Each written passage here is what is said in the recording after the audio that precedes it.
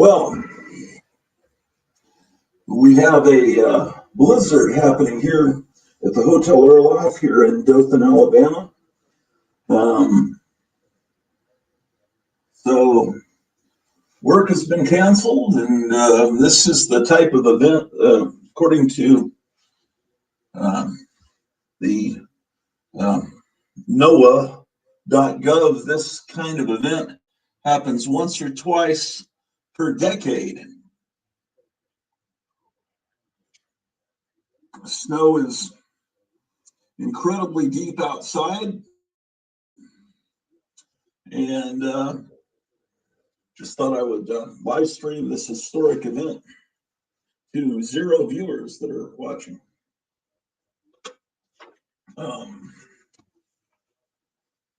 Let me flip the camera. I've got the laptop here on top of 3 milk crates. That's the sophisticated equipment we have here at the Gratu Orloff Inspirational Network. And let's see, maybe you get a better view.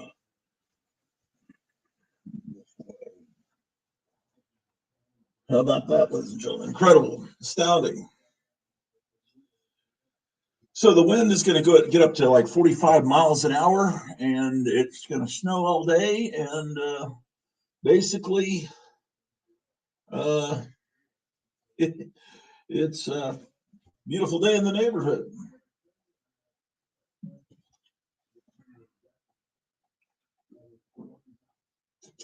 But I'll be showing some books from time to time, but mainly, apparently I have 2 StreamYard accounts. One I've used 17 hours out of free 20 hours, but then I have another one. I didn't realize that I have 20 hours available. So I might stream all day here just so that this historic event is documented for posterity. This blizzard. Incredible, astounding blizzard. I think I have a better idea. Let's move you guys over.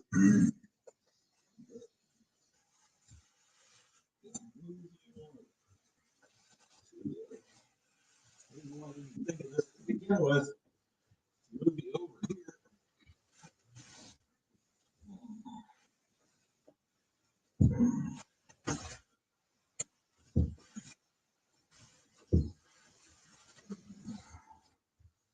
Okay, much better.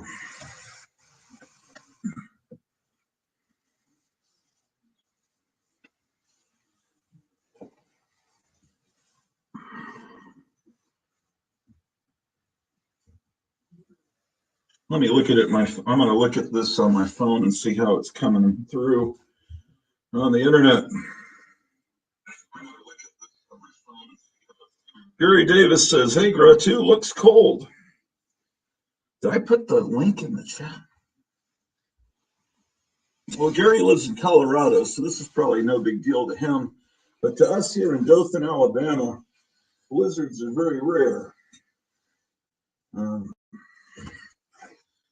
Now, there are 10 Hotel Orloffs across the United States and Canada, and we're at the Dothan, Alabama Hotel Orloff.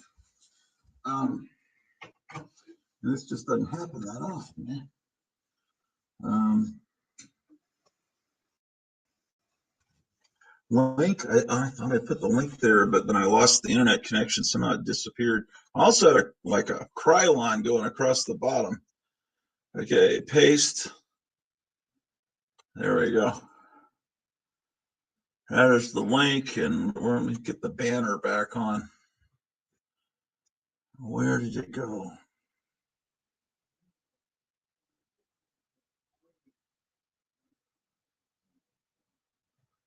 Here it is.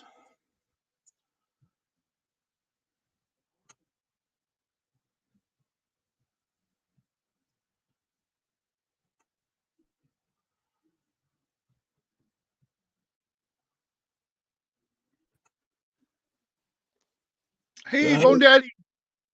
What's up? Bone Daddy's here. Bone Daddy's here. Yeah. How you doing, Gratu? Oh, I'm all right. What have you been up to?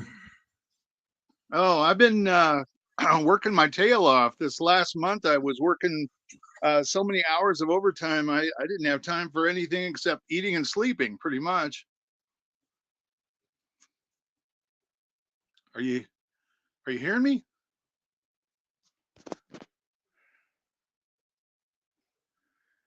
Hello?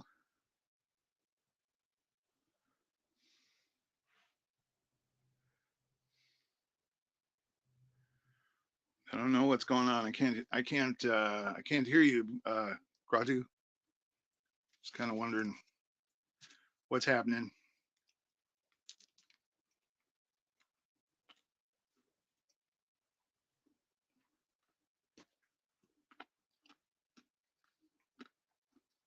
Maybe I lost my link.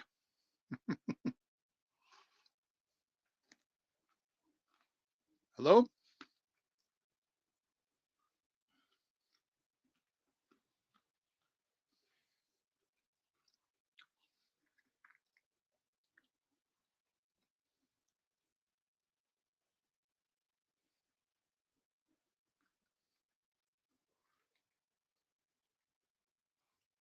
I can't hear anything.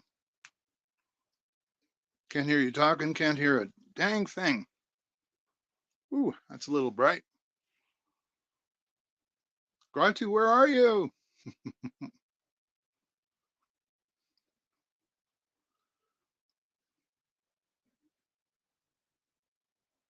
Anyone there?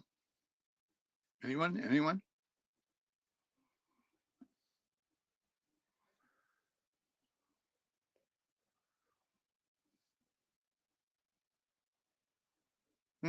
Don't know what happened.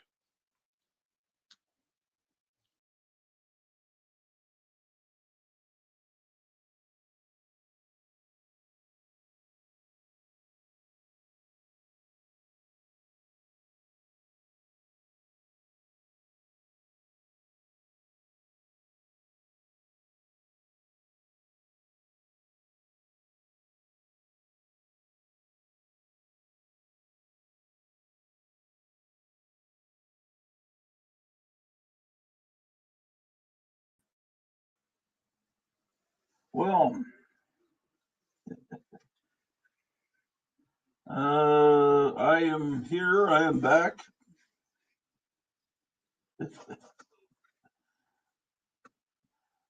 What happened is the computer turned itself off. It might be that the computer.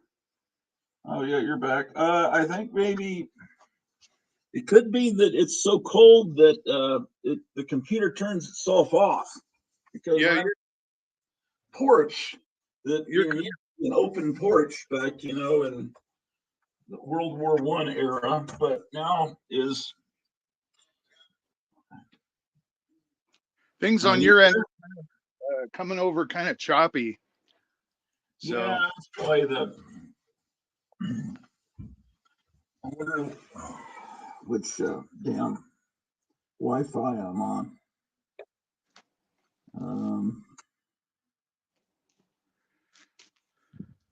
it's great. This may not actually work. I thought it would work, but I may have to do a can show. Well, so far we seem to be okay. I'm VC Thunderdome says, "Glad you're okay. I'm hitting that like button." yeah. Let me see here. Okay. Is it? Let me turn it on and see how it looks. Okay. Here we go. It's Anyway, so they're working you hard, huh? They have been. Finally, I got some time off. They worked me hard the entire month of December and part of the into January. Yeah.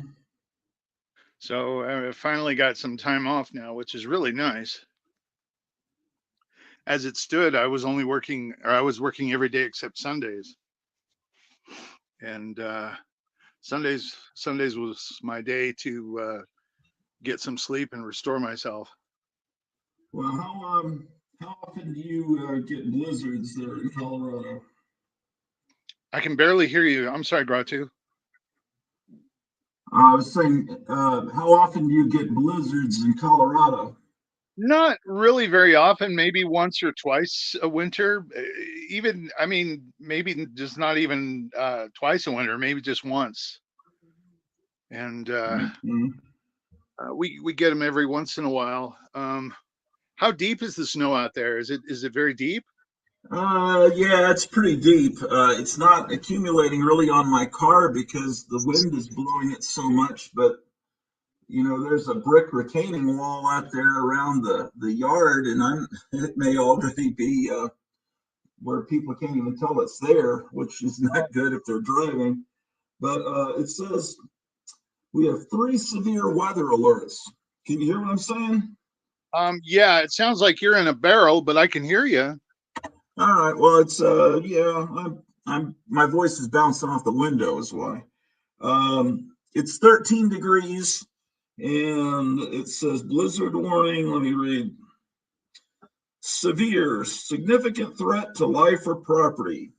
Very dangerous winter storm expected through Friday night. Life-threatening wind chills expected Saturday night into early next week. A Wow. multifaceted, dangerous winter storm will continue to affect Dothan, Alabama this morning into Saturday. This dangerous storm will continue to bring snow across the state throughout the day today, with additional accumulations of 4 to 8 inches forecast. Winds will also increase through this morning with life-threatening blizzard conditions expected by this afternoon into early Saturday. Dangerous temperatures follow into the weekend through early next week, with wind chill values down to 45 below zero expected. Holy moly. And then there's a winter storm warning too, which remains in effect until 10 a.m. Central Standard Time this morning. There's someone driving by. You see this human? Oh, I see. Yeah. Well, If you've got let's see. if you got a decent Well, car, I've got 4-wheel drive in my truck, so that helps me out quite a bit. yeah. Remains affected. Okay, so the winter storm warning, and then there's a says blizzard warning remains in effect from 10 a.m. this morning to 6 a.m. Central Time Saturday. Wind Wow. chill watch remains in effect from Saturday evening through Tuesday morning. And it says for the winter storm warning, additional snow accumulations of 4 to 8 additional, 4 to 8 inches by late Friday afternoon. For the blizzard warning, life-threatening conditions are expected. Winds gusting as high as 45 miles per hour. Visibilities below are a quarter of a mile. Visibilities below 1/4 of a mile will be common with whiteout conditions. Oh my For gosh. the wind chill watch, dangerously cold wind chills. Wind chills of Yeah. 30 to 45 below zero are expected. Where central Alabama. Wind for the winter storm warning until 10 a.m. Central Standard Time this morning. For the blizzard warning from 10 a.m. this morning to 6 a.m. Central Standard Time Saturday. For the wind chill watch from Saturday evening through Tuesday morning. Impacts. Travel will be very difficult this morning and may be impossible in some rural areas. Friday afternoon and Friday night, blowing snow will significantly reduce visibility with whiteout conditions. The dangerously cold wind chills could cause frostbite on exposed skin in as little as 10 minutes. These temperatures and wind chills can be life-threatening for stranded motorists. So, Gosh, that's one of the reasons you keep a blanket in your car. Several blankets in your car, and yeah. and Well, I just won't drive in the car, basically. There's there's nowhere I need to go that's not like real close, but I'm not getting there. And Also, yeah, they canceled work and everything, so nothing is. Yeah. No real imperative for me to get out. Oh yeah. Stay at home if you don't have to. If you can survive without going outside, stay home. Yeah, Tiki Dino says getting hit here in the Midwest too. Sounds like you're reading the forecast here. And yeah, it's amazing how Dothan, Alabama, we have the same forecast as the Midwest. It could be that the evil World Economic Forum are stroking their cats and possibly creating weather disasters throughout throughout the entire country, just like Ming the Merciless. Yeah. And that may be to keep people from getting out and voting in the caucus, which is Monday here in Alabama. I wouldn't doubt it. I wouldn't doubt it. Yeah. Yeah, the snow is terrifying. What is I say? Terrifying. It Also is. terrifying. Terrifying indeed. When I was Yeah, I'm just gonna keep this camera going all day.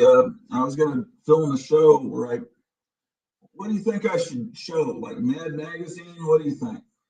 well, I ran across my box of I've got some old Mad magazines, and I was thinking, gosh, I wish Gratu was doing a live show and happened to look, and there you were. So I was, Do you have a box of Mad magazines? yeah, I have a Really? box. Maybe we could. Like Is it handy? yeah, yeah, it is. Well, maybe I can figure out a way to have the snow behind me. Hold on a second. Um, I'll try to frame the shot like it was yesterday or the day Well, before. let me pull my boxes out here. Hold on a sec. All You're gonna right. see my ceiling. You're gonna see my ceiling for a while. Hold on a sec. All right. Well, no one's seeing your ceiling because you're not on camera. Okay, I got to move these milk crates over. I don't have a huge collection of Mad magazines, but lately I've been getting quite a few, and it's funny because I remember when I first moved into this or moved back, and I was getting things organized. You had wanted to see some of the things that I had had in the boxes that were behind me for a long time, and I was thinking, well, finally I can show some of these things to Gratu. Yeah. Um, are they? What time period are they from? Mostly from the 70s. Some I Okay. think from the 60s, but there's a few in here maybe from the 80s. Um, then I've got some cracked and some crazy, just a couple of crazies, not a whole lot, but some I could show.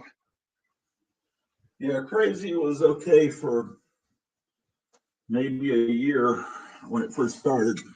Yeah. Um, Cracked was great as in the late 50s, 60s, and into the early 70s. But then they got they just went they were always really trying to hype whatever was currently popular on their covers, but they got real bad in the mid 70s where they would have Fonzie and the shark from Jaws and anything popular at that time all together, like Yeah. compressed like a Tiger Beat cover, and it started to be where Fonzie was on the cover every single uh, issue. It got to be a little much.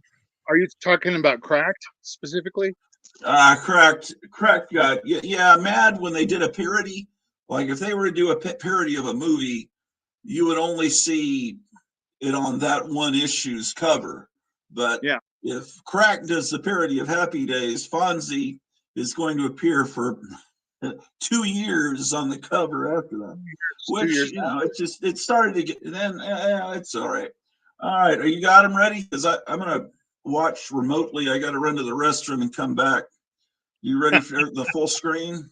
I don't want to for do sure. this while you're in the restroom. That would just be Oh, I'm not. embarrassing. No, I'm gonna watch on my phone. I'm gonna be one of. It's hold on. I just got. I didn't know a guest was coming on this soon. But I'll be right back. That's Here, all let right. me. Yeah, except if I give you full screen. Let me give you split screen so people can still see the snow. Okay, that works. All right. So just make sure the MAD is fit within the screen there, and I'll be Absolutely. right back. Let Um, me tune in on my walkie-talkie. okay. And if it goes out, it just means it's so cold that my computer shut down. I don't know what the parameters are of that. The Wi-Fi might be doing that. I'm going to turn this overhead light off. I think this overhead light is causing some glare.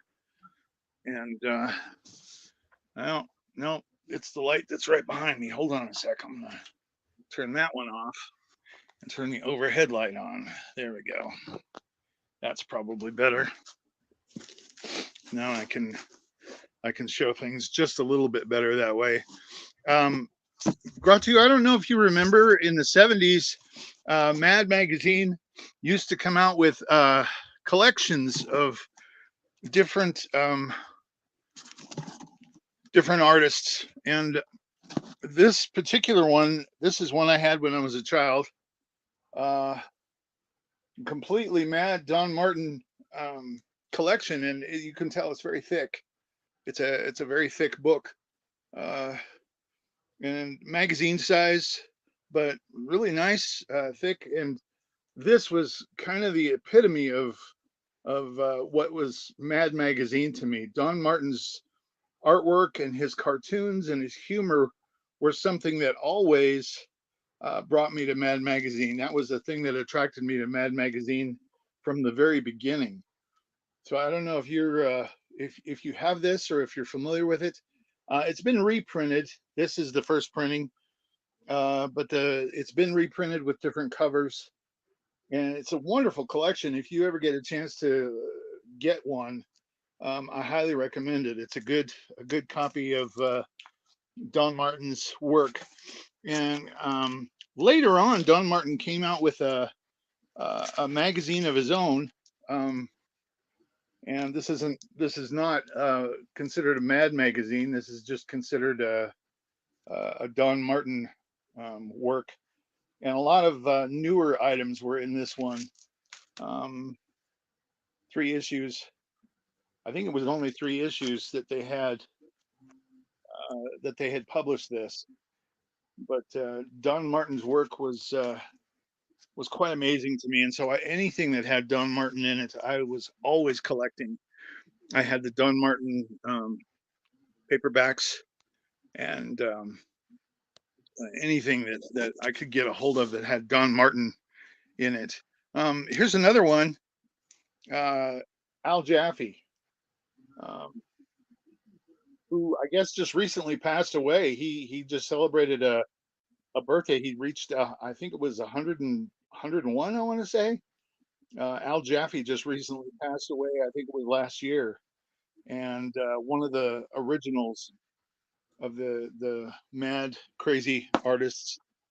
Hold on, I have a feline here who's kind of wanting to see things. But my first Mad magazine that I have to show is Mad Magazine number 181, which was March of 1976. Um, this one is not one that I had as a child. However, it was one of the earliest ones that I do remember seeing on the newsstands. My mother was very, very strict religiously, and she was not willing for me to see Mad Magazine at all. She didn't want me reading it. I imagine probably because either her church or her Bible study were decrying Mad Magazine as a horrible, horrible thing. But um, but I got introduced to it when I was a child in the hospital getting my tonsils taken out. My roommate had a bunch of Mad magazines, and that was my introduction to Mad magazine. Another one is a little later issue. It's a 200th issue, um, Close Encounters of the Third Kind on that cover with Alfred E. Newman as the invading alien.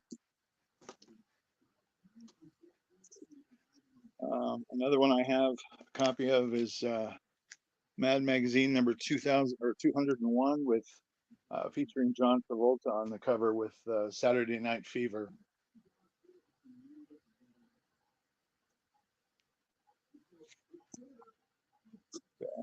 Got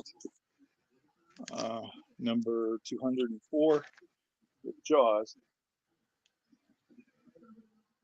Alfred E. Newman driving the Jaws machine.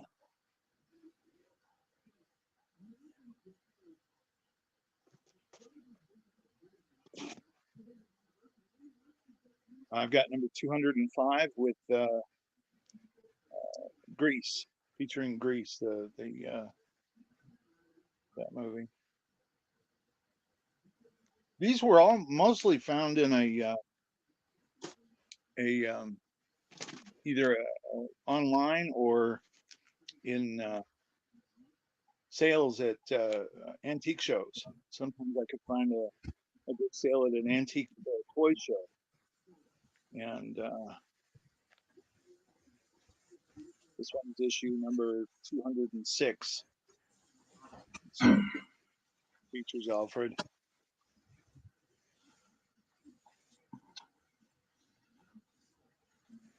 You know the story about Don Martin, why he left Mad?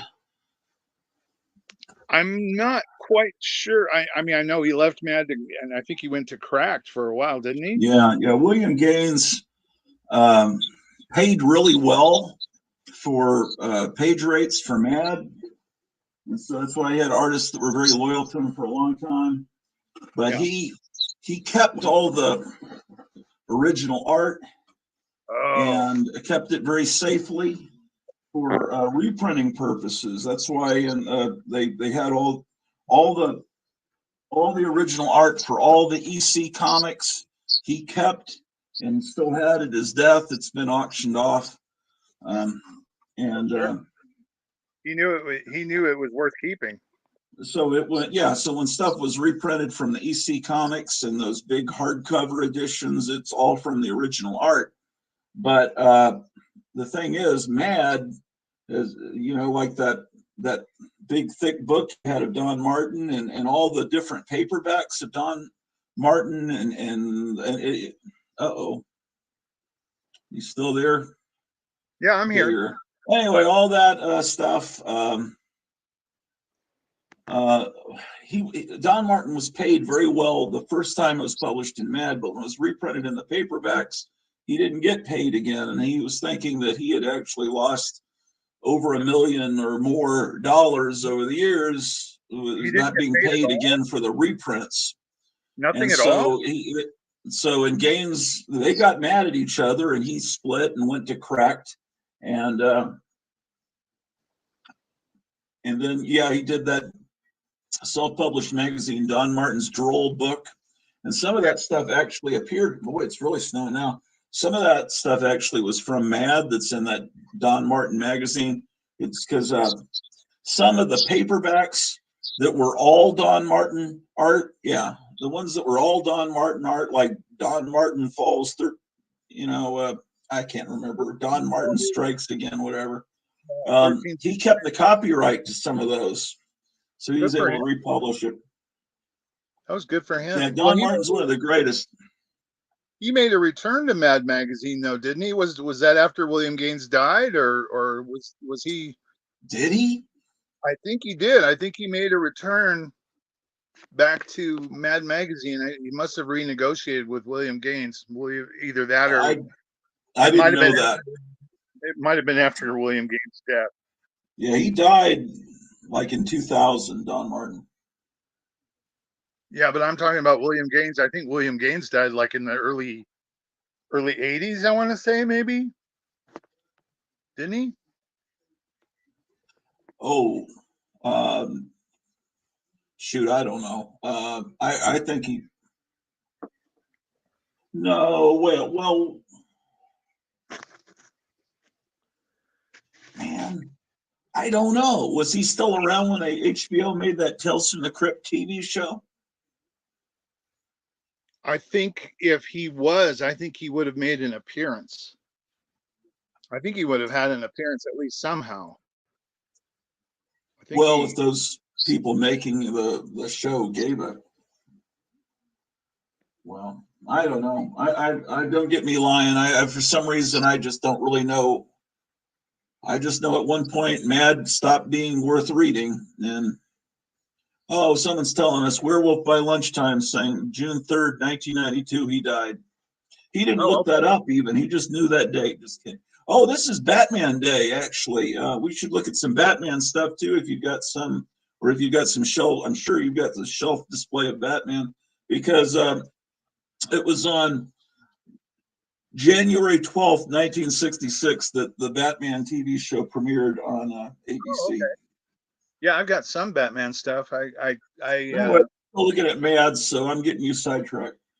That's all right. Do you have some Mad stuff to show, or? Yeah, I'll go bring a box down, but I don't know whether I should do that when I've got when I'm filming with my phone where I can get better resolution. Am I pretty choppy right now? No, you seem to be okay now. You want to? You want to go get? Show the. Is that all your Mads? You got more to show, or What's that? you got more Mads? Yeah, I do. I have a few. See, the window behind me, you're not really getting a sense of the wind. Wow. I don't know what this is like compared to Colorado. This might seem like that I'm being a real pussy to you guys in Colorado that live up on mountains. No, you're not. I mean, but you just don't see that so much here in Alabama. Storms like this. Oh, shit.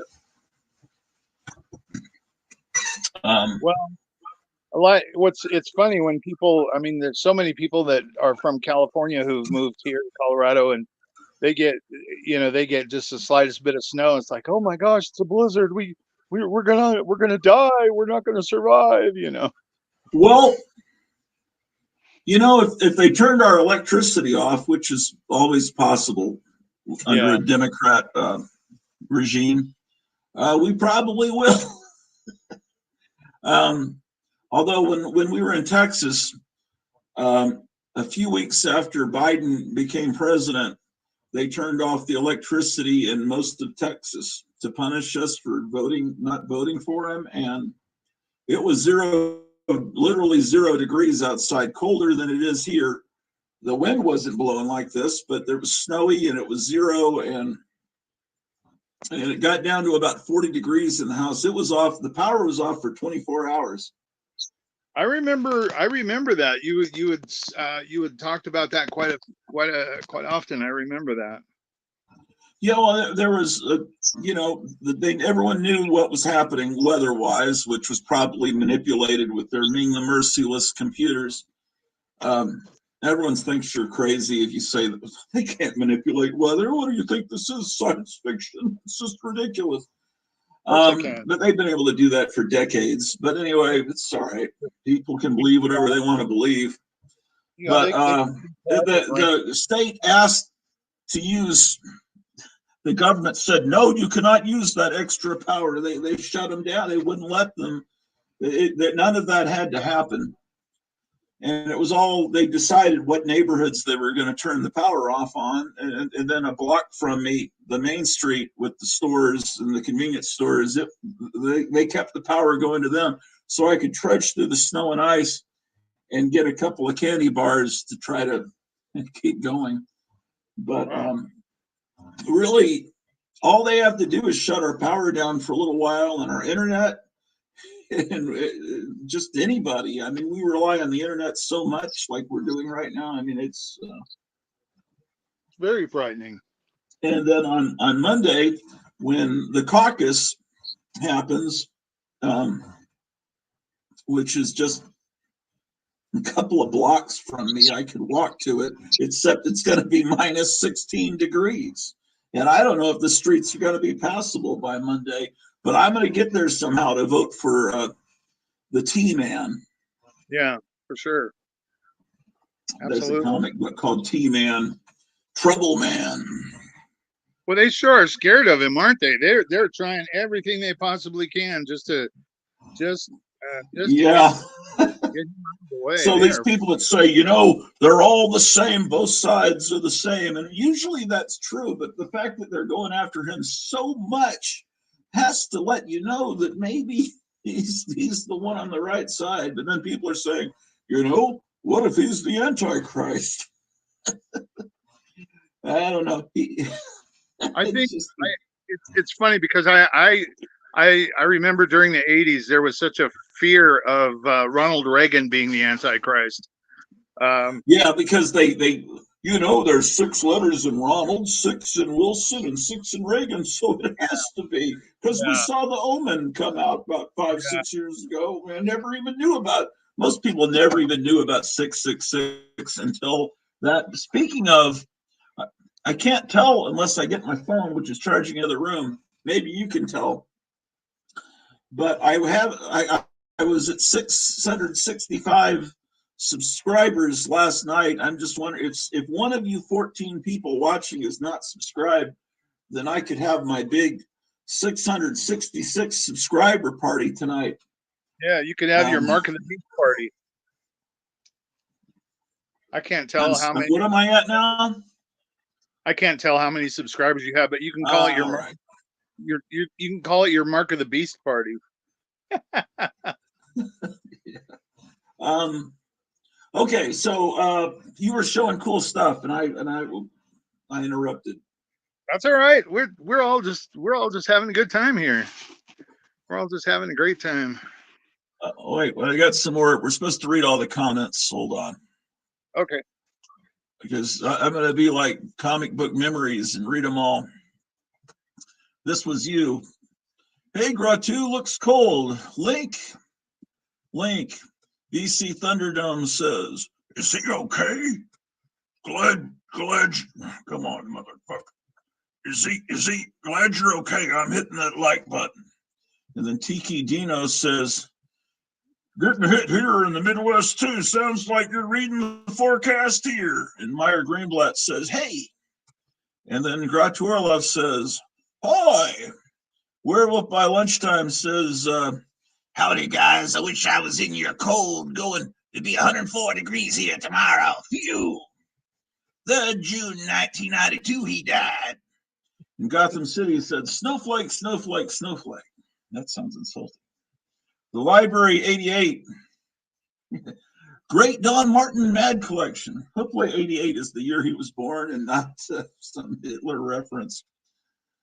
Because that's what never mind. You know about that number? Do you know about that? Like some people that like Hitler, instead of saying Heil Hitler, they'll say 88 brother, because there's 8 letters. How does it? Oh, because what is? Wait, why is that?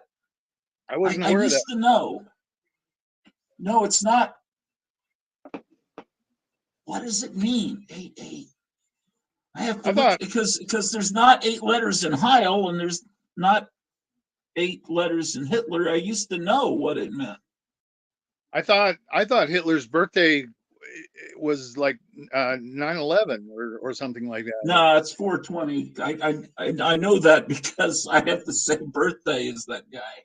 That's right. Okay. Oh man, there's some reason they say 88. It somehow comes up to Heil. I can't remember.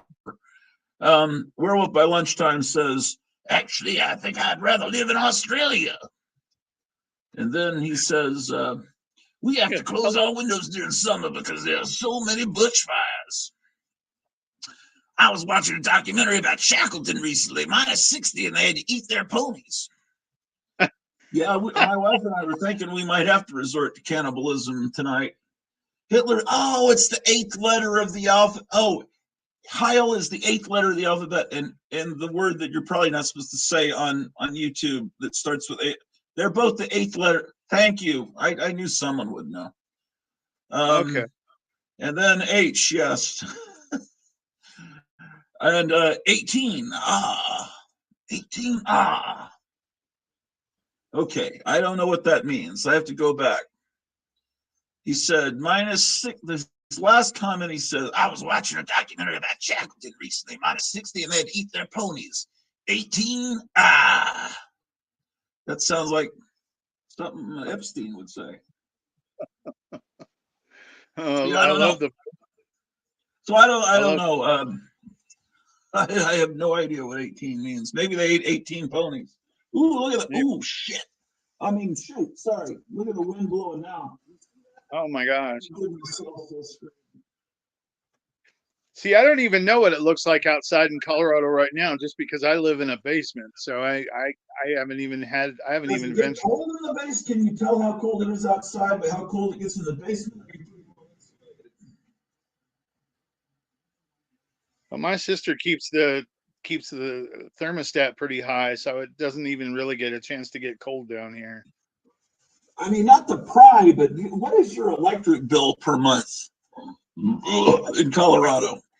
I couldn't tell you. My sister is the one who's been handling that, and I handle the homeowners insurance, and she handles the electric bill. So, because we were on average billing, right, and it was like 500 or some first few months we were here, and then last Christmas it got down to like -15, and then our bill went up to 1,000, and so then they did the average billing again. They recalculated every 6 months.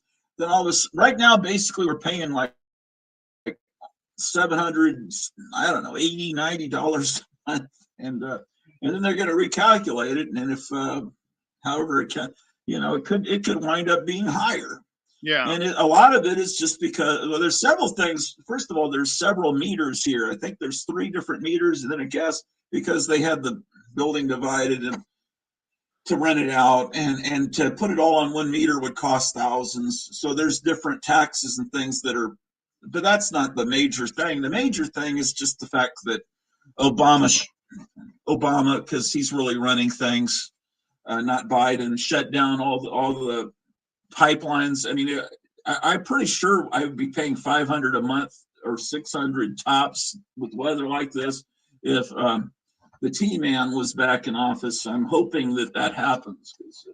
It seems like when I was renting an apartment with my ex, it seemed like our bill during the wintertime was right around 100 a month, give or take. What? I was on average billing though, so. I hear people in Colorado that have houses saying they pay 1,000 or more. The Library 88 says, "Ha ha, Jiminy Cricket, no, I can't even remember why I have the 88 on my YouTube name, but it certainly ain't that. Certainly." Yeah. I think YouTube started putting numbers after everybody's name not long ago. And my wife went into my account and got rid of the numbers after it got to Orloff. I didn't even know you could do that. But yeah, you may want to change that 88, because that may make people think you're a neo-Nazi, because that's kind of like how they greet each other, because they think it's a secret code like a Masonic handshake. But a lot of people know about it, so it's not that secret. I mean, it's certainly less horrible than if they were just going to each other. I didn't know. Yeah. Because then the cat would be out of the bag that they were. They start doing Indiana Jones needed to. What is going on? I said if they start doing the salute, then. Oh, I thought you were saying lower your volume. You're talking too loud. That's what my wife says. You're talking too loud. I've got a headache. Okay, let's look at more incredible mad books. They start doing the Hitler salute, then you're going to be in trouble. Let's see what I got here. I shouldn't even talk about this subject on this channel because, YouTube. Oh, yes, the Animal House deal. The Animal House issue. Now, doing a parody of a comedy doesn't really. I always thought, you're doing a parody, you should be doing a parody of something that was meant to be taken seriously, unless it's Yeah. a comedy that isn't funny. But Animal House was a really funny comedy. So I don't Yeah. really, it's kind of hard to do a parody of that. Do a parody of something that's meant to be taken really seriously, like Driving Miss Daisy or something. Then Well, it they makes used to, sense. Anyway, they, apparently I'm already at 666, according to someone named Super Wet and Moist. well, there you go. He says, "Hi, Ken, you have 666 subscribers already." And Graphic Man says, "Hi, Gary and Grotu." I don't know. I have to do a big booming voice for him. "Hi, Gary and Grotu." Yeah, you And got to have a. Werewolf by Lunchtime says, "I'm just interested in history and you learn things." And then he says, "Hey, GM." And Graphic Man says, "Hello, Werewolf by Lunchtime." All right, we got Vote Mad. Yes.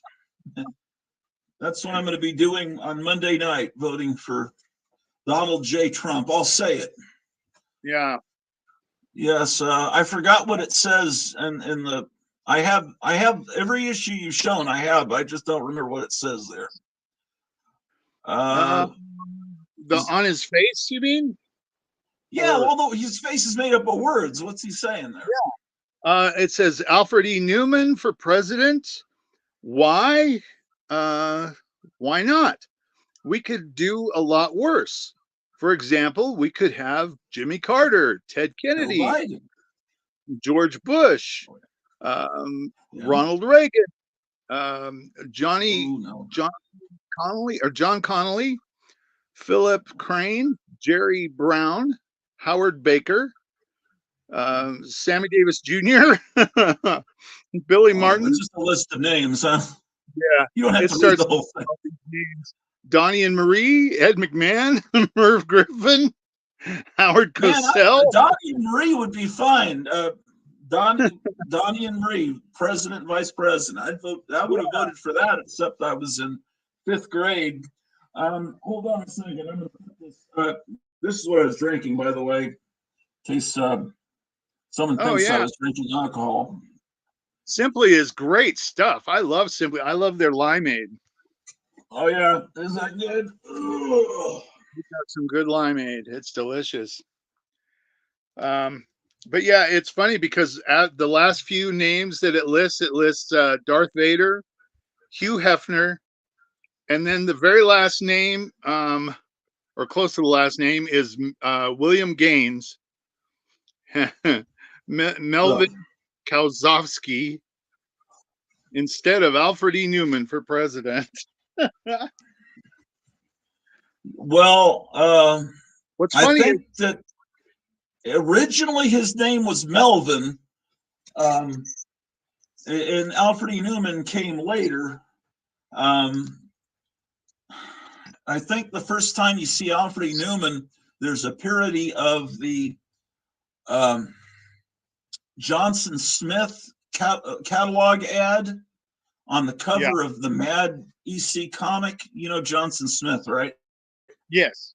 All those great. The ad for those of you that had all the cool gag gifts and things that ran. It was going in the 50s and it was still going in comics in the 70s and into the 80s probably. But they had an ad for in their Johnson Smith ad. I think they had Alfred E. Newman's head. I think they had Hitler and Gandhi, and these were masks you could order from the company.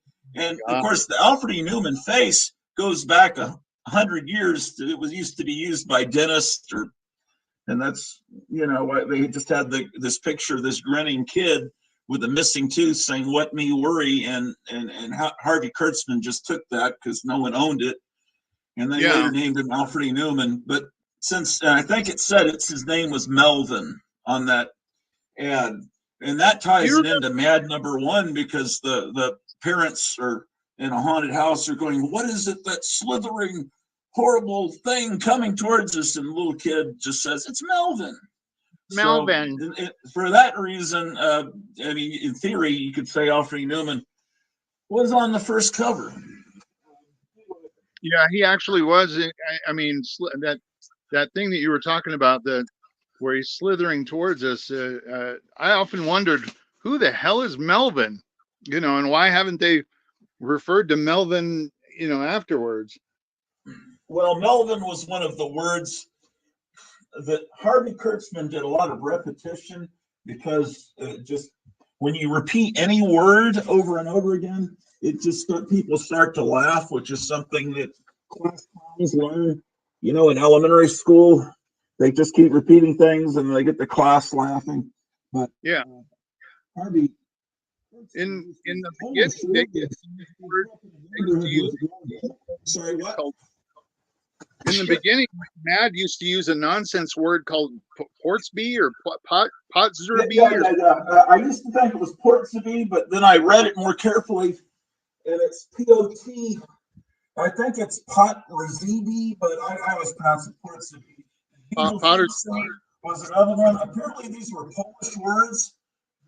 Since he grew up in a Polish neighborhood, he heard people say them, and he just thought they were funny words, and he kept repeating them constantly in the comic, to the point where it was just hilarious to hear these words. Yeah. But tell you what, you need to get those Mads are great, but the Mads you really need to get are the early 1960s and 50s Mads. And I think Gotham City might still be watching. Kevin Johnson, he's got some old Mads behind the counter that are for sale. And the reason he still has them is because I already had those issues. So there's some good ones that I would recommend you ask them about those. Anyway, Texas is cold. Yeah, keep showing. I'm just aiming it outside so I can keep a record of the snow. But you Okay. keep showing what you want to show. Mad Really Magazine shortage is coming, so hoard this issue. Yeah. Now we're into the 80s. So I didn't have very many from the 70s, but I know I've got some other ones in another box somewhere else that I've since purchased. Are these ones you bought when they came out? No, actually, these aren't. My mother was instrumental in getting rid of my magazines when I was a youngster, and so I don't have any of my original magazines from when I was a kid.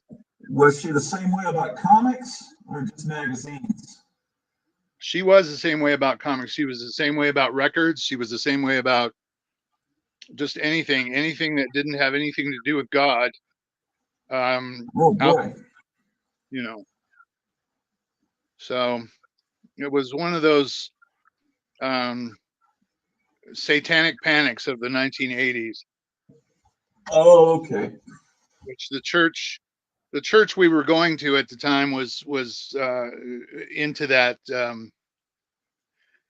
trend. Anything that even remotely might have had any kind of trappings of anything satirical or ungodly went out to the trash.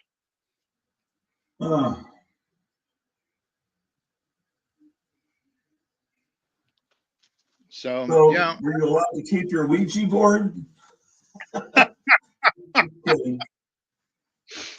Yeah, I never had a Ouija board, and I think there was a lot of things that my mother sheltered me from, and she was frightened to death when she found out that I had played with a Ouija board once. And I was telling her all about it, and she was just like, "Oh my gosh, oh." Well, my older brothers had a Ouija board. I guess they got in the 1960s, and it was kind of it was handed down to me, and it's in the garage. My wife does not want me. She wants me to get rid of it, but I don't know. Yeah, I probably should. I don't recommend a Ouija board to anybody, and I do recommend people get rid of them if they have them. But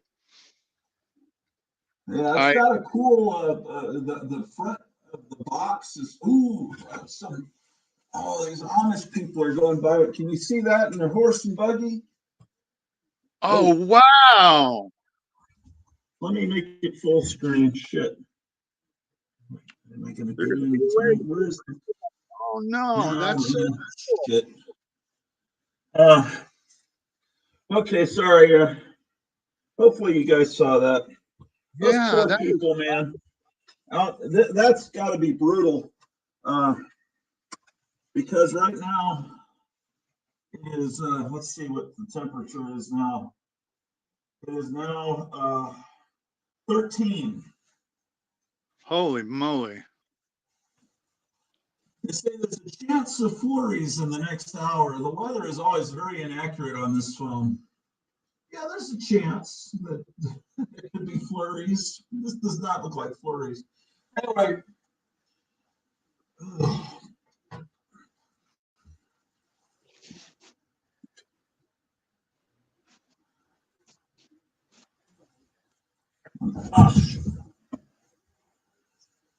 so I have no idea what I was talking about. Oh, yeah, my oldest brother, when I was a little kid, he'd get out the Ouija board and then he would steer the thing. And that's the thing is you put your hands on that stupid little thing and then The planchet. huh? Yeah, it's He called a would, plant. yeah. Well, it's what is it called? A planchet. Oh yeah, I had no idea. Anyway, he would kind of move it so very imperceptibly slow, so and then spell out things. Oh boy. Well, the first time I tried one of those things, I was not convinced that it was really um, not being manipulated by the little girl that I was doing this with, and she suggested that maybe I ask the board a title to some piano rolls that her mother had purchased. Her mother had a player piano, and she said my mother just recently bought these piano rolls that are across the room over there, and she said why don't you um, pick one out or choose one. They were in a stack about, I don't know, 12 together. And she said, why don't you choose one and ask it what the title is to the piano roll? And I said, okay, well, second row, third from the left, something like that. What is the title to that piano roll? Because I wanted some proof. And she said she didn't know what the titles were because her mother had just purchased those, and her mother had just laid them there. And the board had spelled out a song called Bill Bailey, Won't You Please Come Home? And Mm-hmm. the little girl said, you go and you pick that one out and take a look at it and see if it's that title. And sure enough, it was. That Well, was that particular demon that you were talking to was a music lover. But then they say that Satan is the original creator of all music. That's why that Barry Manilow song was actually a demonic song. I've been alive forever. I wrote the very first song. He's actually channeling Satan. really. That's what they say. Here's that's not me saying it. But yeah, I guess I do have 666 viewers. Speaking of Satan, let's see what people are saying in the chat. Werewolf, no, this is not werewolf. This is super wet and moist. You guys got to pick up the Super 7 creature from the Black Lagoon. John Goris says, just tuned in, thought you were listing the Fantasy Island list. Then Super Wet and Moist says, it's a must-have, removable plates on the body that reveal the inside. Yeah, I've seen that. That's like you can dissect the creature from the Black Lagoon. That would be And kind John Goris says, Wish I had a horse and buggy. I'd get my full Dracula on. That Yeah, would be cool. yeah. I really think that it's cool. The danger of I saw on Instagram somebody like camera on his helmet going down the road about probably 150 miles per hour on his motorcycle, and he broadsided an Amish cart and like went right into the horse, probably cut the horse in half. It's horrible. Well, imagine here you are in. I mean, I was chatting with somebody who was very upset because they had to go outside and warm up their car. And I told him, I said, well, be glad you don't live 150 years ago. I said, because Yeah, then you'd have to go outside, you'd have to not only feed your horse, but you'd have to hitch up your horse and make sure that the bridle was in right and everything was all straight and ready, and then you didn't have to brush off your car with snow. You had to literally shovel the snow off of your wagon, and I thought of, Little House in the Prairie and what it must have been like for people who lived in the prairie days, back then. yeah, Just yeah. just to get. I mean, what if you had an emergency? You couldn't just jump in your car and go. You Well, had to the get little to. house in the prairie, there would be no place to go in an emergency. They had no real store. I mean, they would have everything they needed in the house. Yeah. I don't think they'd have to get the horse out to go anywhere. Um, well, it depends on if you're talking about at the beginning of those Little House in the Prairie books, where they're the only people out there, or like later on, I guess, like when the TV show was taking place where they got a little town, maybe there's a doctor there or something. I don't Yeah. know. Where was that taking place in? What state was Little? I think they started. I want to say Missouri. I'm mistaken, Missouri. I think that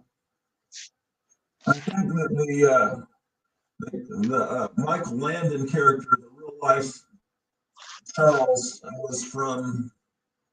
Man, I don't know, man. Seems like I used to know these things. Yeah, it's been a while Hey since I've read. Siri, where did the Prairie take place? What's that? I'm talking on my phone. Hey Siri, where did Little House in the Prairie take? Oh, Minnesota, Walnut Grove, Minnesota. House on the Prairie, take old Minnesota. Shut up. Hey Siri, are you mentally ill? I don't have an answer for that. Is there something else I can help with? Okay. I used to spend time asking Siri all kinds of stupid, silly questions, and some of the answers that Siri would give back were really funny. Yeah. Um. Okay. Gotham City Comics, who's in Mesa, Arizona, says 42 degrees here. Wow. Werewolf by Lunchtime says horses can handle it, but they took ponies to the Antarctic. But as I mentioned previously, there's someone out there shoveling snow. How funny. Werewolf by Lunchtime says very hard to hear, Gratu. That's because I'm behind the computer, maybe, or a bad Wi-Fi, probably. Yeah. Tiki Dino says, imagine waking up and having to wipe off the snow that got in through your roof. Yeah, hopefully that doesn't happen to us. Anyway, whatever. Any other ads you got there? I do, but they're kind of getting into the 80s, and so I'm not sure if that's something that you're. What do you have cool handy that's not 80s and above? Everyone hates the 1980s. Let me take a look. I might be able to find something that I don't have that I have that's not 80s and above. Bear with me a few moments. I'm going to let you see my ceiling for a little while. Hold on a sec. All right.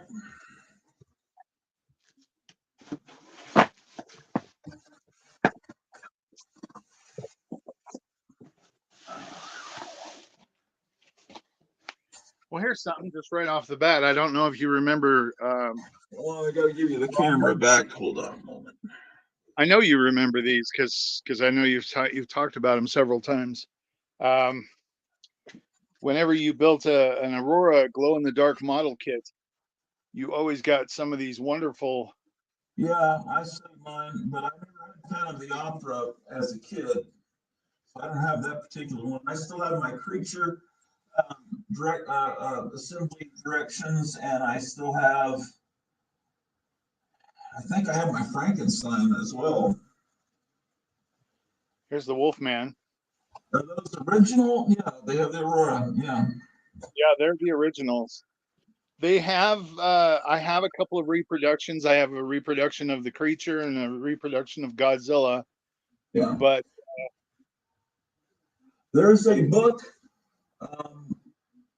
that you can get, it may be out of print, that reprints all the directions for every model kit. really, Yeah, including, like the Penguin and Batman. Yeah, I can show it to you sometime. It probably came out in the 1980s or 90s, possibly. yeah. Something I was spending my money on instead of New Mutants 98 or whatever everyone else was cherishing. I'm going to go over to the other window. Okay. I think it might have a better view. Let's see if I can find anything else here. I'm gonna put you on my ceiling again. Hold on a sec. All right. What time is it, man? Marjorie Taylor Greene's doing a big congressional hearing today that I'll have to record. Oh, I've got. You know what? I've got a big collection, a big box of Warren, Creepy, Eerie, and Vampirella. Oh yeah, have you ever shown those on here before? I've seen you show them, but I've never shown them. Yeah, I don't know that you've ever. Yeah, I don't think you've ever shown your collection. No, I haven't.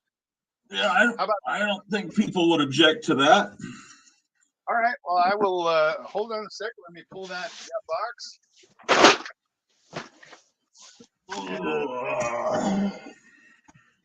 to make sure that I don't break it. Well,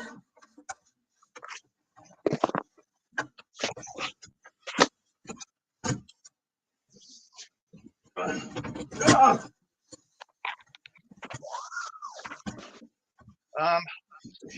be right back. I gotta get myself a beverage. Hold on one second. okay. You work today? No, I have today off. I'll be right back.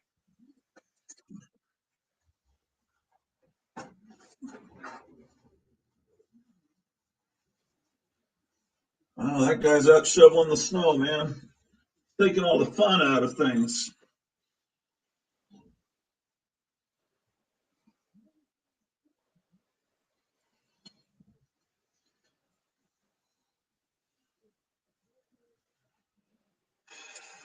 All right, I'm sorry. Sorry for that interruption. You better be.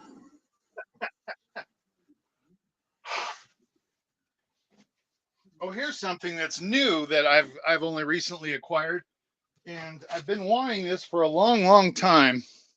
I was going to show this to you. I don't know if you've ever seen this. I imagine you probably have, but here I am. I'm back again. Yeah. Have you ever seen? I'm just keeping my head off camera so people can see. I have a couple of those, but what is that? Oh, it's a creature one. Yeah. Oh, yeah. I When he didn't was know they did a creature one, or maybe I used to know that. when he was talking about the Super 7 creature, I was reminded that I had purchased this recently. Yeah, that's pretty cool. I've been looking for one for a long time, but they're expensive. And Yeah. the only reason that I was able to get this one for less than normal amount was that it had already been taken out of the box. Oh, And that's good. You should take it out again and leave it out of the box. I mean, because what is well, it? I plan to, and I'm whenever I buy a figure, I usually take it out of the box anyway, unless it's something that I want to keep sealed. Yeah. So it was no problem. It was no problem buying it for less since it was already out of the box. Yeah, that's cool. It's I didn't like have. you get a comic cheaper because it's not slabbed. It's like, but you don't want it slabbed, so that's Exactly. fantastic. Oh Exactly. man, this snow's starting to get insane. Is it? I I don't mean, even it's know. really starting to do weird things. I don't know what it's doing here in Colorado, if it's doing anything or not. But uh, I found my box. Okay. I need to find some socks real quick because my feet. I'm wearing my house shoes. Okay, I'll wait for you. No, I'm listening. Oh, all right. Well, I here's just the want first to one that go to the basement to get some socks. it's probably one of my earliest creepy magazines. It's number 18, and it's not in the best of shape. There's a little bit of water damage up at the top here. I don't know if you can see that, but it's still has its cover and it's definitely readable. So that's my earliest version. I actually have a creepy number 1, but it's framed and it's in the other room. Um, I could probably get that and show that to you, but you've probably seen that. This is a creepy number 45. Unfortunately, the cover's missing, and I don't mind having a comic, whether the cover's missing or not. I'd love to have the cover with it, but um, it's nice, nice readable. I can at least read it. Here's a creepy number 46. And it looks like there's a little bit of damage right where the staples are, but I really like that cover. That's very creepy.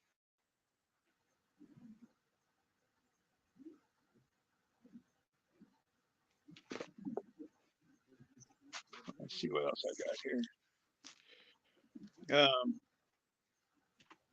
Creepy number 54, and they're advertising full color comics, which is kind of a little deceptive because the whole magazine is not full cover or full color. It's just there's a middle section that's in color, but at least they can at least say that there are some full color comics in here.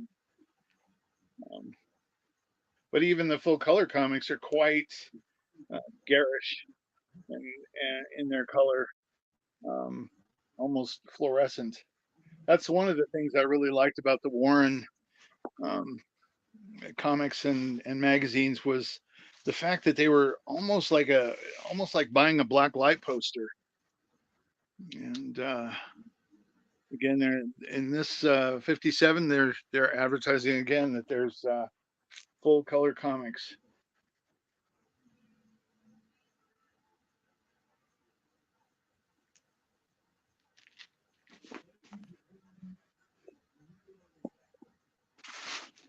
I feel like look at how cold it is over by Gratu. Wow, look at that.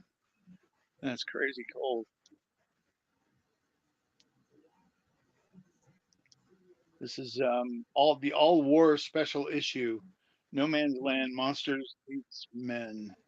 Creepy number 89.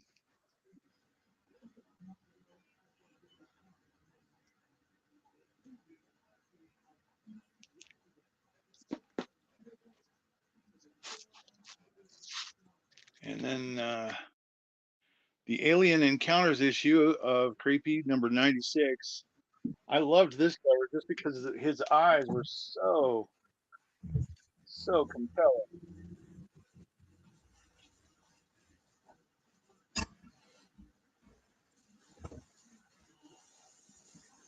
So apparently the trick to driving in very deep snow, just driving super fast with your truck. Did it drive slow? Is it harder? Because these people are blasting by in their trucks. I mean, they're driving like crazy people. it's 13 degrees outside. I'm putting on some socks. Good. My mother used to be really first thing she would say to us, she would say, "Good morning, put on your socks." We weren't allowed to walk Did you around grow our up house. in Colorado? What's that? Did you grow up in Colorado? Yes. All right. That was one of the things that she made sure that we did. First thing in the morning was put on a pair of socks.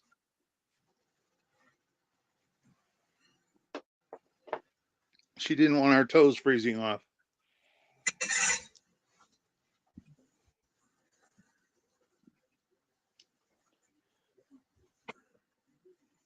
This is good. I'm glad I'm able to go through some of these magazines.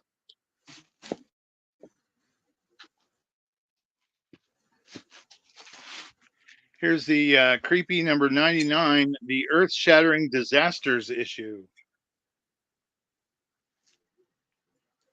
Yeah, I remember that one. Let's see what people are saying in the chat here. What's that? It says,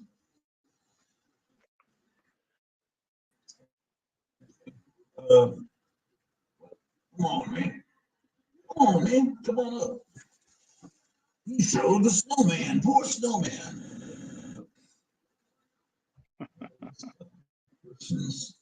Super wedding says, super cool. Reading the reflection. Super cool dead bone daddy. I'm sorry. Cool dead doll bone daddy. Oh, there needs to be a comment after. Super cool dead doll, comma, bone daddy. That would help me with the read. And then Super Wet and Moist says, Creature of the Black Lagoon, favorite of all Universal monsters, the best.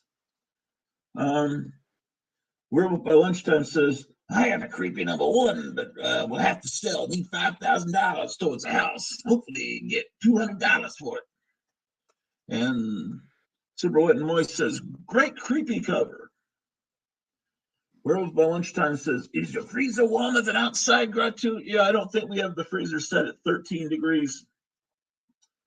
No, I don't know what it's set at, but it's got to be warmer than 13.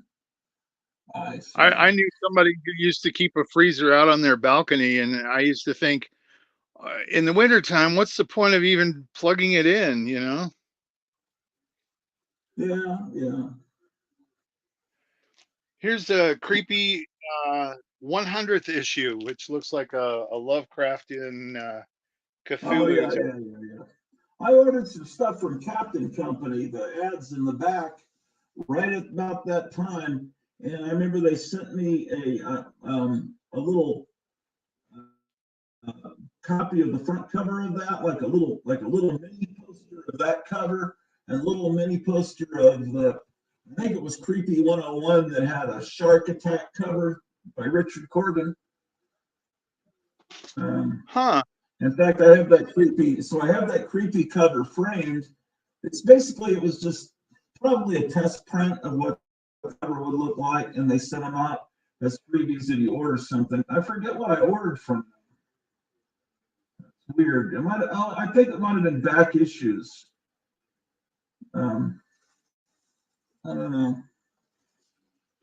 I never had enough money to order anything from the Captain Company, just because I would always end up spending my money. It would burn a hole in my pocket. If I had any money, I would always end up spending. Yeah.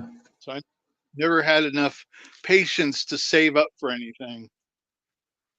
Here's creepy number 102, giant all monster issue. Woohoo.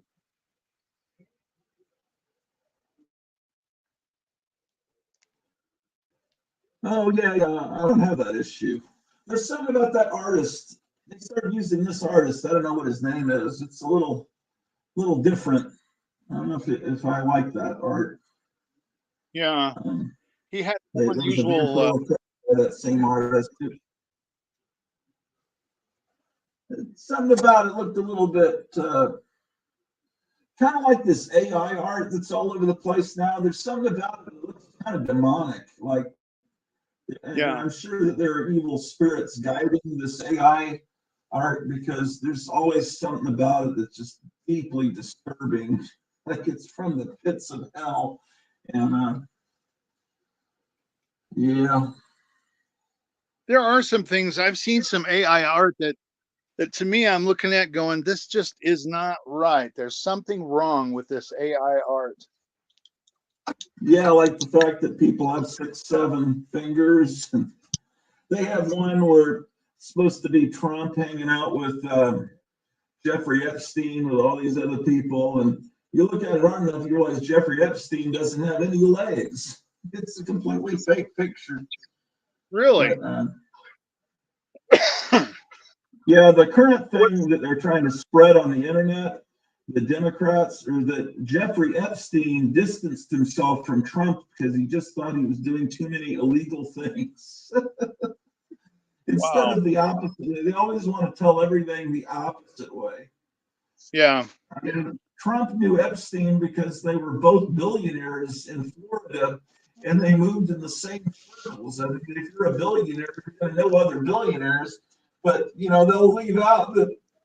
And one time he hitched a ride because his plane was down to get to New Jersey, but he wasn't going to the island. And then Epstein started making passes or being really creepy to the maids or the bartenders or something place, and he banned them from there. And then he was one of the only people that cooperated and started telling the government how bad this guy was. So, people say, "Well, we've got pictures of them where they're together at a party." Well, if you go to a party, you don't know who you're posing with. I mean, that doesn't mean you're best friends with them. I mean, if Oh, well. to be truthful, I mean, if I was able to have my picture taken with certain people, that maybe I didn't agree with politically, or maybe I thought were evil, there might be some people I might be willing to take my picture with. I don't know. It's just because you have your picture taken with somebody doesn't mean anything. It's not, oh, they're in cahoots together, rubbing elbows with I don't know. Yeah, Well, they have videos of Epstein rubbing kind of elbows, talking to each other with Hillary at a Clinton. party, and they're surrounded by all these, and they're talking to each other, and obviously they're kind of like ogling girls, but that doesn't mean that they were best buddies. It's just some drunk guys do at parties. Yeah.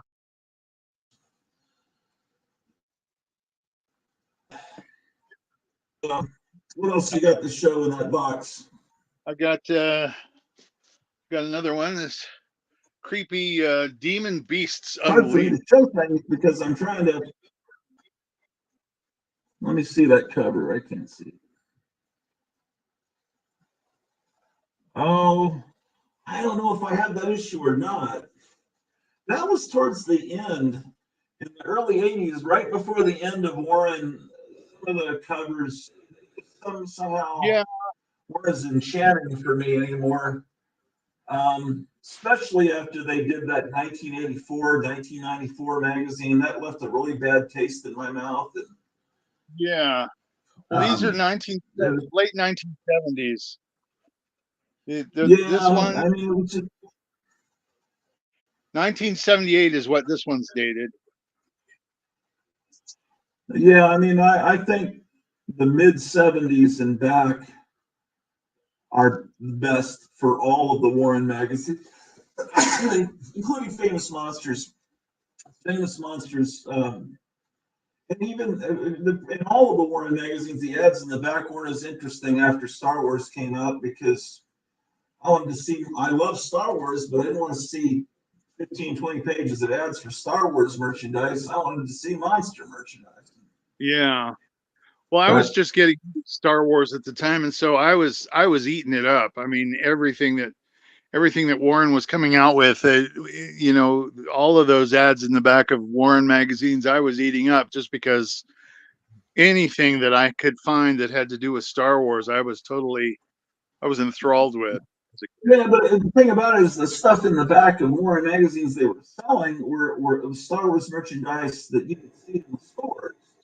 Whereas the monster stuff that they used to sell before that was stuff that was more tantalizing because it wasn't available in stores anymore, or it was. That's true. You couldn't find any of that stuff in the stores. That's very true. Yeah, just like I could get these Star Wars figures at this local store, and then this book about Star Wars, or um,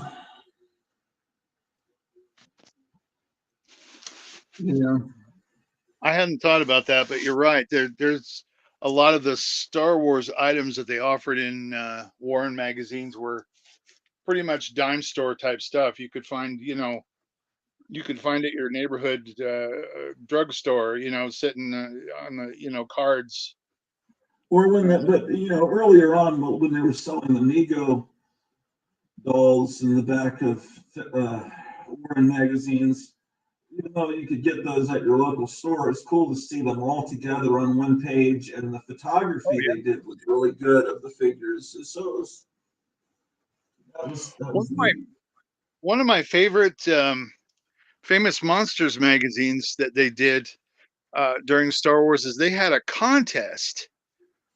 Uh, Famous Monsters did where you were supposed to buy, and I'm sure it was just to promote and get kids to purchase a bunch of Star Wars stuff. But the idea was you were supposed to buy a bunch of Kenner Star Wars figures and make a scene from Star Wars. Yeah, Create your own scene from Star Wars, and then build it, and then take pictures of it and send it in. yeah, yeah. I remember that. There was a lot of great ones, but the one that won the contest didn't even have any uh, Kenner toys in it. It was all handmade. It was a TIE fighter, um, a TIE fighter hangar I from did. Did you the have a Death TIE Star. fighter for dinner? They didn't even have a TIE fighter that was created. I mean, that was a toy. They had created all their own TIE fighters. Okay. Well, the They had reason it built them.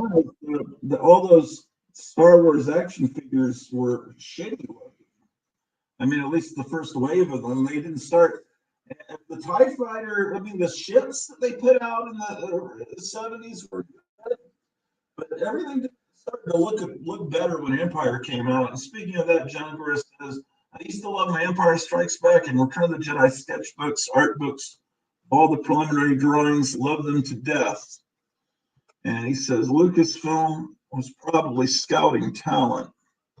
Yeah, that's a good idea. That's probably true. Could be. That could be.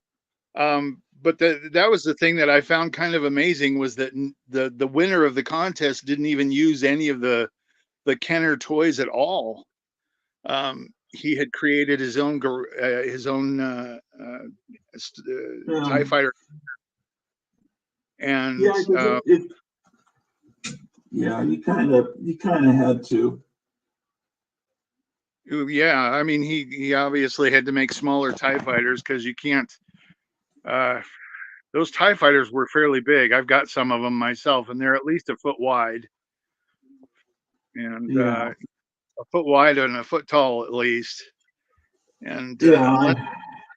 The unless you TIE use, fighter was the only one I got. So anyway, Here's a creepy creepy 110. yeah. See, that's another cover by that. That's not. I don't like that art. That's that. Whoever that is, they were getting some artists there in the early '80s that I just didn't. Yeah, Didn't care for him. something looks like something Anton LaVey would have painted or something. Well, I'm almost done with all my creepies, and I can jump into Eries if you want. Oh yeah, absolutely. Okay, I will. I'll bypass all these. There's only about 5 or 6 creepies. I can either show them or I can bypass them, and we can move on to Erie. It's up Are to these you. in order? No, Yeah. go and show them. But yeah, let's take a look at these things. Creepy 107. All right. Yeah, that covers okay. Creepy. Can't even see. Oh, creepy 109. I think I have that one. But again, it doesn't. It's not anywhere close to what creepy used to be. No, creepy 108. I guess I skipped 108 and went to 109. Let me This one, see that. Yeah, that's one of those demonic covers again.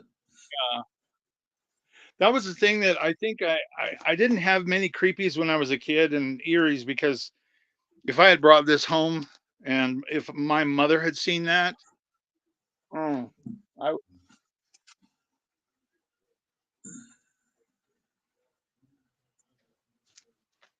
that one's a creepy 111. This one, actually, I really like this cover because this one's done by Bernie Wrightson. Bernie Wrightson is one of my favorite artists. Yeah, yeah, yeah. That is a great cover. And the story of this illustration is amazing too. It's by Ray Bradbury. I'm thinking it was the interior story was a reprint, but I could be wrong. Yeah, but But it seems to me it was a Ray Bradbury story where they're hunting Tyrannosaurus Rex, and the yeah, guy jumps off the track or something like that and ends up stepping on a moth or something and ends up changing the time period. Here is the last one. It's a Christmas one. It's got Santa on the cover. Erie 125. yeah. I didn't like that they changed the logo there at the end either. Yeah, they did, didn't they? I just now realized that. Wow. Yeah, I don't think that was a smart move. Yeah, I never saw that before. I never realized that they did that. I wonder how many of the 12 people that are now watching are not working today because of the weather, or how widespread this is. The 12 people who are now. Well, I know that there's snow throughout the southern states, including here in Alabama. I know that Florida has several feet of snow. Let's see here. John Goris says, that reminds me of that 70s film, The Last Dinosaur, with Richard Boone. Great movie, yeah. And also, I think there was an issue of Worlds Unknown, Marvel color comic in the early 70s that I think was based on the same story. I could be wrong. Oh boy. Let's see.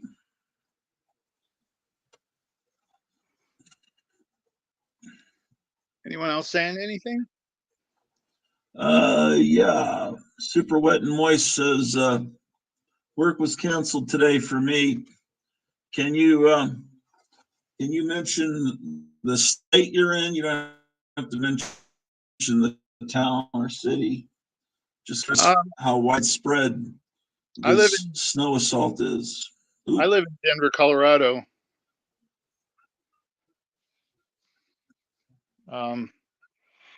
Gratu, you keep saying Alabama. Yeah. I'm wondering about where. Oh, Super Wet and Moist is in Chicago, Illinois. Oh, How bad is it in gets Chicago? gets really cold there. Yeah, Chicago's only about 100 miles away from us here in Dothan, Alabama. Oh yeah, that's an early issue. Yeah. I don't even know if I have that issue. I'm not sure. Oh, yeah, it is going bad. John Gura says, I was just in Denver, Colorado visiting family. This one's a coverless one that I picked up. Just number I can't even read what number 48, but the cover, I can barely tell what the cover looked like it was. Oh, that's when a werewolf is looking through a door at a little girl. I don't have that issue. I just Super don't have a wet and cover. moist says pretty bad blizzard conditions, tapering off now, but 6 inches more expected tonight. So that means that Huh. Captain Strangelife is experiencing that too. Yesterday Wow. was his birthday. I was hoping he'd do a birthday show. Happy birthday, Captain. This is a really cool cover because it's got it's number 50, Erie number 50. It's got Christopher Lee up at the top there, and then Boris Yeah, Karloff as the mummy down there on the bottom. right. And that kind of almost looks like a Paul Nashy Wolfman. Yeah, I was kind of wondering.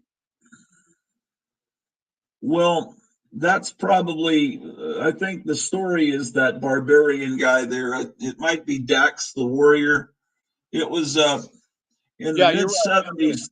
In the mid 70s, Erie stopped being like creepy and became a hero comic with different, like 4, maybe 5 different heroes or anti heroes in each issue.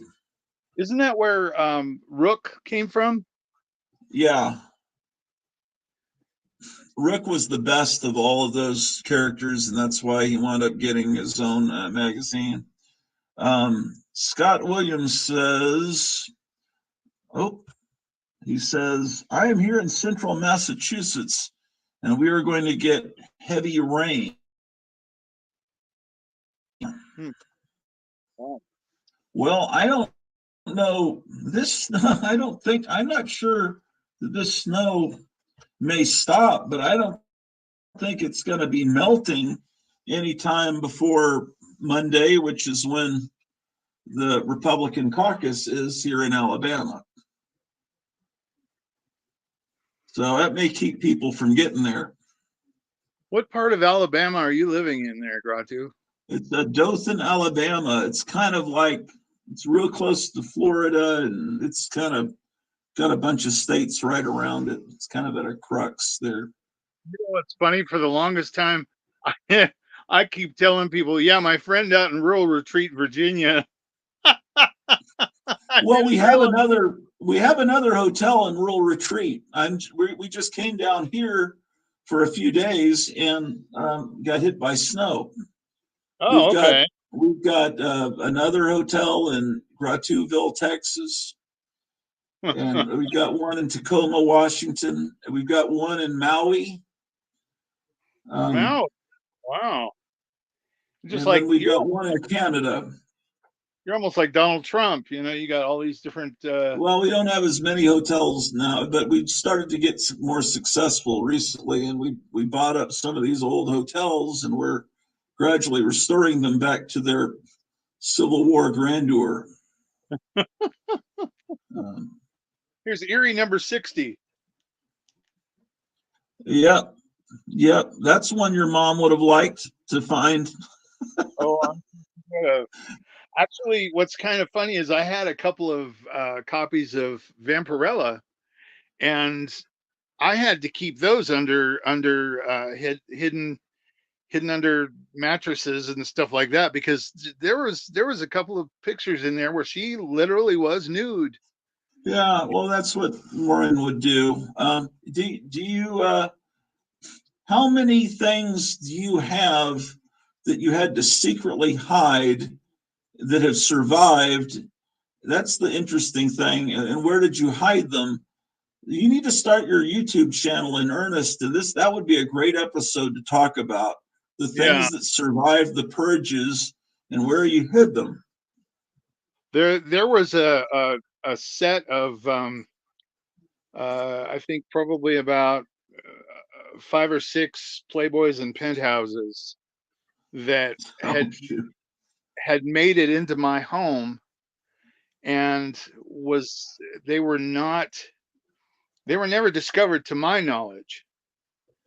Um, and my hiding place was in the underneath the bottom drawer of my dresser. Here, I'll throw you an opposite thing that's Okay. unbelievable. I discovered my mother's. Here, let me explain.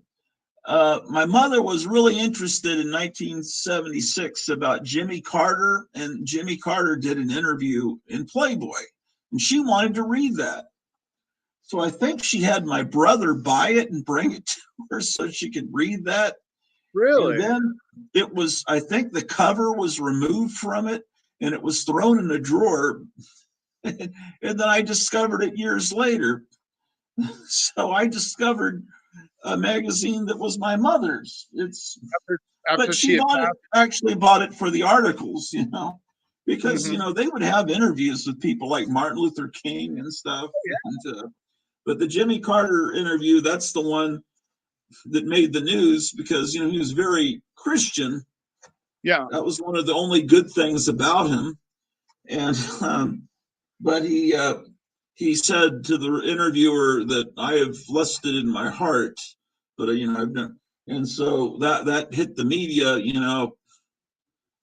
I'm amazed that hit the media because why would they say anything bad about a Democratic nominee when the media is always shilling for that one side? But maybe they Sure. were a little more fair and balanced back then. But I remember there was a big deal made about that in my heart thing.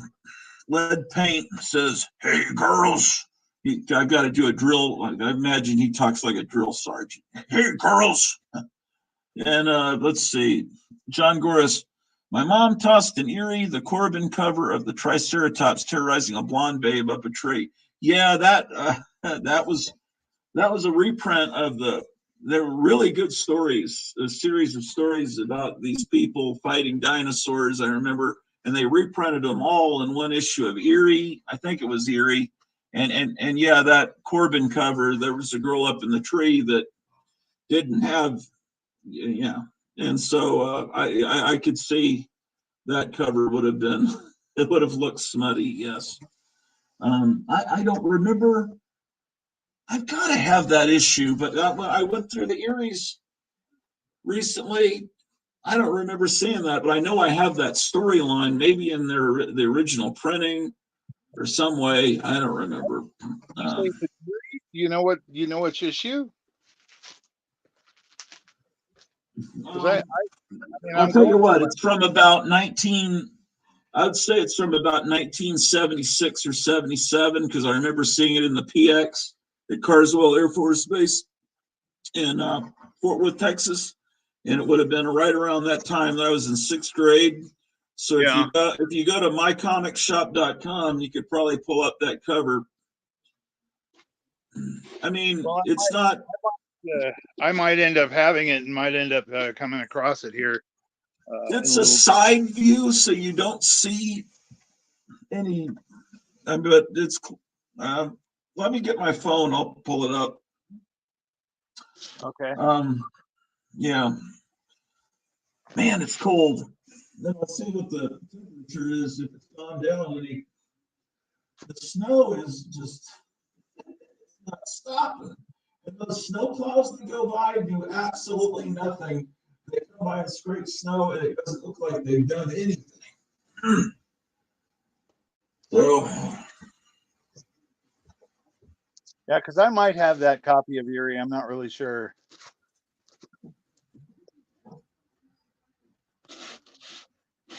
what's funny is all of these eeries and creepies that I'm showing you right now. Um, like I said, I would have never been able to bring any of these creepies and eeries into my home when I was a child. So these are all fairly new to me. And so I was very fortunate to find these in a box that some woman had that she was selling at some collector's fair. And she had told me to make an offer on the entire box. And I told her, I said, well, I'll tell you what, I'll give you $1 each. I'll buy the whole box and pay $1, if you'd be willing to take $1 each for each one of these. And she said, sold. So Lead I Paint was says, I walked into my older brother's bedroom in about 1974, right as my mom pulled a box out from under his bed. And the box was a stack of magazines that we probably can't mention on YouTube. Probably oh that no. word. That's the word. I don't know. Maybe I'm being too cautious. But the communists that run YouTube, the Marxists probably won't like that word. A 38 Yeah. revolver. They probably would hate that word even more. And about an ounce of weed. My Oh my. mom went batshit, not because of the gun or the weed, but the mags. My brother was in the Air Force about a week later. Let me, okay. I'm sorry if I interrupted your story. Just That's okay. Did you say he had a gun? yeah, Wow. but depends on where you live in the country. It's certain parts of the country that just, hey, that's cool. That shows you're a man. Sure. Yeah. Not everybody's in Colorado. I think, man, that must have been embarrassing when they took Trump off the ballot. You got a lot of horrible people that live around you, man.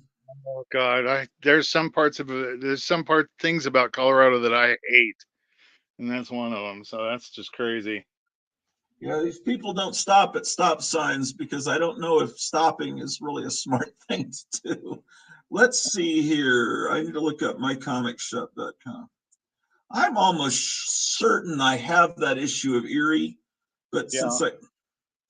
what I probably do is I show my Erie magazines up to a certain point, and then I stop when they stop being interesting in the late 70s, and that's probably why I didn't pull that issue. That's a And possibility. show it on my show. Let's see, Erie.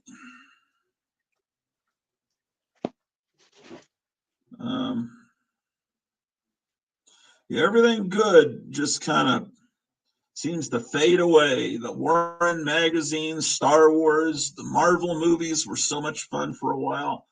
Oh, you know what? I think maybe it's this one. This has got a T-Rex and he's tearing clothes off this poor girl. This is Erie number 97. It could be. I think that what I'm thinking of must be the original issue. That's okay. I'll have to ask John Goris. No, that's a reprint with that cover is probably more explicit, but that's not a Richard Corbin cover. But inside it, I think, is all the Richard Corbin stories. The Yeah. original one where the girl's up the tree, I will find it here on my comic shop. Here's another one that's not it's not quite as racy Oh, or that as one's one of my favorite covers of all time. yeah, mine. That's a beautiful cover. There's nothing wrong with that cover. I love this cover. It's a good one. Yeah, everything, the colors, everything about that is beautiful. I'm almost wondering if that was maybe that was a creepy cover I'm thinking of that he's thinking of, but let me double check here. Quite possibly. And I went through all my creepies that I had, so I don't have any others. I don't have very many creepies. But no, my story that I Oh, was here I telling. found it. It was Erie. It's issue 77 from 1976. And let me give myself the. It is. I think that what you showed is a reprint of this issue. Oh, I gave you the full screen, not me. This is the one John Goris is talking about that his mom got upset about, and you can tell it's a much better painted cover, the Richard Corbin. But you don't see anything, but it's a brilliant cover. But it's She's definitely naked. Yeah. yeah, that's and that issue is from September of '76. So that's right as my sixth grade year was starting. Oh, and John Goris says that's an awesome cover, but that's not it. But he'll probably say in a second, that's the one that I just showed. Yeah. Yeah. I've never seen that cover Now, that you just. now he's saying beautiful. I don't know if this is in reference to the one with the girls on top of the lizard. Beautiful cover, beautiful cover that Corbin, or beautiful cover that Corbin. I don't know how to read that. I'm pretty sure the one that, because he said that she was up a tree, and that's the only one where a dinosaur has a girl up a tree, is that particular issue. Yeah. Oh my gosh. I'm just now realizing that I need to plug in my charger here. So bear with me just a second. I don't want to. This snow is supposed to continue until 6 o'clock. Right now it is 10:37 a.m. here in Dothan, Alabama. 9:30 here in Denver. Here is one of my favorite covers, and I love this cover not only because it's Frank Frazetta, but the subject matter is awesome. I'm a huge King Kong fan, and the fact that they chose to do an opposite kind of an idea where a woman is being terrorized by biplanes. I'm imagining driven by gorillas. I don't know. Yeah, if you zoom in, there's a little tiny gorilla in her hand. Oh yeah, there is. That's true. You can kind of see that. But that's one of my favorite covers, just not only because she's nude, but just because the irony of it. Are you imagining that there's little gorillas in the planes? Is that what you said? I never thought about that. Exactly. There's little gorillas in the planes. Do you see the gorillas? Because I never noticed that. You know what? I think maybe in the story, that's what the story is. I think the storyline is that. Yeah, but what is Frazetta's real intent? Because those stories were based on the painting. In fact, I think that whole issue is like 5 different people doing stories about that painting. They do that sometimes. They get a cool painting, and then they commission people. Hey, would you make? It's kind of like Richard. It's kind of like Roger Corman having someone paint a movie poster and then having someone go out and make a movie to be that poster. Yeah, like Teenage Caveman or something like that. Let me take a look. Happened more than once. I'm looking at the interior here real quick. It seems like she's like a giant woman who she's not. It's not quite clear that she is she's being vexed by gorillas, but if there's multiple stories, then it could be that Lead Paint says, if you like Corbin, I read Erie 86, which is all Corbin last week. Great issue. Yeah, that's the one that has the vampire on the cover. I bought that one at Lone Star Comics. That must have been 77. That's a great issue. Yeah, absolutely. John Goris says, supposedly Frazetta never read any of the Conan or Tarzan literature. I didn't know that, but he certainly made a big contribution to it. he sure did. When did? Oh, Marjorie Taylor Greene's going live in 19 minutes and 27 seconds. I'm gonna have to go in there and put on a DVD to record it. It's they're broadcasting it on Right Side Broadcasting on YouTube, but it's over a topic that I don't think YouTube likes to have even mentioned, or at least they didn't used to. But now Trump is going to have some rallies in Alabama, 2 tomorrow and 2 on Sunday, and I hope they're not going to be affected by the snow. Oh, let me show you something real quick. This I was really impressed with Ramaswamy, but then I heard, well, he was like the World Economic Forum's like Boy of the Month once, and it's like, and he said, no, they put my picture up on their website, and I didn't give them permission, and I sued them to have it taken down. But he sounds very polished, and really, he says everything perfectly. And it's like, you think, well, gosh, he'd be a great vice president for Trump. And then I watch, then I realize how much he's just aping Obama when he was initially running. And let me see if I can show you this. This guy,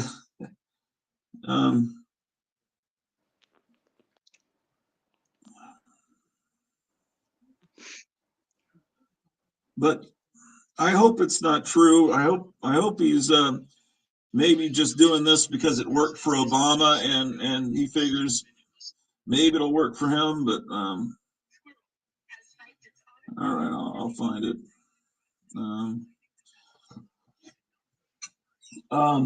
This is really incredible. It's really hard to tell how deep things are out there, but like this tree is like, there must be 3 feet of snow there. 3 feet of snow?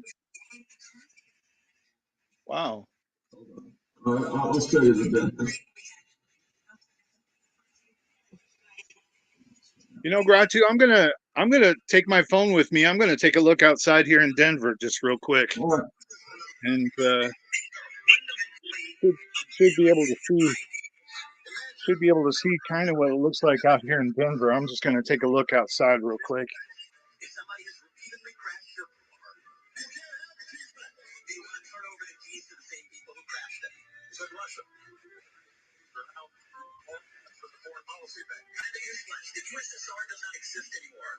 Yeah, get out of the way.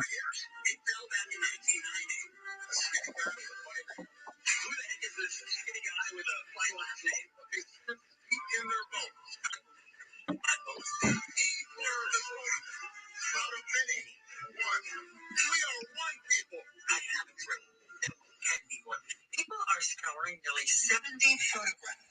Oh well, he's using a lot of the Obama's greatest hits. So, well. I'm just taking a look outside here in Denver because I have not, like I said this morning when I woke up, I haven't even been upstairs to look outside yet. Yeah, super wet and moist says Corbin is great. So there's no windows in the basement, or have you covered them all with bookshelves? They're covered with bookshelves pretty much. Oh, look, it's like sunny and ridiculous there. Oh, it is ridiculously warm. It's not warm, but it's not bad. Well, that's because the government's allowing you to have sunshine because you've cooperated and tried to take Trump off the ballot. But here in Alabama, where people support Trump, we have to be punished with this by the evil cabal. You can see it's really nice here. It's not snowing at all. It's very sunny. In Alabama and it's sunny in Colorado.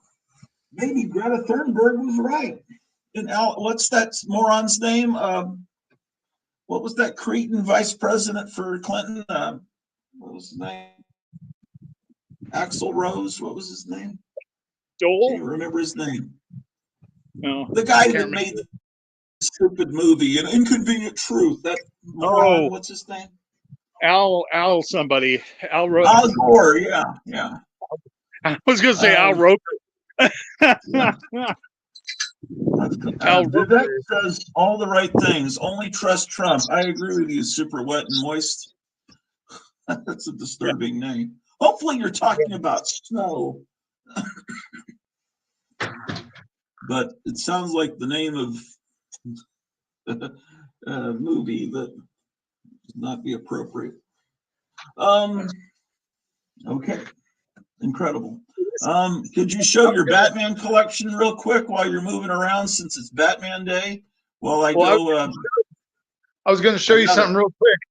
This is my this is my stairwell, Oh wow! and I have it's my stairwell right there. I've got a display of all of those retro go-go Munsters masks. Oh, okay. Oh, that's Uncle Gilbert then. Yeah, it's yeah, that's Uncle Gilbert. Are these giant masks, or are they made for a human head? Yeah, they're giant. They're about 2 feet high. Well, they look cool in the box, but what would they look good out of the box? And maybe keep one in a box? They look great out of the box. They look awesome out of the box. Let me pull one out here real quick. And I can let you look. That's quite a conundrum. Maybe you need to get two of them, one to keep in the box and one to put on the wall. Al Gore.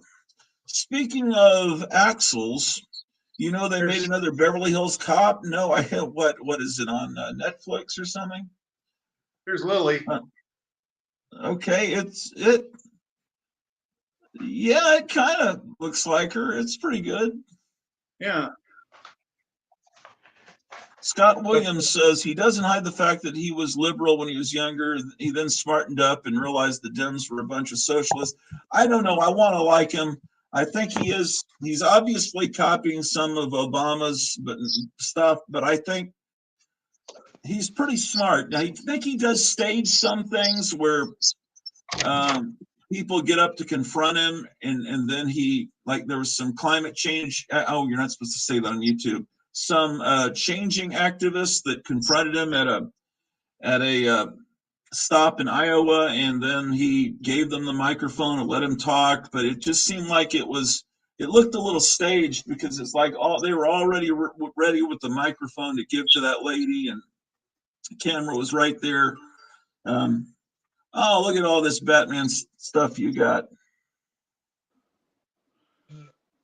Incredible. Why don't you talk about the Batman stuff while I put the disc on in the other room, because I don't want to miss my idol, Marjorie Taylor Greene. This snow is absolutely insane out there, man. Oh, it's incredible. I'll put it on in just a second here. I got to take care of something here. Okay. I'm going to give you split screen then so people can see the snow. Boy, people are driving by fast outside. Are they? Yeah, I think that must be, they know what to do because they're Alabama residents and it snows. They know how to deal with snowy weather here in Alabama because it snows often here in the South. And so they know what they're doing. I mean, I would be driving real slow, but maybe they know if they drive real slow, they'll get stuck or something. All right, I will be back. I'll be back. All right, let's see what kind of Batman stuff, since it is Batman Day, see what kind of Batman stuff I can come up with. If I can come up with anything right off the bat. Get that right off the bat. I didn't even intend that. Let's see what I can find here. See what kind of Batman items I do have. I do have some Batman items. I'm gonna wait for Gratu to get back though, I think.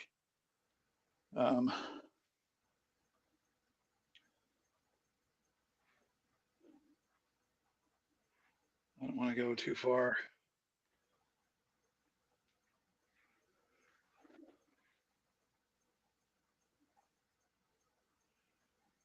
I'm just gonna wait for Gratu.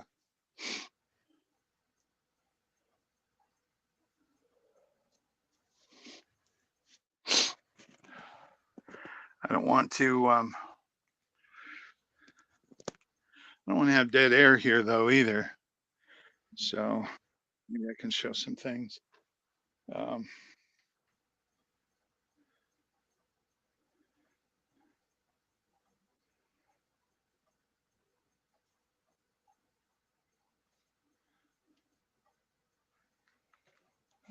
Some Planet of the Apes items. How about that?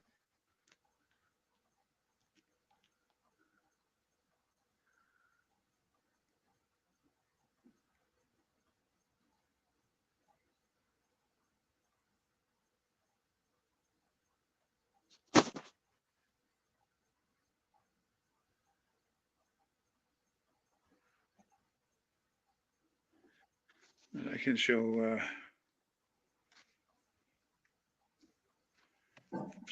Batman items. Now, what year were you born? 1963.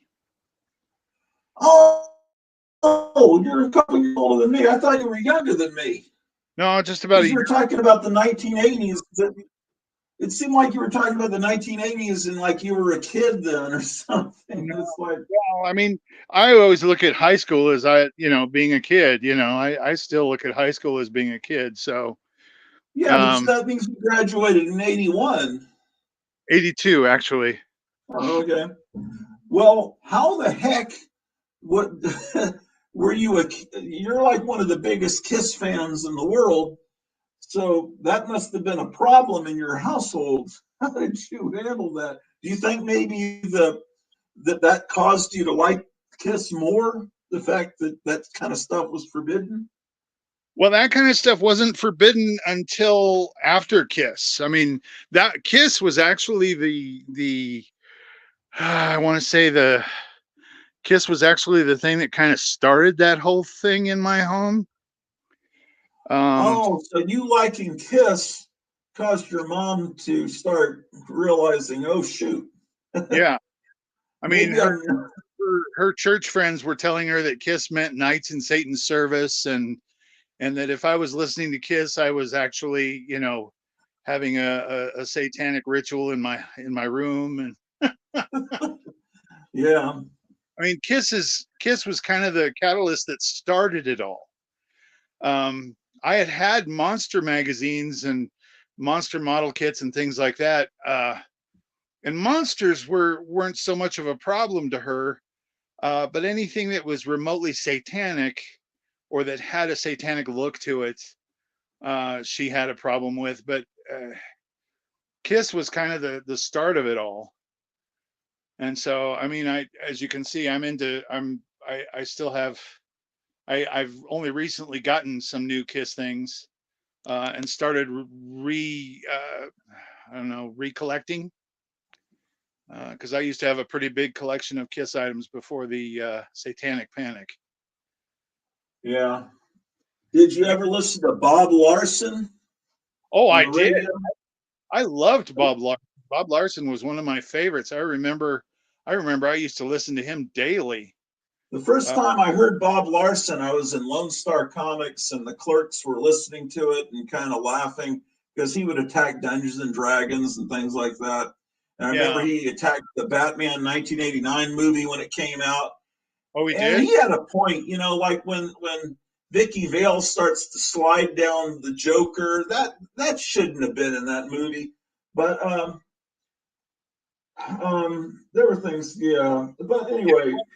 What's funny about that scene is I remember seeing that scene going, is she doing what I think she's going to do? Yeah, it's completely inappropriate.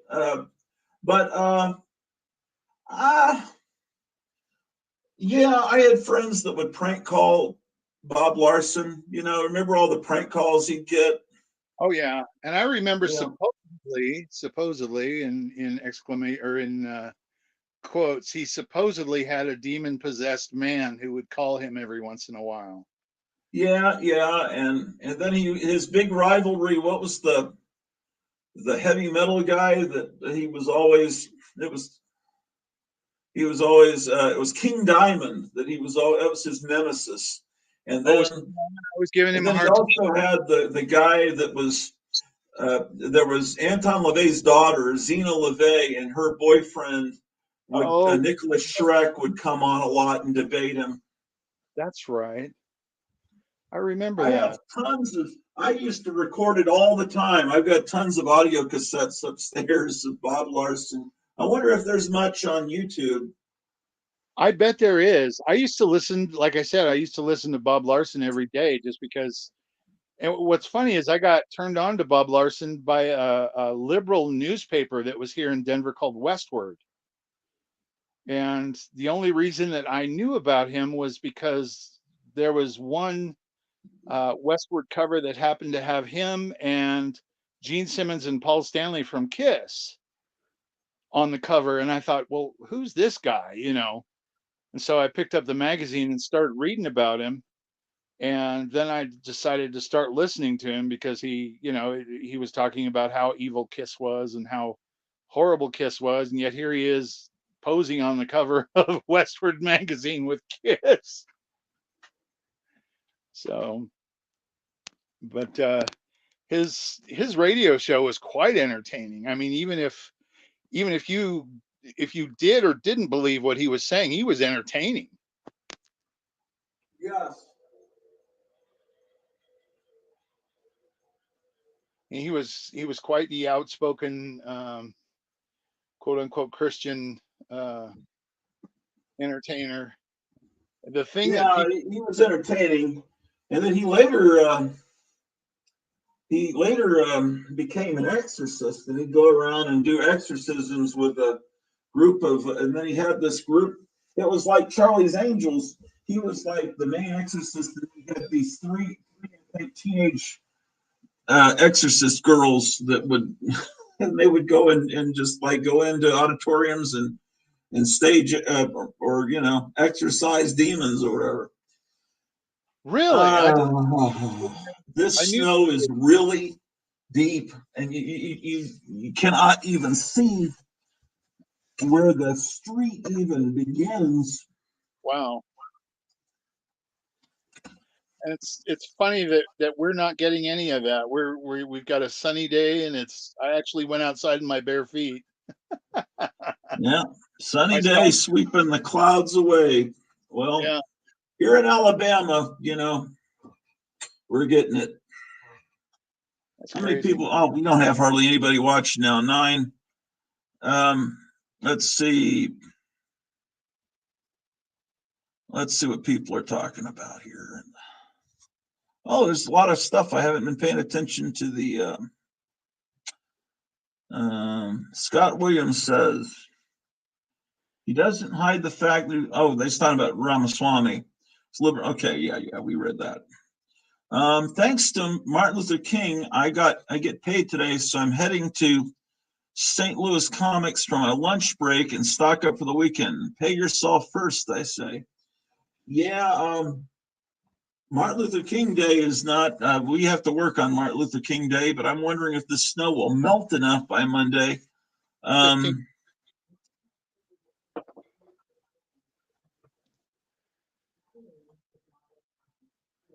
Oh, okay. John Goris, who was the guy that did that If I Were the Devil's Speech sermon? It's been done to some vaporwave music. That's Paul Harvey. Vicky Yeah. Vale is smoking hot. Agree, not appropriate for a Batman movie. Dang, is your car buried, says Meyer. No, not really, because the snow is blowing. The snow's like hitting the windshield and blowing off, but so there's hardly any because it's slick. But anything that's not slick, like rocks or street or grass, it sticks to. In fact, let me hold on. I will show you. But there's this weird amount of snow that's somehow attached to the back windshield where it goes straight down. I don't know how that's happening. Let me see if I can show you.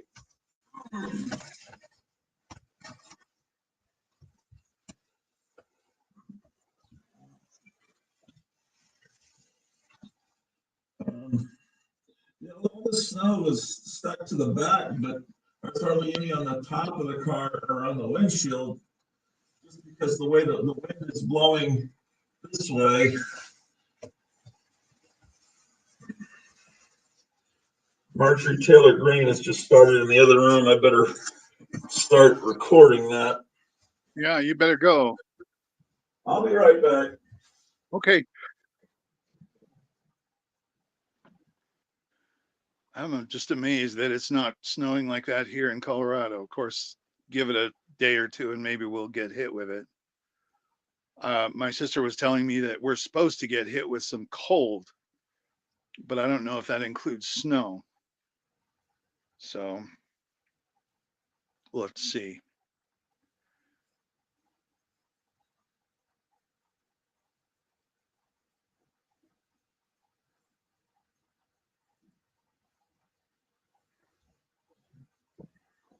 That wasn't Marjorie Taylor Greene talking. I think it was the ADT box talking.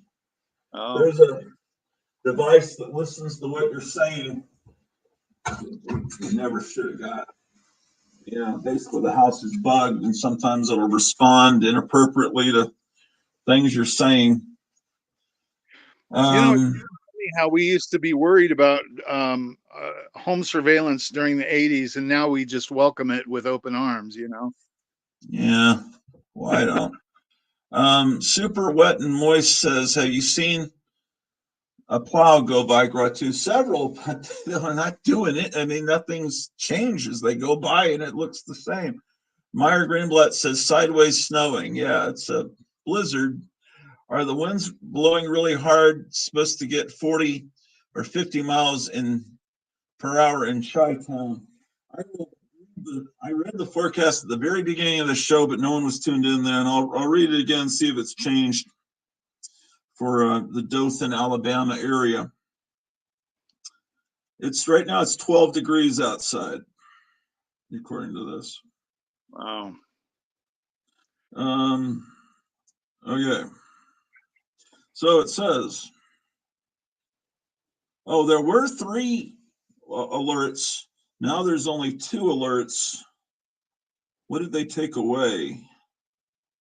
Okay, well, let's see. Blizzard warning, severe, significant threat to life or property. Blizzard conditions expected through tonight. Life-threatening wind chills expected Saturday night into early next week. A multifaceted, dangerous winter storm will continue to affect Alabama today into Saturday. This dangerous storm will continue to bring snow across much of the state today with additional accumulations of 2 to 4 inches. Wow. Forecast. Winds will continue to increase with life-threatening blizzard conditions at least into early Saturday. So the wind is going to get stronger. Dangerous temperatures follow into the weekend through early next week with wind chill values down to 45 below zero. Holy moly. Blizzard warning remains in effect until 6 a.m. Central Standard Time Saturday. Wind chill watch remains in effect from Saturday evening through Tuesday morning.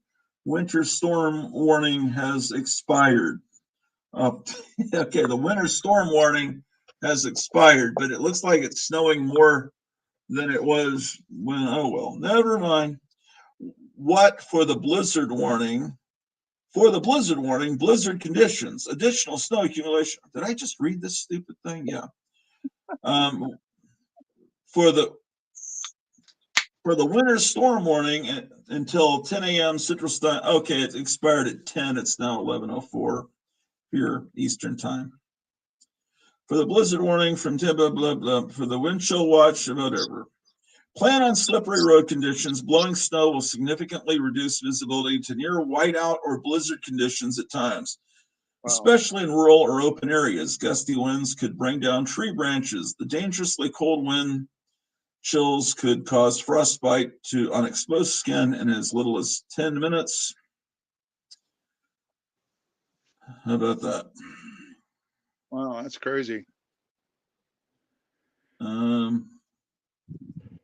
How's Cleo doing with all this? She's all right. Um, she might be watching. I'm not sure. She's upstairs where it's super warm. You wouldn't think it, but it's warmest in the attic. Well, yeah, because the heat rise. You know, heat Yeah. rise. Well, but it's a finished out attic, so it's not like. Yeah, I was just kind of wondering how she was doing with all that because I don't know if her if she's affected by cold nearly as much as you are or not. Well, she's lived a lot of her life in Los Angeles, in Florida, and in Texas, so she's used to weather like this. You know, it's you get that weather a lot in Los Angeles like this, so it's not a problem for her. Oh, good. I'm trying to keep a straight face. Why? What's so funny? She said she's used to weather like this. She grew up in Los Angeles and she lived in Florida. I mean, come on. You said that, and I was just like, wait a minute. You're clearly not even listening to me drone on. I'm listening. trying to be funny. I try to keep a straight face. Some comedians, it's like they laugh after every joke. Aren't I funny? Well, when you said that, I'm going, okay, well, I guess maybe in some parts of Los Angeles, maybe it's like this. It's like, Yeah, they have snow and you caught me off guard. You caught me off guard there, Gratu, because I was just like going, did the he part just of say Los Angeles she grew up in is where the Hal Roach studio was. So she was like right around, it's like if you watch Laurel and Hardy with her, she's going to recognize some of the streets because some of the streets and the buildings in the 30s are still there. It's not uncommon for 1930s buildings to still be there? To be still there. Like this building I'm in was built in 1917. So, Wow. you watch an old film and see it, it's like, oh, that's the Hotel Orloff, the Dothan, Alabama Hotel Orloff. Yeah. Ooh, yeah, it is something else out there. I'm going to keep this camera just because I've got all these. I'm just going to let it go all day. That's all right. And I'll probably film a show later too with my phone, or I might try to actually go outside a few feet just to get a better shot of it. But when you turn your camera to the window, I can't hear you hardly at all. It just sounds very, very. Oh, well, I don't know. Okay, sorry. I'm just saying. Your voice gets very choppy and it becomes very hard to hear you. Oh, well, let's see what people are saying here. I actually have family in Bama. Greenboat. Marjorie Taylor. Everything basically shuts down if they get snow. No plows down there. What are you implying, that I'm not really in an Alabama? Are you disputing me? Rural Retreat, Virginia. I'm reminded of Necron from Fire and Ice. Okay. That's like a land in Fire and Ice, I think. Love that movie, Meyer G. Necrons. Necron is Necron, I think, was the evil wizard in. No, I was gonna say wizards, but that's not. I'm assuming it's where the bad people live in that caveman Frazetta world. The rotoscoping animation was fantastic.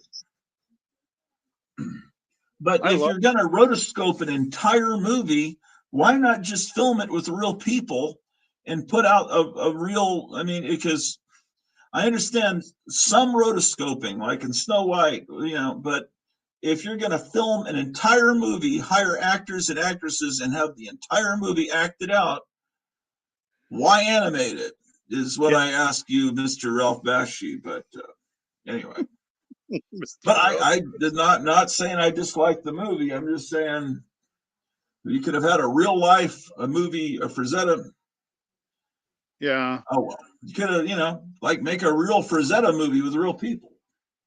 Did you ever see there was a movie that was produced, I think, in the early 2020s, or maybe a little bit before then. It through the glass darkly, or through the mirror darkly, or through the internet darkly. It had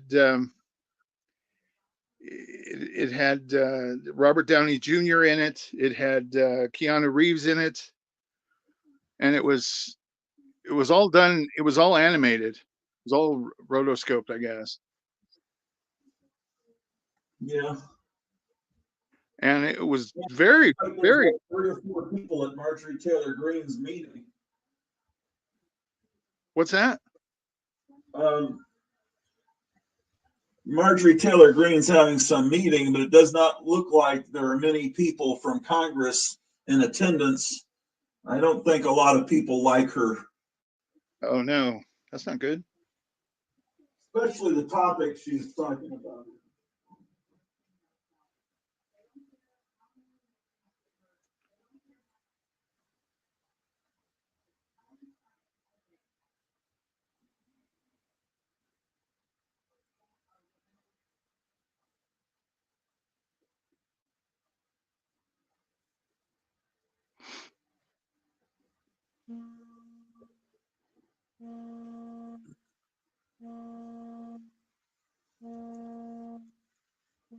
In like 1980, my brother was going through helicopter flight school in Dothan, Alabama, and my mom and I went to watch, and then we went to watch when he graduated, and then all the guys in their helicopters that had just graduated helicopter flight school flew over and in formation with their helicopters, and then we all went to Disney World down in Florida. And so and boy, if you think my camera work is bad on the Gratu Orloff show, you should see the Super 8 films I shot in Disney World back then. That's when they were just building the Epcot, so we weren't able to see Epcot. But anyway, one of the guys in one of the helicopters started playing Flight of the Valkyries and got in trouble for that, because that wasn't long after Apocalypse Now had come out, and so flying helicopters. Well, let's play that. And it's like, no, that's not real politically correct, because the United States Army did not cooperate with. They weren't like, oh yeah, let's help out Francis Ford Coppola with a production of Apocalypse Now. For sure. What movies did, like The Longest Day, the military cooperated with that, John Wayne movie. That, in fact, my father was part of the military that was helping them make that in France. But I tell these stories over and over again on this show. No one cares, probably. It's all right. I'm sure there's stories that you've told several times that I've only heard recently, and you've probably told the same story. Some guy was like complaining that I just regurgitate everything over and over again. Oh, who cares? You know what I was thinking, Gratu, is there was one time when you were making mention of the fact that you've shown these comics before, time and time again. And I was thinking, what you should do is go start from the golden age, the earliest golden age that you've got in the A's, and just go through your entire collection. And then once you get to the end, start over again. Well, I've done that. I've gone through every single comic box that I have, like one issue by one issue.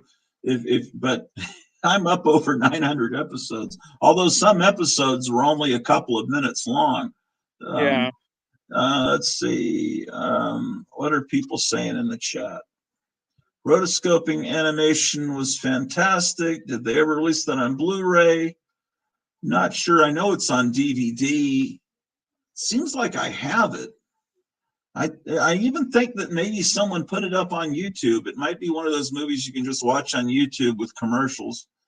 I know Wizards is one of those that I can watch on YouTube quite often. Oh, really? Myers says Big Bear Lake. There's snow in LA, sort of. Okay, I was joking. I didn't know that because I know that they do have like high. You call them mountains or hills, whatever. A Scanner Darkly, Philip K. Dick novel originally. That's it. A Scanner Darkly. That was I Oh, well, enjoyed that was that rotoscoping, or was, I mean, they just like basically, to me, was that even drawn, or was that done with computer animation? it was I don't done. even I don't know if I it don't was. even count that as animation when it's done by computers. I want to say it was computer because they use the word scanner, but I'm Yeah, I don't know. I haven't seen that movie. Just I think Alex Jones is in it. Just my opinion. I think it was the fluid motion that added to the cool factor. Yeah, it did. But but why not just film the original actors? Is what I'm wondering. If and not if go you're back and making a movie that I don't know. I mean, they're like cavemen people. You can film cavemen, actual human beings, and you can create a painted background and put them into that. And I just don't understand painting over them and losing some of the. I don't know. That's what Bashi kind of did a lot. And let's see. Thomas Fairfowl says, "Hello, everyone. Late to the party." Then Super Wet and Moist says, kind of the same thing they did with the Beowulf movie. Another one I didn't see. Oh, my wife's saying hello. I guess because she's showing she is watching. Hi, Cleo. Not to mention the awesome soundtrack from Beowulf as well. I don't, I love Beowulf, but I know a movie came out. Wasn't that Crispin Glover involved in it? Didn't he play Grendel? Maybe that's, I don't know. I just never saw it. I'm not Meyer sure. Grimblatt says Necron is the villainous wizard that causes the ice storm. Oh yeah, I think I only saw that movie when it was in theaters. I might have seen it on VHS. I just haven't seen it a lot over the years, so I don't really remember the plot. I need to watch it again. Yeah, I remember liking it, really loving it in the theater, but You gotta have a Ralph Bakshi marathon. That would be rough. I mean, he's turned out some good. I mean, Wizards would be fun, but some of his movies are hard to sit through. Like, well, he did one called American. Was it American Pie, American Rock and Roll, or something? And Rock and Roll in that's America. another movie that didn't really need to be animated. And Fritz the Cat, I think he really botched that. He did. R. Crumb hated it to the point where he killed the character off in the comics. Yeah, he decided there was not going to be any more Fritz the Cat. He said he only allowed Bashi to do the movie because he was just such a cringing, crying. He was just begging him. He's saying, "Oh, it'll destroy my life if you don't let me do this movie." And he just like, I guess he felt sorry for this guy crying in front of him. Let him do it. Plus, I'm sure there was some money exchange. My wife says, hi, Gary. And indeed, Crispin Glover, great movie.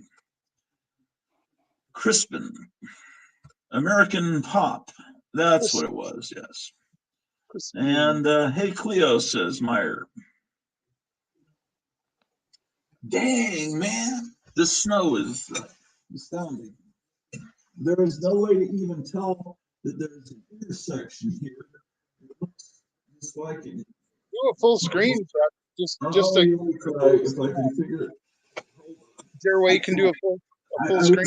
I have a stupid fingernail. Okay, here. Let's see. Wow.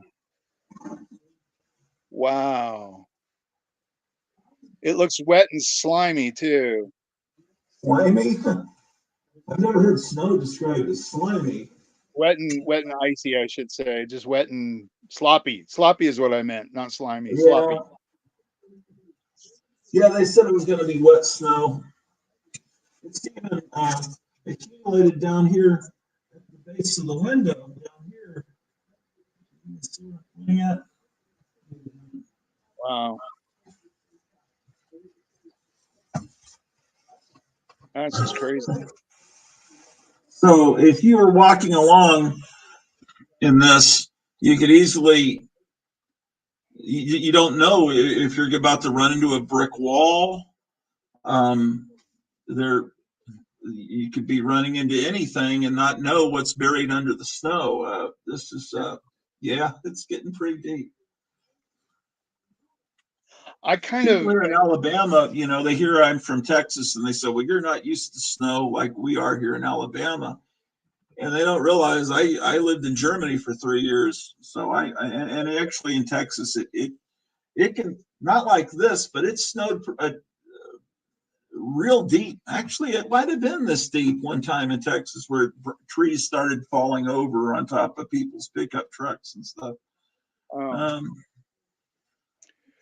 My ex-wife and I lived in we rented a house um, in a suburb of Denver called Arvada, and there was a snowstorm that had hit during that time, and the snow probably fell for about 3 or 4, well, probably longer than that, maybe 5 or 6 days.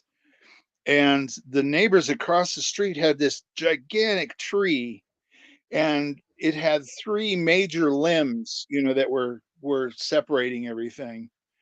And Yeah. one day, while it had been snowing, we heard this gigantic, it almost sounded like an explosion. It was a crack. And the tree had literally split down the middle in 3 ways. The weight, the weight of the snow had gotten the tree so bad that it had literally cracked the tree all the way down to the roots, all the way down.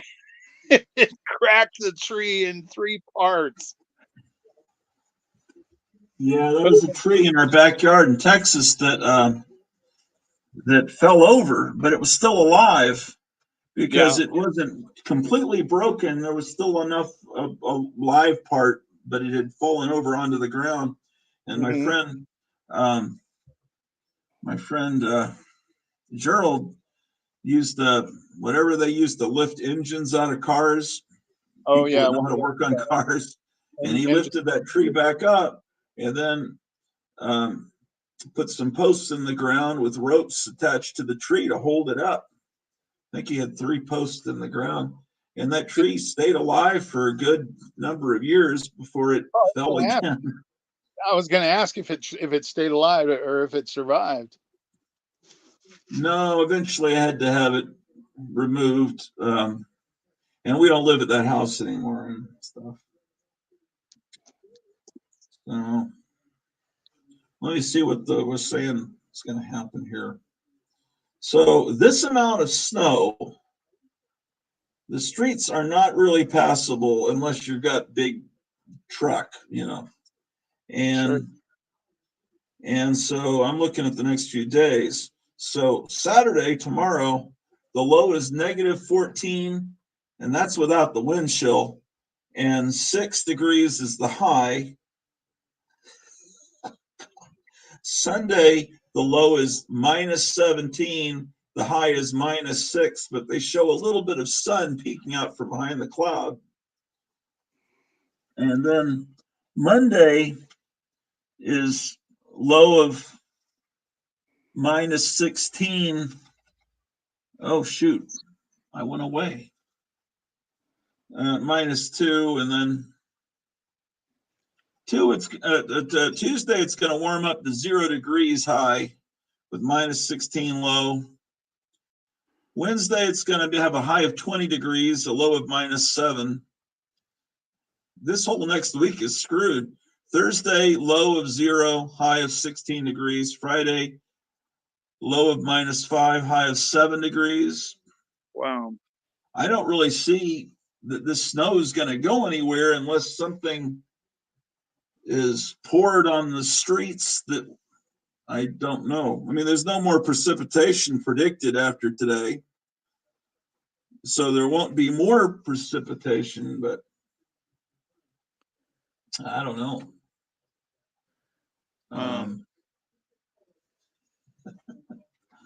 It just keeps coming. It almost seems And like the hits just keep on coming. hasn't it been snowing for like the past 3 days? I mean, I've Well, it come was across snowing, your, and then there was work. It was perfectly okay to go to work yesterday and everything, but now because I mean the streets were passable, but some of this snow was there to begin with, and this is just being built on top of it. There's a truck going by out there now. well, it seems like it's definitely passable. I mean, it's not it's not impeding traffic that badly. Super Wet and Moist says heavy metal as well. Must have watched that movie hundreds of times when I was younger. The days when cable TV played the same movie 4 to 5 times a day. Heavy metal had its problems, but I think you would have to say it's better than the average Bakshi movie overall.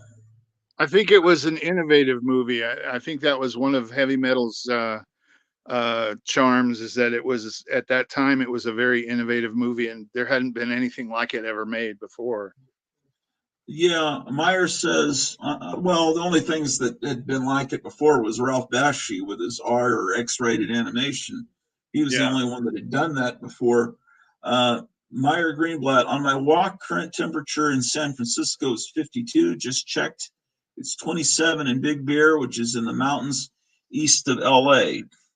Meyer says that's cataclysmic weather. It's funny how it happens. Monday night is the Republican caucus, where Trump is expected to win, but the media really wants that Nikki Haley in because she's all for war, which I think we're now at war because they're already deploying people. I know people that have been deployed, and this morning I could have sworn, let me see, that didn't we, what country did we bomb this morning? I think they were attacking our ships, but and it's not even being covered in the news.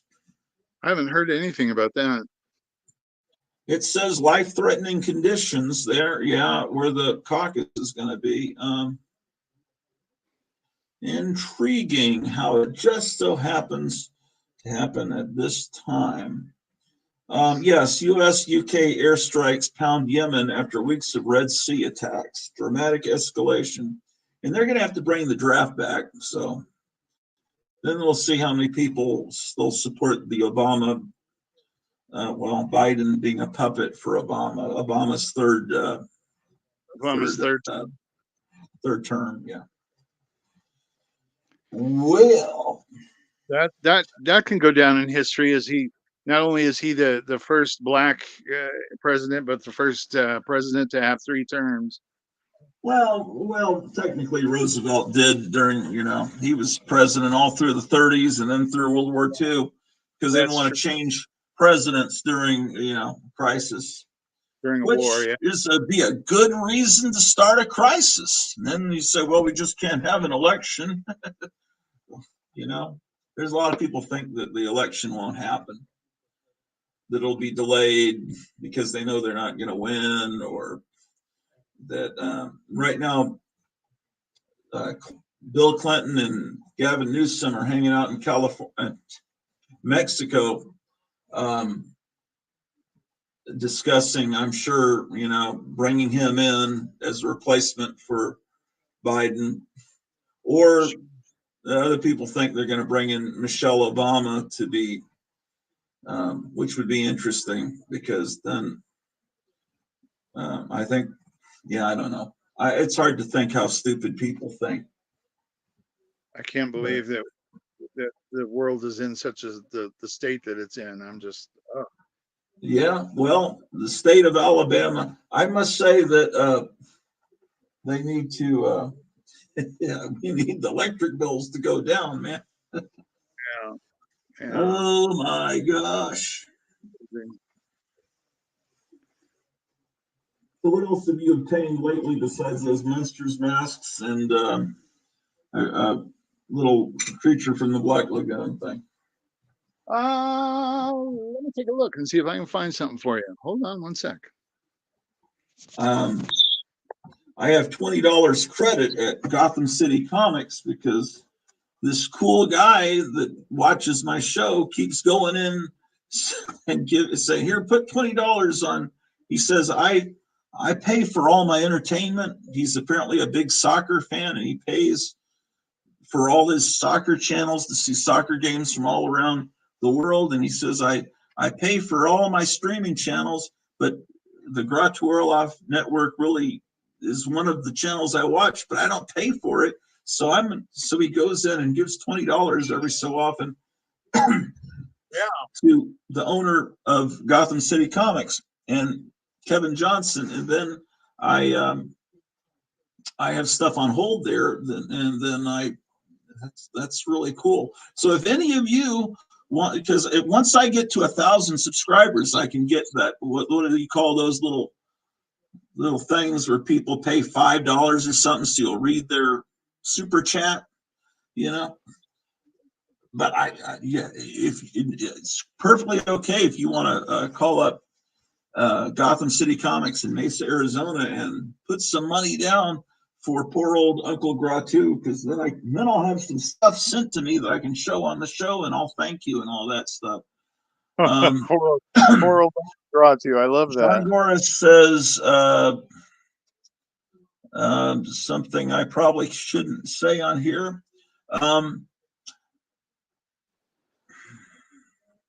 Yeah, okay, I see what you're saying. No, I think there was a president, I don't know, around the in the 1800s it was, but it was not as well known as Obama. He was like a bachelor. He had lived with this guy, and I forget what his name was, but a lot of people think he was actually the first of that persuasion to be president. You do know they can control the weather. Yeah, isn't that what I've been hinting at? Crisscross chemtrails, yeah, cloud seeding, heat weapons. Now he comes. Yes, that's absolutely what I'm saying when I say, gosh, isn't it coincidental that the caucus is about to happen Monday and we've got like 100 feet of snow? Yeah, they do that all the time. Yeah, Maui. It's funny how Maui was just forgotten. Oh, we've got 400, 300 missing children. Oh, just complete silence. It's never mentioned again. It's like ever again. It's like what happened in Las Vegas. Remember that just disappeared. Here comes the snowplow out there. Let's see what they're saying here, man. Oh, that's the same thing I just saw. Okay. We're getting too politically incorrect for YouTube probably here. Right, what do you got there, Bone Daddy? Are we gonna get a Barb there? The only thing I could really find that I've gotten recently, I haven't gotten anything recently. Well, you can show something you got in 4th grade, just stuff that we haven't seen, which I'm sure is thousands of things. I see what you're saying. Well, just the other day, actually, I was at Walmart and found this. What is that? Let me see. Oh yeah. The NECA Bride of Frankenstein, which I have. That's cool. And she's in color too. She's not black and white. She's actually got some color to it. Yeah. And she's I know they probably have a black and white version, but this one. Well, I mean, she doesn't have much color to begin with, except what a lot of people don't realize is she has red hair. Most people just assume it's black. A lot of people do just assume that it's black. If you've ever seen pictures of the original wig, it is red. Oh man, that wall behind you! You got to show us that wall again. If you can get close-ups of it, it looks like, yeah. This is so great. I know we've seen it before, but it's always just wonderful. These are some horror books, and I just have some things there that. What is that Crime Classics one? Is that pre-code crime comics, probably? Crime Classics. I'm trying to figure out. It's on the top shelf on the far right, to your left. It looks like it had no, to your left. Blue spine. Over here. Oh, over here. Yeah. Yeah, this is actually a book. It's an illustrated history of crime comics. Okay. Does it reprint stories, or is it just a lot of covers and text? Let me just look here. No, it doesn't really reprint. I imagine it reprints one or two stories, but mostly it's about the history. Yeah, that sounds very interesting. I didn't know that book existed, but I know that author Mike Benton has written lots of comic book history books. There's actually a couple I've gotten by him. I've got superhero comic history, superhero comics of the Golden Age. Yeah. This one I have is science fiction comics. These look like things that would be very easily obtained at half-price books, but I think most of these have come from there. I think, to tell you the truth. That makes sense.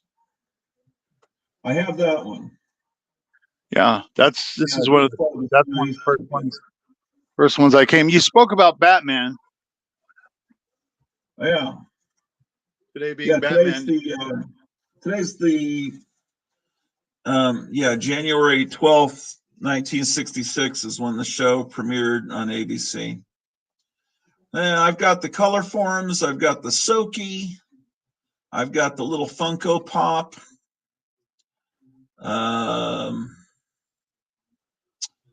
That's about it. I guess I have the Robin Funko Pop too. That's a pretty good display. The little Batmans going this and that way. It's the same figure, just painted differently, huh? Yeah, there's one that's basically boy, these really need dusted bad. But yeah, kind of the same thing. But yeah, I've never seen those. They're it's cool to have them together like bookends. It's kind of neat. I like displaying things like that where there's kind of a balance. You've got one side and then you've got the other side. Yeah, I kind of like displaying like that. This my vampire shelf, Dracula and vampires. Most of the books behind here are either vampire related or Dracula related. As you can see, Essential Tomb of Dracula, Marvel Comics, and then just different vampires related things. Yeah.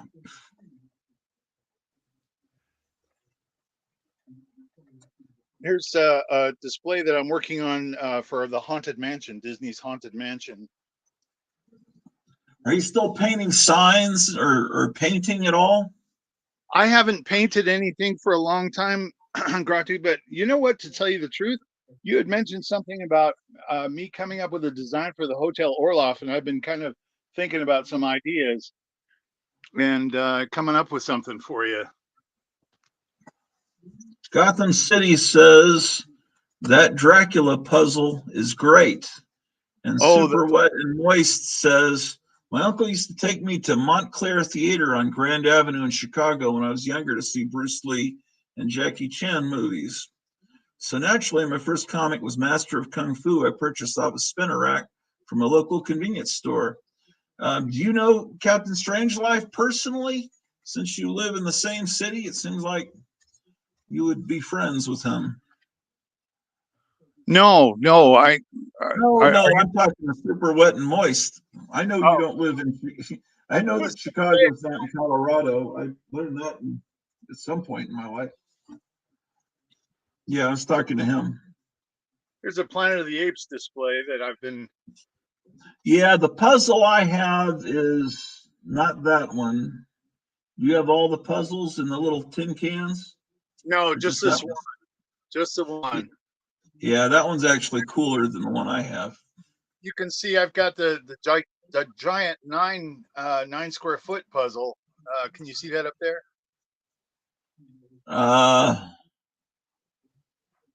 Yeah, that's a 9-foot Planet of the Apes puzzle of Galen. Yeah, it's of Galen. If I could reach it, I'd pull it down and show it to you, but I can't reach it right now. Yeah. But there was another one that they had produced that had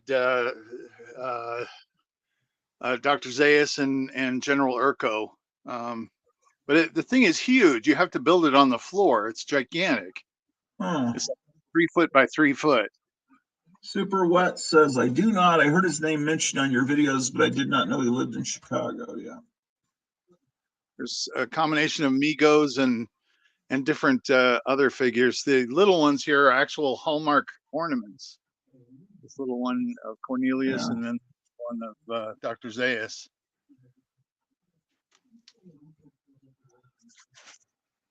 Yeah, my dog is sniffing at a little corner here on the porch, and I wonder if she's smelling something that's under the porch. I wonder if there are homeless cats that maybe live under this porch when it gets this cold or something. I don't know.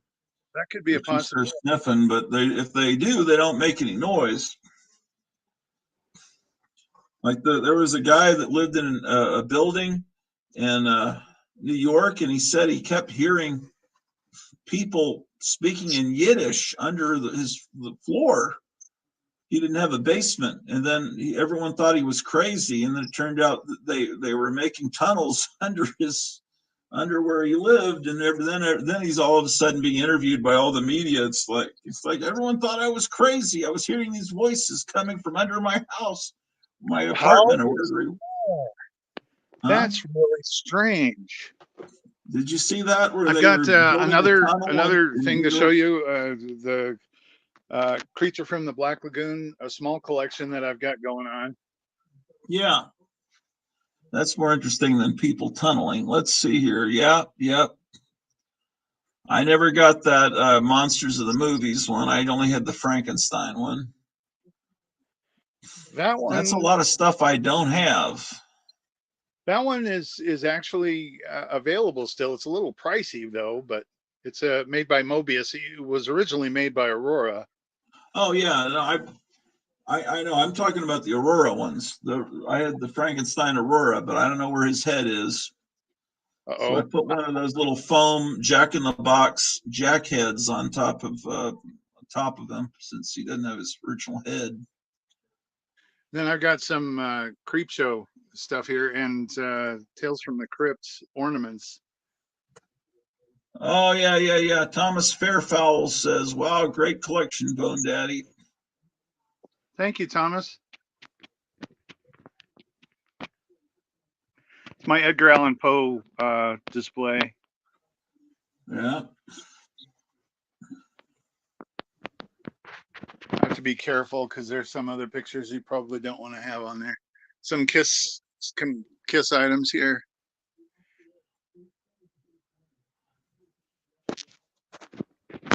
You see the replica of the Jack Davis Frankenstein that Kevin from Gotham City sent me as a Christmas present? No, I didn't see that. I didn't know him. It's like what is that made of? Is that paper? Yeah, it's paper. What I got was like a towel kind of thing, like cloth. Did you see the one where I got the Bela Lugosi? I guess you didn't, because you didn't see that. You know what's funny, Gratu, is I've got that, and the only reason I have it is because I saw it on your wall. What, Vampirella? No, the Bela Lugosi quilt or whatever. Oh, you got it after I got it? Yeah, I saw it on your show, and I was like, "Oh my gosh, I got to get one of those." And so I went over to Retro Agogo to try and buy it, and they were completely out. And wow. I was so frustrated. I'm like, oh my gosh, I got to get myself one of those because I love it. And I found Christmas. I found one on eBay finally, and I paid a little bit more for it than it would have been at Retro Go-Go, but I have one too. I bought one of those myself. Um, my problem is it's so big, I don't have any space to put it anywhere here. Okay, well, let's see your ceiling. You have no excuse if you haven't covered your ceiling. See, that's where you put it. That's true. I could put it on the ceiling, and I was thinking about putting it in the stairwell because I do have some wall space in the stairwell, Yeah, uh, that'd be good. getting stuff because I was thinking I could put it really high up on the top part, close to the ceiling in the stairwell, but I'm going to have to get out a ladder and be able to do that. But I'm thinking that's where it might go. But yeah, it's funny that you mentioned that because the very day I saw that in your house that Kevin Johnson had sent that to you. Yeah, well, look, you should have called him because look at his comment on the screen. We still have them in stock at normal price. Oh gosh, I He should may have. have actually he may have bought the last few because he said he actually bought them around whenever they had the sales, but it's Black Friday, you know, Yeah, and they I should probably have. sold out for Christmas. Super Wet and Moist says Jack Davis is the man. Oh yeah, he is. Yeah, Oh he my is. gosh, it's starting to get painful out here on the porch. I imagine what it's like outside. But, Oh yeah, I'm starting I've got to feel like I'm getting frostbite in my toes, man. Jack Davis's Frankenstein and my other girlfriend right here too. Oh yeah, except you're shorter than either one. Yeah, that's true. Here's another thing that I got after I saw it on your show. Oh, you got that issue and flattened it and framed it, huh? Yeah, I framed it. I opened it up and flattened it and framed it just like that. Yeah, that's It's cool. You could have maybe made color copies of both sides and put them together. I don't think it's going to hurt being flattened like that, though. No, but you can't read it. Yeah, that's true. That's true. That's true. But yeah, that was another thing that I was inspired to get after watching it on your show. I'm like, oh gosh, I got to find one of those now. So, see, we build off each other. Oh man.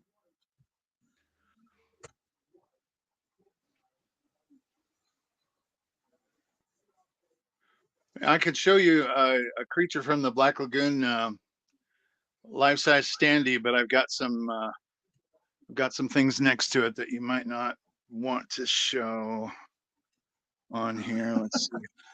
These pickup trucks seem to be doing fine getting around in the snow. Actually, this guy has a vehicle more like mine. Let's see how he's doing out there. He's getting by. People are driving like normal speed in it. Huh. There's a snow plow kind of going through it.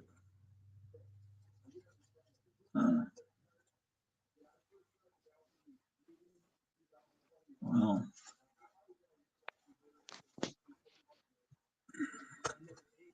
So I am getting things organized a bit more. Like I said, I'm actually able to get to those boxes that you were kind of interested in.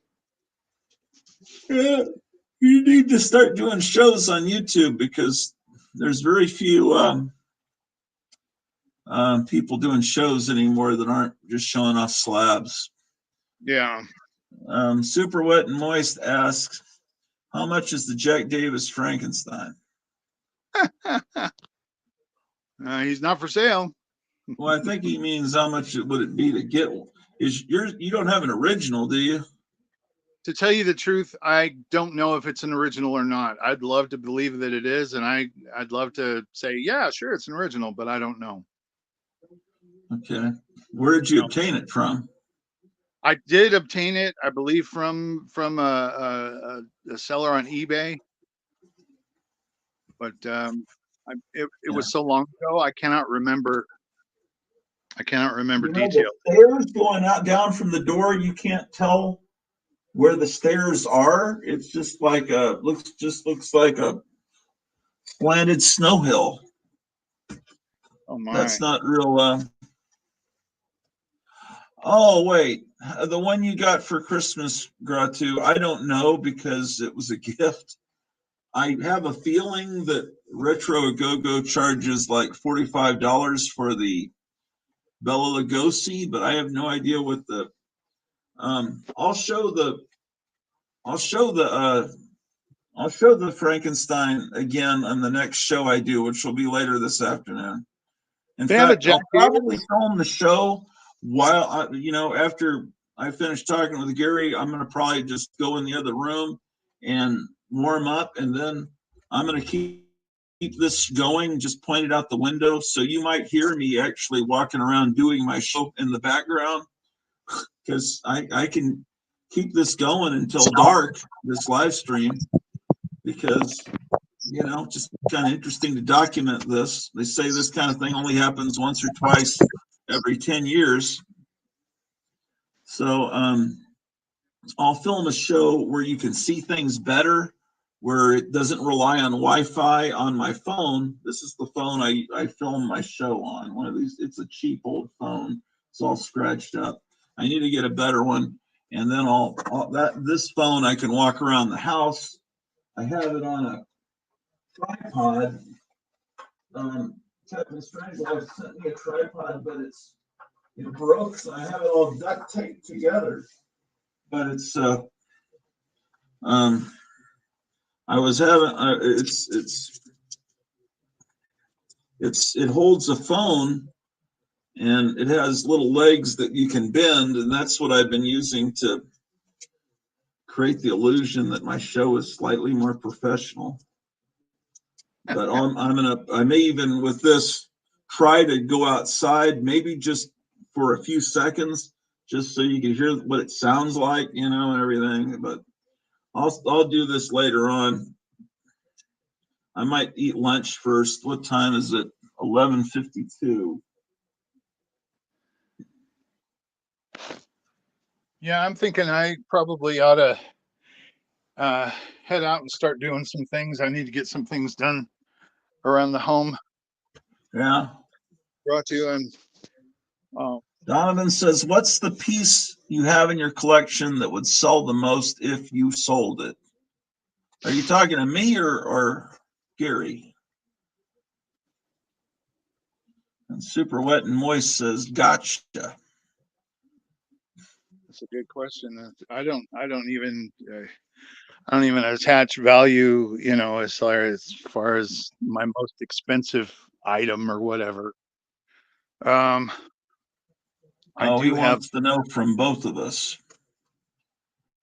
Man, I don't know. I don't know either.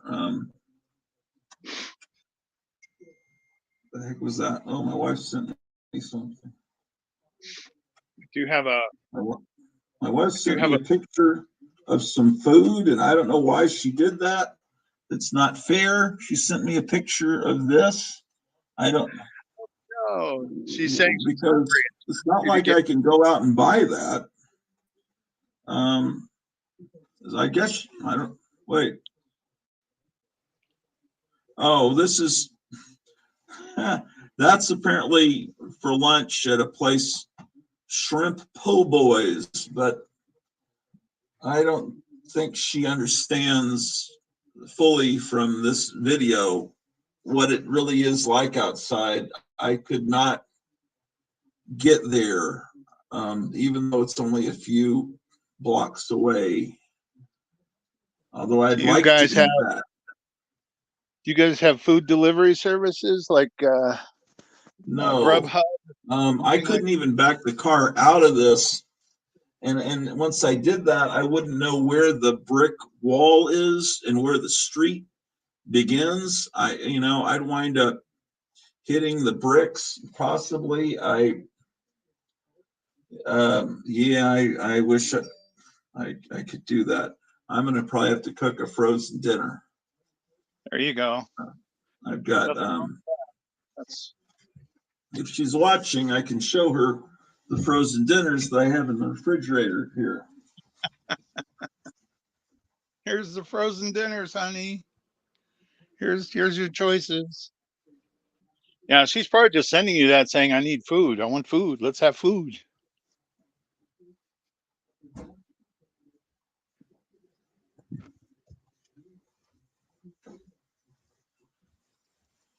I got this thing that is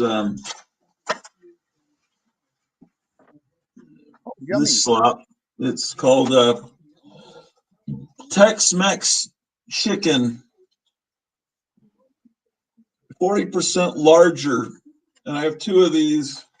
I guess this is what's the garbage they put in it.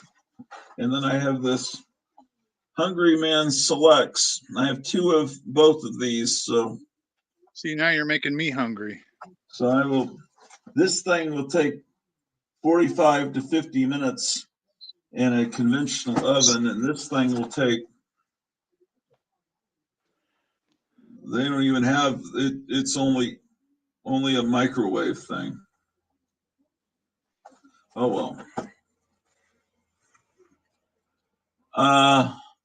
Oh wait, let's see what's going on here. She's super wet and moist says, shrimp. And Donovan says The Shining.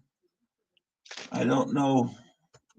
I don't understand. What were we talking about? The Shining? I sent it because he was talking about eating lunch. Oh, okay. Well, it's not like he's going to come over here to our restaurant to get that. But anyway, oh my gosh.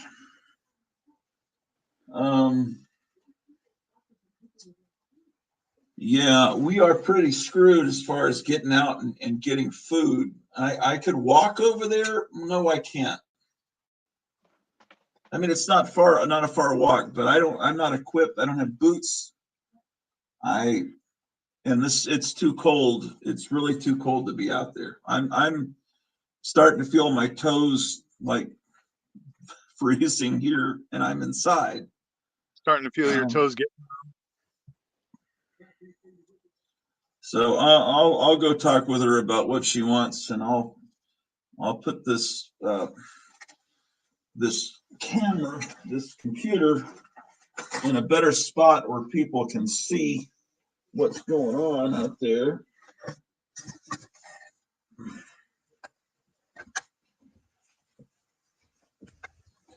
Well, Groucho, I'm thinking I'm getting kind of hungry myself, so all right. Well, I'll talk to you soon. Okay. It was wonderful talking to you. Take care. Bye-bye. Yeah, nice talking to you. Bye.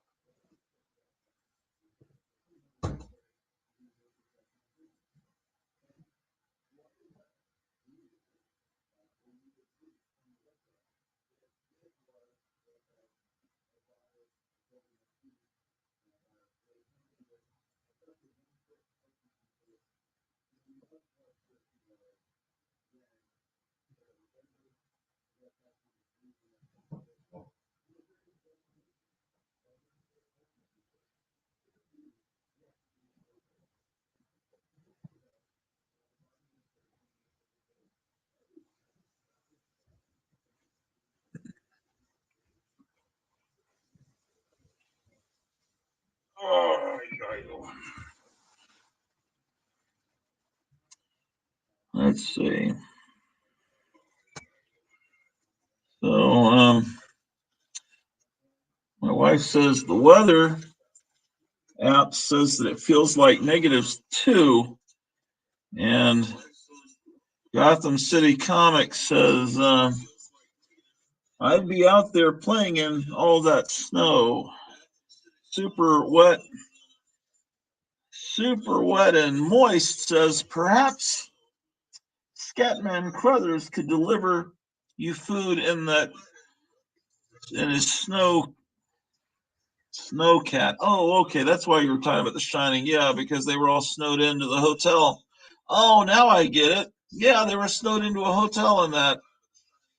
Yeah, that makes sense. Now I get it. I'm not too quick on the uptake. Ah,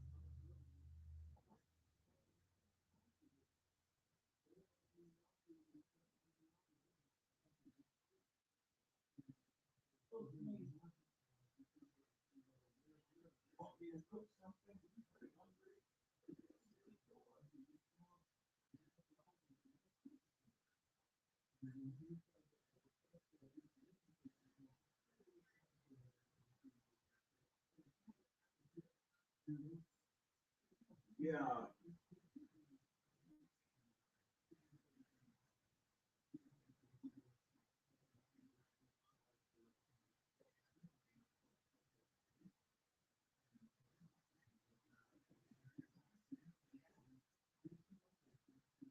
We did, and the money came out of our bank.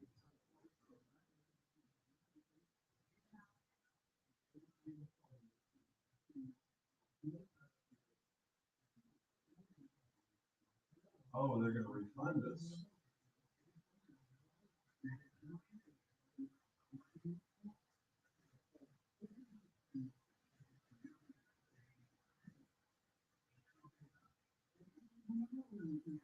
No, I'll try, if you come down, I'll turn it off.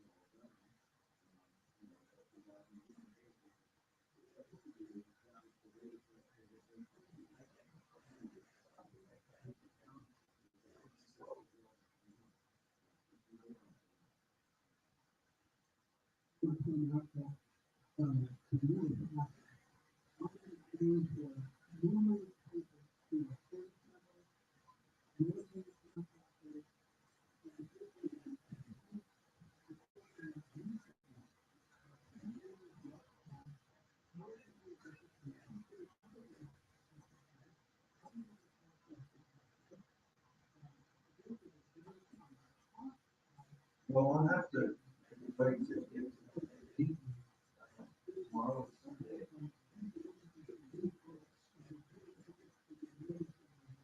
I don't know if there's gonna be work on Monday, I just don't see how it.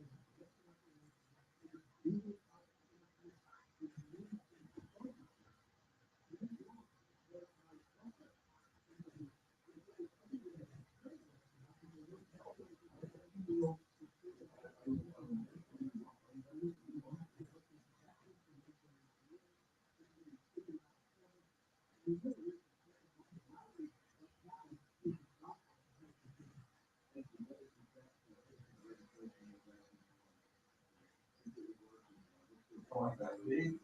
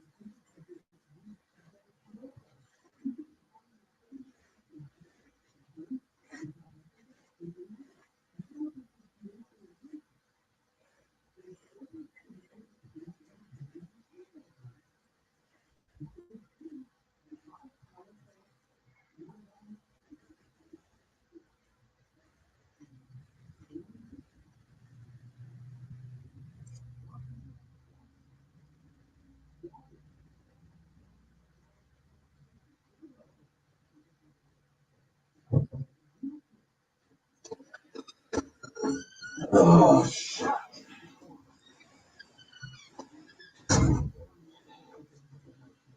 oh, that wasn't good. Like going down the stairs and the steps. I can't do that.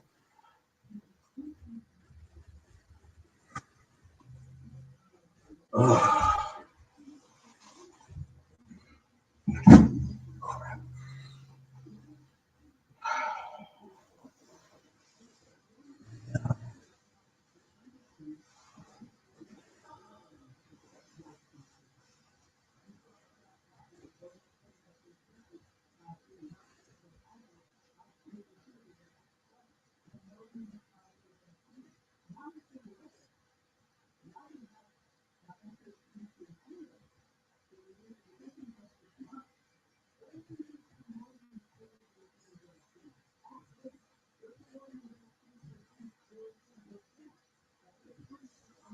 oh boy.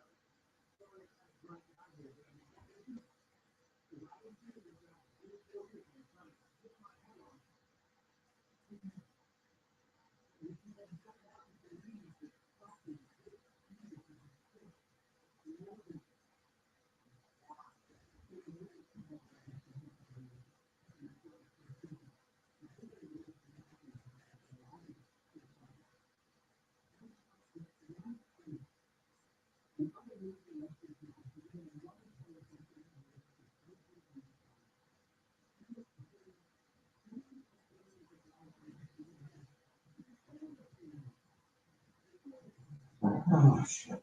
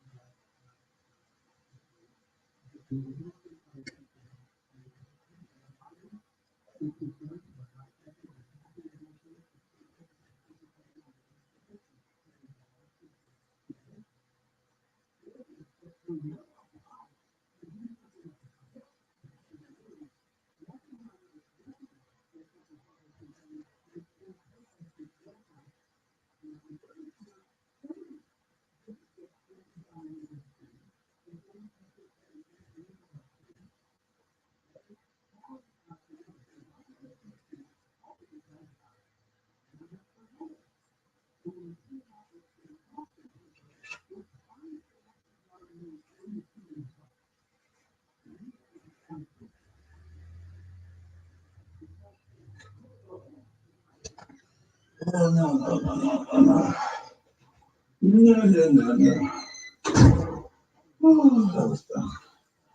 Dumb, dumb, dumb. Dumb move. Fuck. Ah, shit. Ah,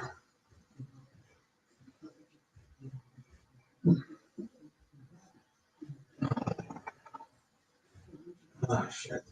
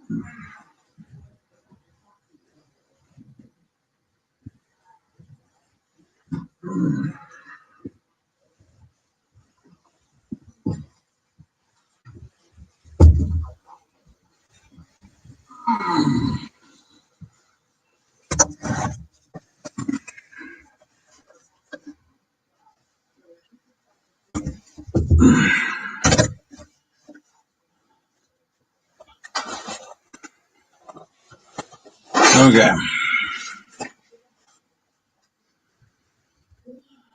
So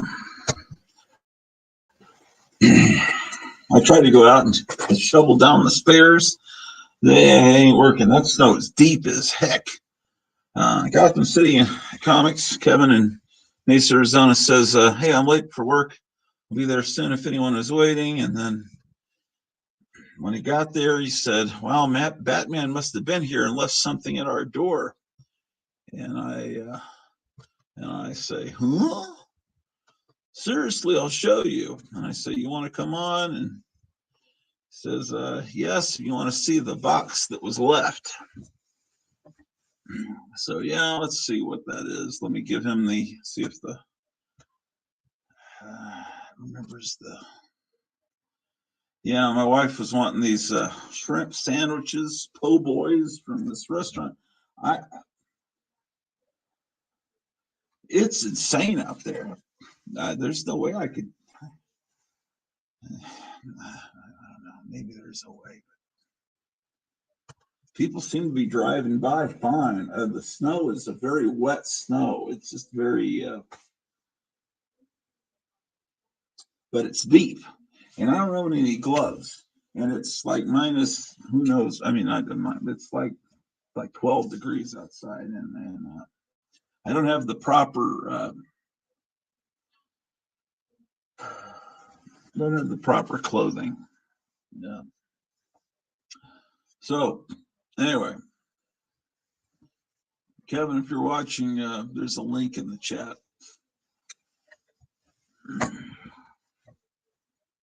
Oh,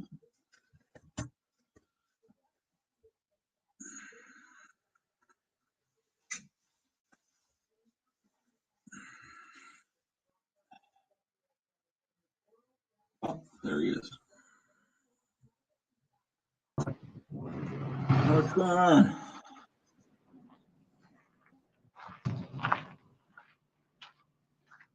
Can you hear me? Hello? Am I here?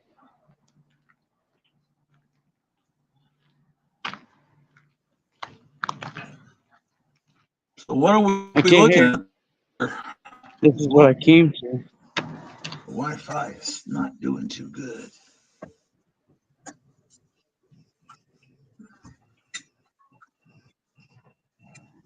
I'm afraid to touch it.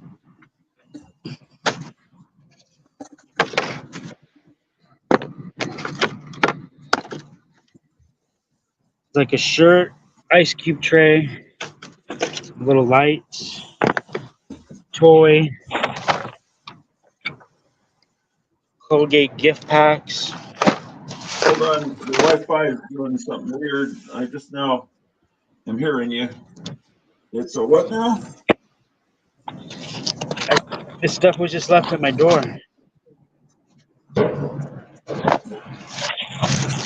Oh shoot. That's cool, an apron.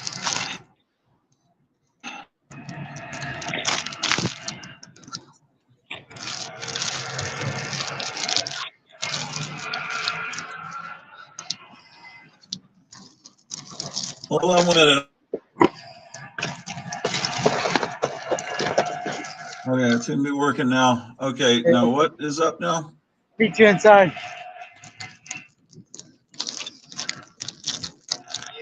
Someone left a bunch of Batman Just stuff doing a for you, huh? video. Somebody left this stuff here for me. Or I don't know if they left it for me, but it's here. Is this what happens on Batman Day? You get free Batman stuff?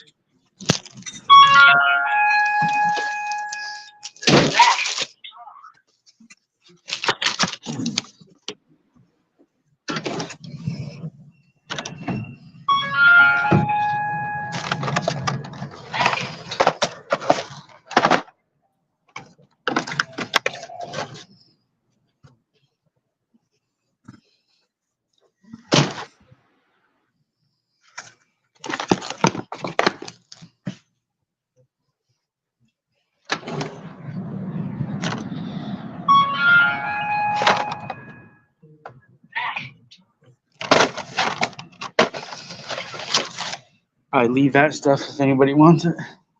Someone's donating Colgate toys to you that they.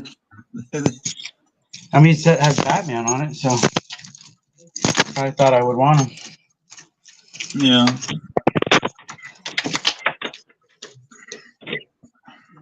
That's it.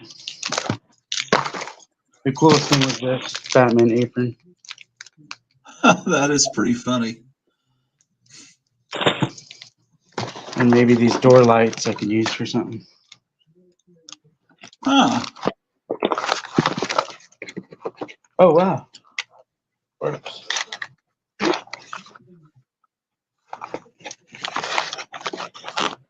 I don't know how I turned it on. I just grabbed it and turned it on. No, I'll shut it off. There we go. These little lights. I think they're lights. I'll check back in a little bit. I got to open out here. Okay. Sounds good. Okay. See you.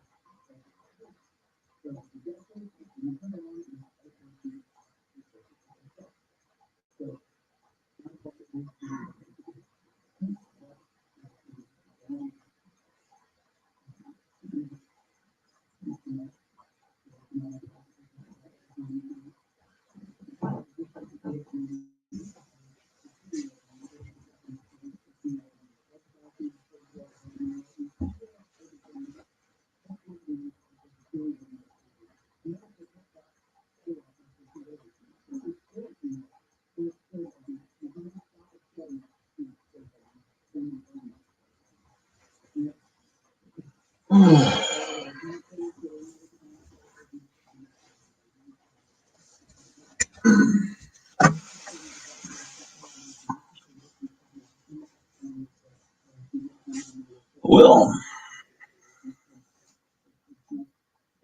yeah, I was going to end the episode, but I realized it was a pretty good view back there.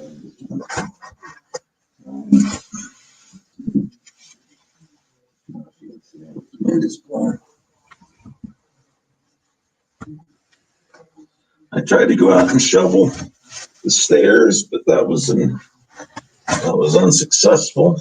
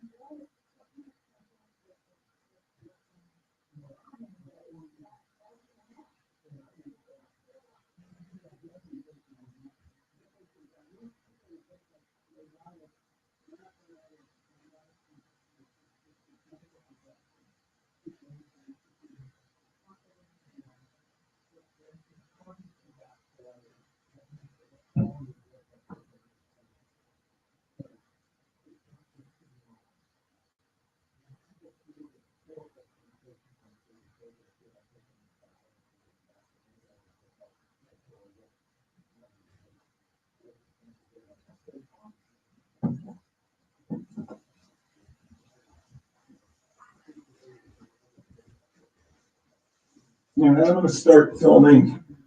You're watching episode 903. I'm going to start filming episode 904. And it's going to be a Batman episode since this is Batman Day.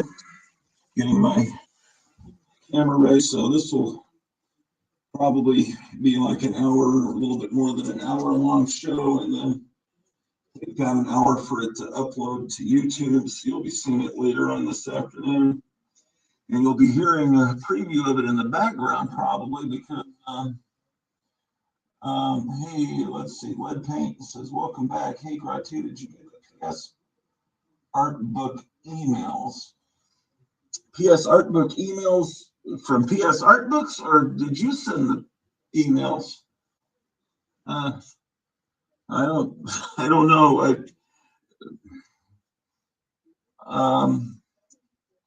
Yeah, I don't know. I might have gotten some emails, but I haven't read any. I don't ever check my email that often, to be honest with you. But I should be signed up for PS Art Book emails if, I don't know.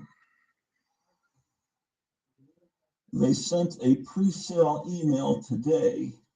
No, I'm not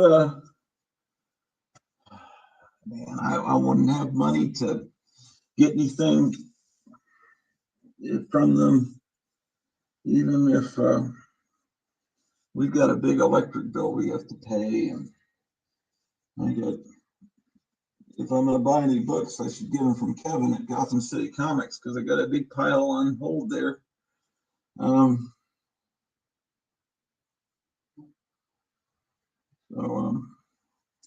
I got the camera ready to go to film episodes. So let's see what he's saying. They're printing a facsimile of Mad Monsters magazine. Also, Wolverton Volume 1. Oh, that sounds really cool. If they're coming out from the PS Art Books and selling them, I'll probably wind up getting them by buying them through Gotham City Comics in Mesa, Arizona. Just because he's my comic book supplier. He's my dealer. Anyway, I'm going to get started on this episode. I think I'm going to go out there and film in the snow if my camera doesn't shut off because it's like 10 degrees out there.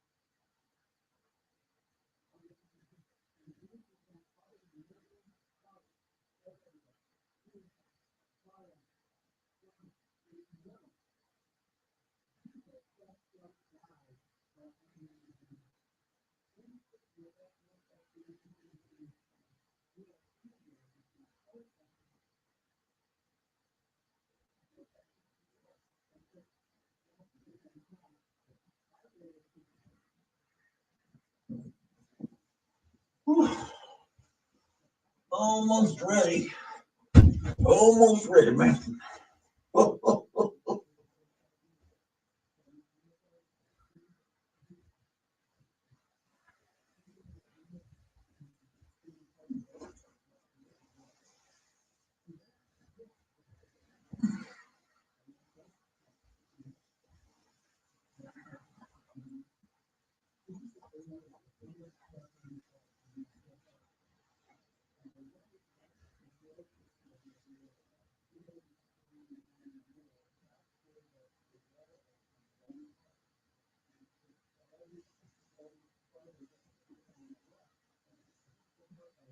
Hey, welcome back to the Hotel Orloff here in beautiful Rural Retreat, Virginia, where we're experiencing blizzard conditions. And they say that you only get a storm like this once or twice in a decade.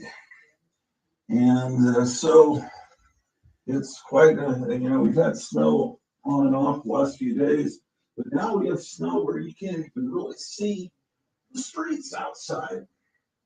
And I've been live streaming all morning. See, I've got my, show you how it looks. I've got my computer here on top of some milk crates, and I'm pointing it out the window so that you can see the blizzard. And anyway, this is episode 904. It is January the 12th, 2024. And it is Batman Day, ladies and gentlemen. I don't know if it's officially Batman Day, but it's Batman Day for the rural retreat location of the Hotel Orloff. We have, they're out there scooping up the snow. Well, that's good.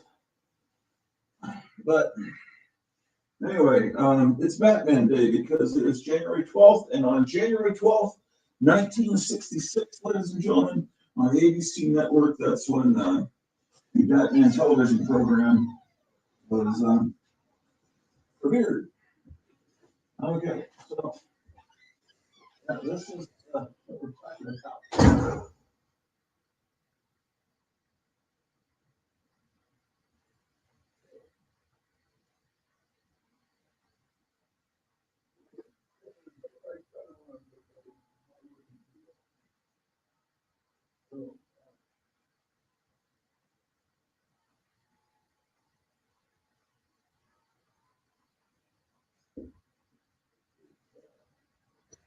Something else out here, man. Oh my gosh. How about that? Woof, woo, woo, woo. Let's see if the other people are doing the live stream here. How many people watching? We got 7 people watching. Okay. That is, they said the winds were going to pick up today, and I don't really see how I can get the car out down the driveway because I can't see the driveway. I'd wind up hitting the rock retaining wall, not knowing that it's there. This snow is up 3 feet, man. We're having trouble at the Dothan, Alabama location of the Hotel Orloff as well. And here at the Rural Retreat location. Oh, I didn't realize this lantern had fallen off here. Okay.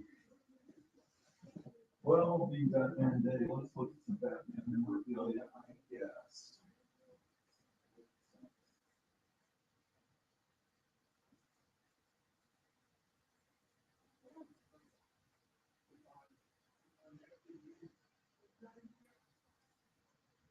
Okay.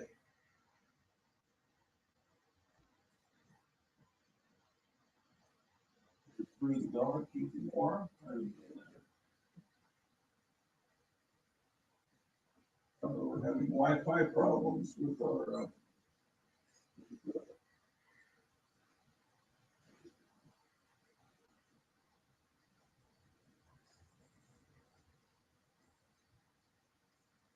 Oh, it says the Oversight Committee officially finds Hunter Biden in contempt.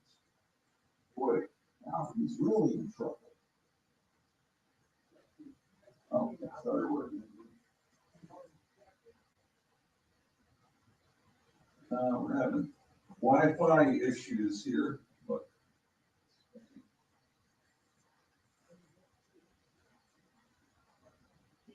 Okay, well, let's look around. That man should be just about every 5 feet.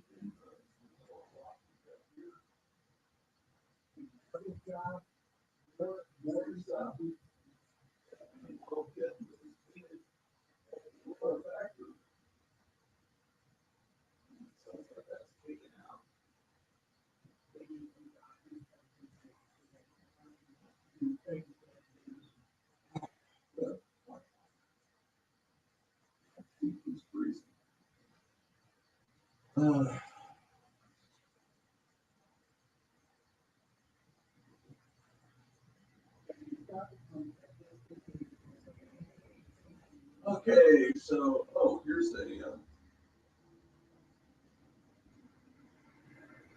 that man lamp. Where else is there?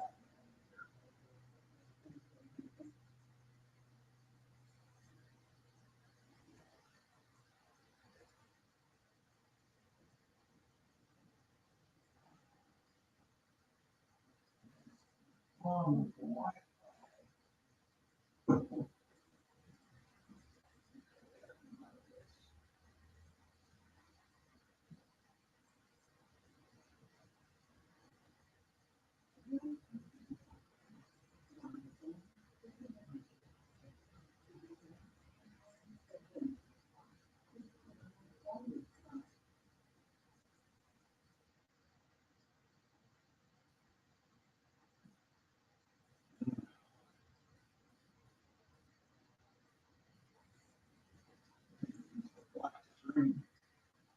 Is it weather related, or is it the evil ones trying to prevent us from seeing Marjorie Taylor Greene?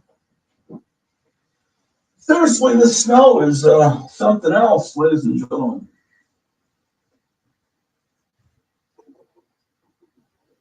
Let's take a look at it again.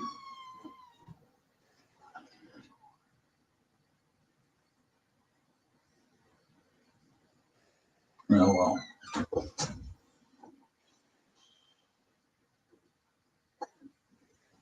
I don't know if I stocked up enough food. I don't know how long this is going to last.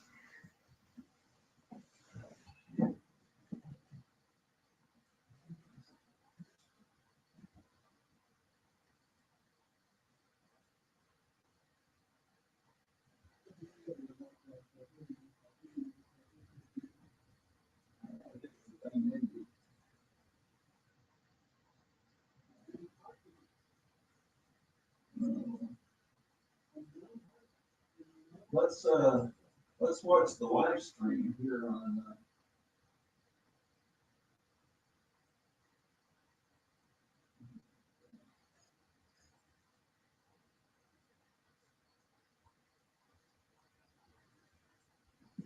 And also of great significance, historic moment, the Orloff channel has reached 666 subscribers. The people number. And then just the live stream covering the blizzard.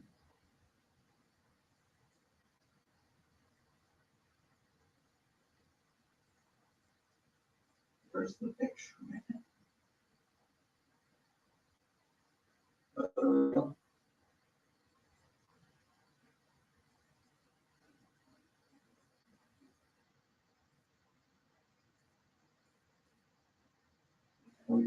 We should adjust the camera because we're seeing this.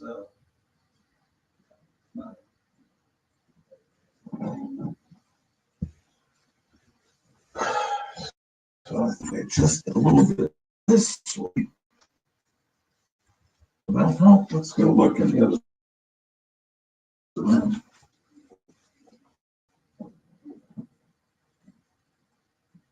It's on a slight delay, possibly.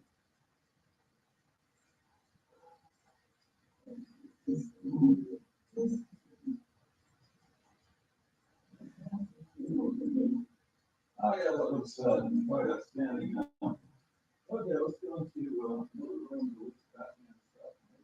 Batman comics. Oh, earlier, Gary Davis was a guest on the live stream. One of these my childhood.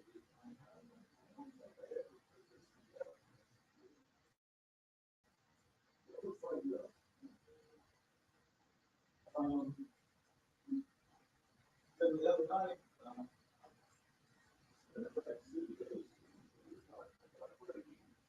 comics out of their CGC shelf. And this is the only CGC comic I have. And one of the older slabs, and I have no idea. Old style slab.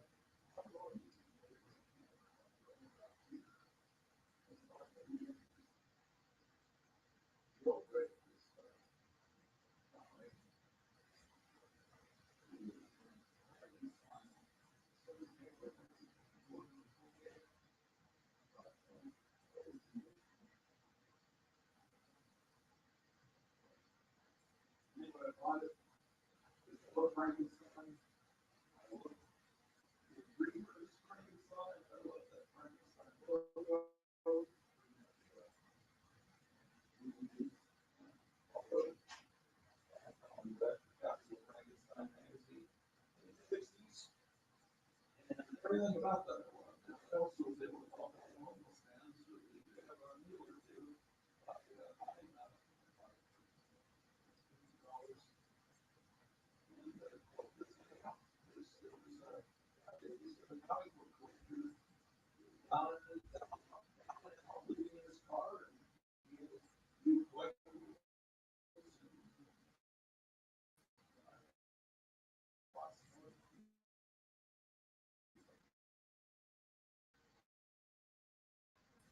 Anyway, it's a good price on how to smash that thing out.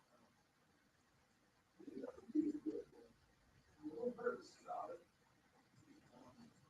I don't know.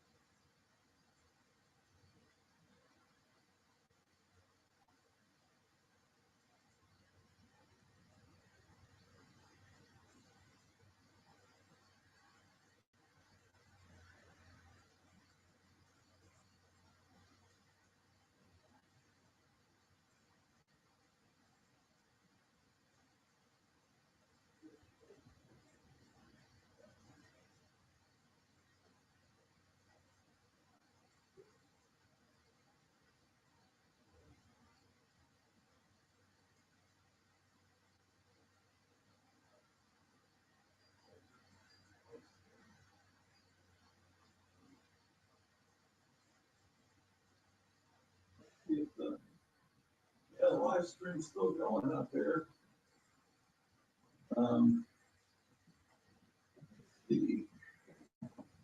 What it's like. Ah, my back. Ow, God dang it. I stepped down a step and my lower spine. Does that hurt? Dang, that hurts.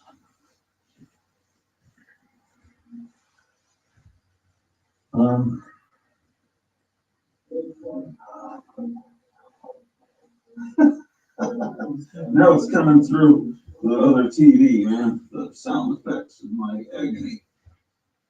Unbelievable. Wonders of technology. Well, let's look at this blizzard, man. This blizzard's nothing, man. Most of the people complaining about this. It's hardly anything.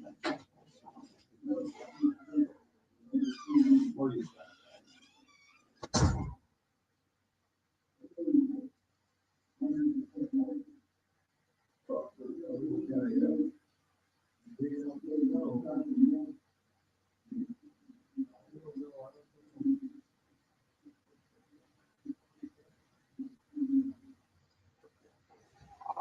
No. No. Okay, those of you watching live, I'm just wrapping up a program. Actually, I'm about 52 minutes into it. I probably should be able to go a little bit longer, but I'm getting low on battery. So let's go in this room.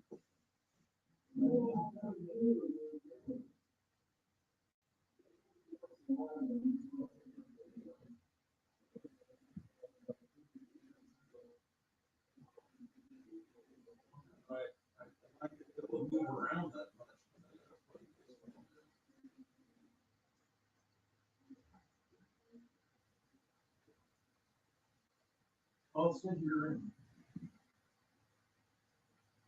and tell you some stories. That same grandmother also, she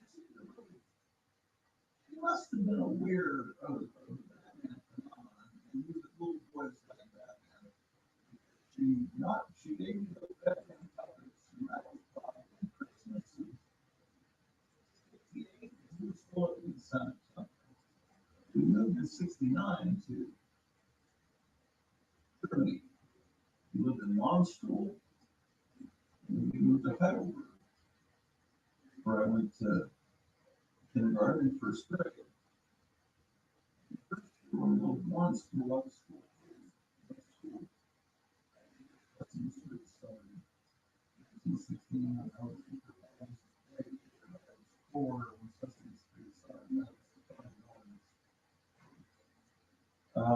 So then when we were living in Germany, I got a Batmobile with a Batboat from her as well. So, and this is before I really even knew who Batman was. I'd never seen the Adam West show. And West Germany, Virginia, Batman was a cool thing. I didn't know the brother stuff about it. I had these toys. And then we moved to San Antonio. That's when I first started buying Batman comics. And then there was the culinary school I was going to. I was in third grade. They had a children's matinee thing through the school. Every Saturday they run a kids movie. They tell you to take it, you probably benefited from it. So one week it was Benji. This was after Benji already back. That's the actual one. Benji back. And so I saw Benji. And I was so obsessed with Connor VX. I remember I wrote a review of Benji with school. Comic books. And so Benji is so expressive. It's like one of the greatest comics that Benji thought. Then one of the movies, no, you know what it was? take it back. One week it was gonna be Batman. This is Batman. He's gonna fight at the theater. And then I went, and it turned out, well, we didn't get the movie, so we're gonna have to show you the image. At this point, we did, and I thought, well, you know, go make and stuff. Number 7 is bad. But everyone's forgotten about it. This is the Jaws shark came along, and everyone forgot about Ninja. Okay, so I didn't get to see the Batman movie. When did I first see the Batman movie? I saw it on television. And I didn't see it in the theater. I wouldn't see it in the theater until I was in college in Dallas at the, on Greenville Avenue. The Granada Theater is still there. They had Batman one night, a double feature of Batman and the Monkees movie Head. A double feature, and we went to see that. It was a repertory house. They played old movies. They had John Wayne night, and they had John Waters night,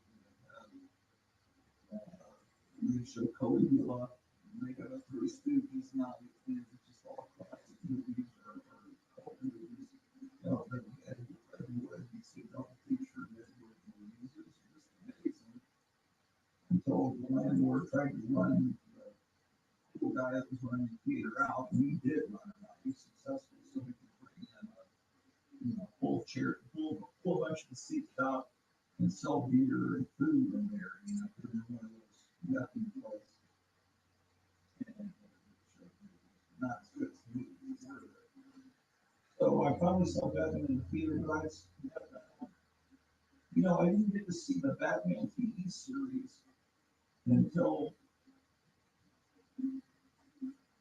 the summer of 1976. That's when it was on every day on Channel 11, KTV8, out of Fort Worth, Texas. And I watched it every day. And that's when I first saw the TV show. You know, I'd seen Super Friends and all that, and other incarnations of that. It wasn't until I was 11, a good age. And the Batman movie was came on television a lot. Just growing up, Batman was never syndicated in the areas that I lived in. And the Addams Family, which I dearly love, I didn't see that till later either because I didn't see the Monsters until I was in second grade. Because when it premiered, and Addams Family later, because it seemed like Addams Family, the Monsters was syndicated here and on local television in Virginia when we lived there in second grade, and then it was on in San Antonio, and it was always on. It was on every blue. The Monsters was there, but the Addams Family wasn't. I think that when we moved, I think we were moving like through Alabama or something. I went from one state to another and stayed in a motel.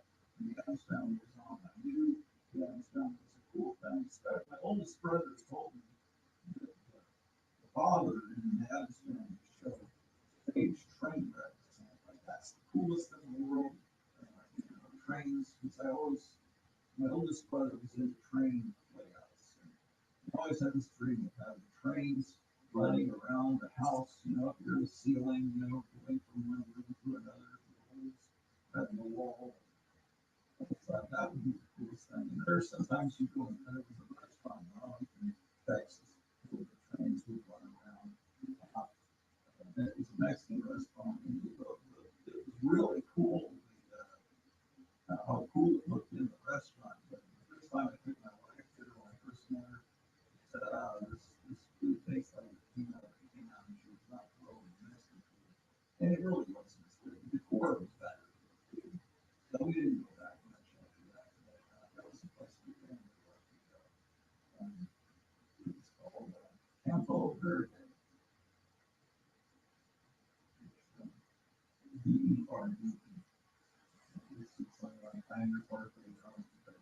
it's still there. It might be under new ownership now, maybe it's being better.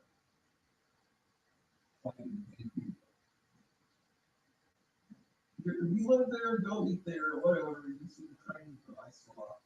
All. So, Batman, casting, Burt Ward, Robin was great, Adam West was great. Originally it was going to be,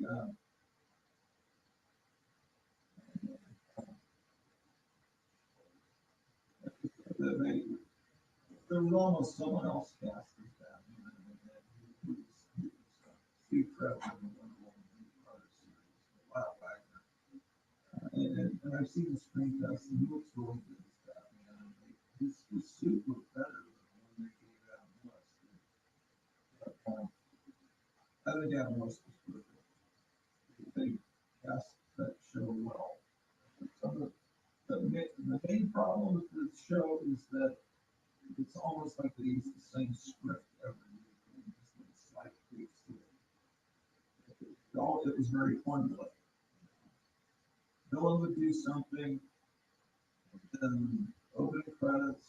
No, villain would do something. Commissioner Gordon would call Batman, fly down the pole, opening credits, and the Batmobile would be going 14 miles to Gotham City, and they could pull up police headquarters, and they'd run up the steps, the same shot every episode. And Commissioner Gordon would brief them, and there'd be a shot of the villains, inspiring, and Batman and Robin show up to fight.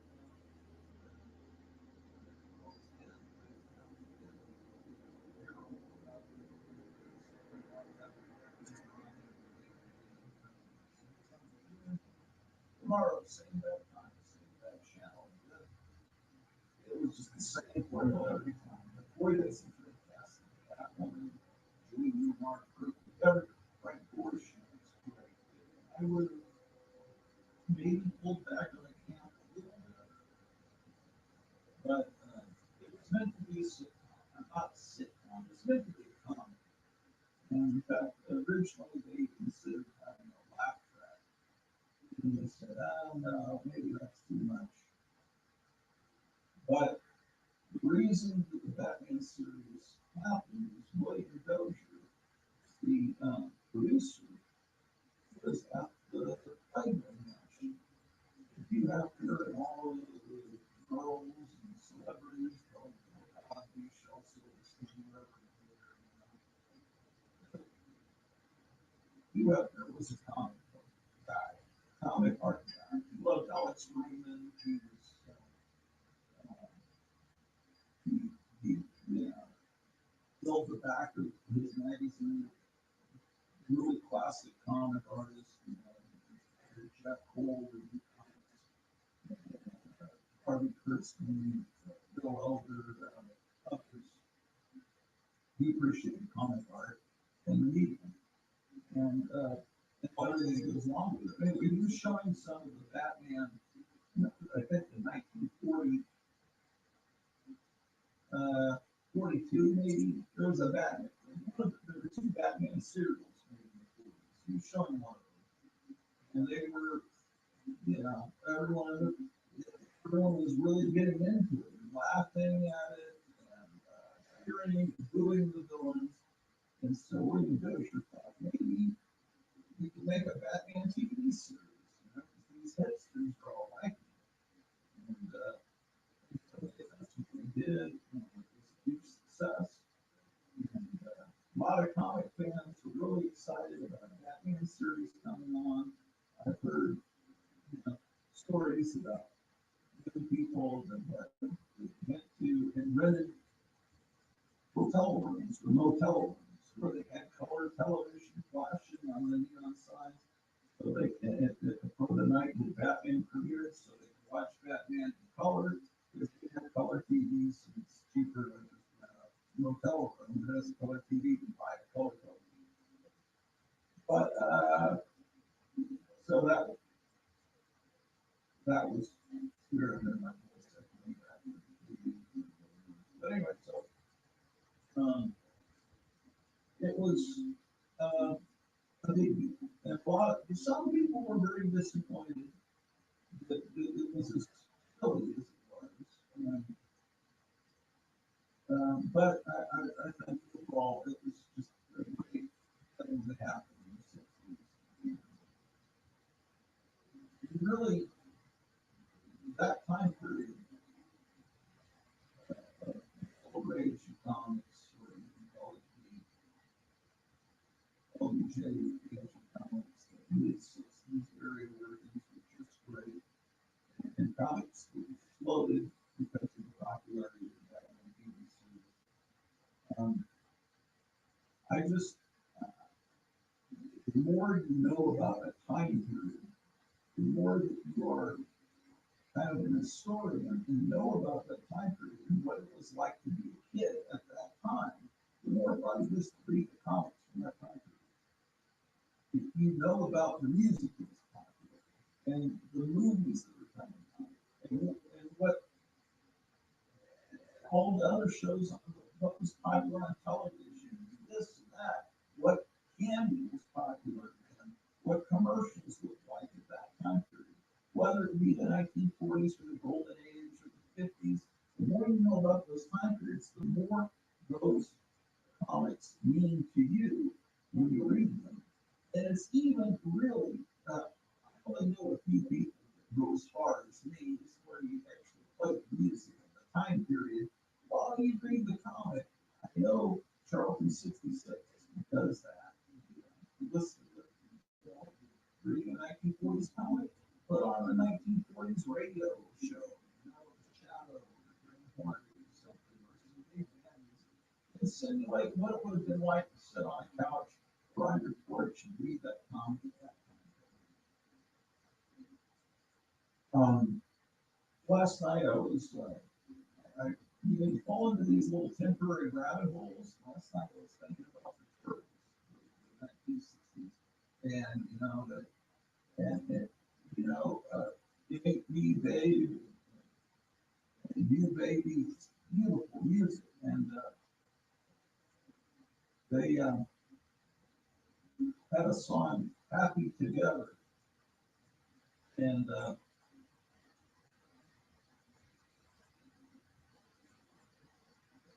oh shut up, more of the story.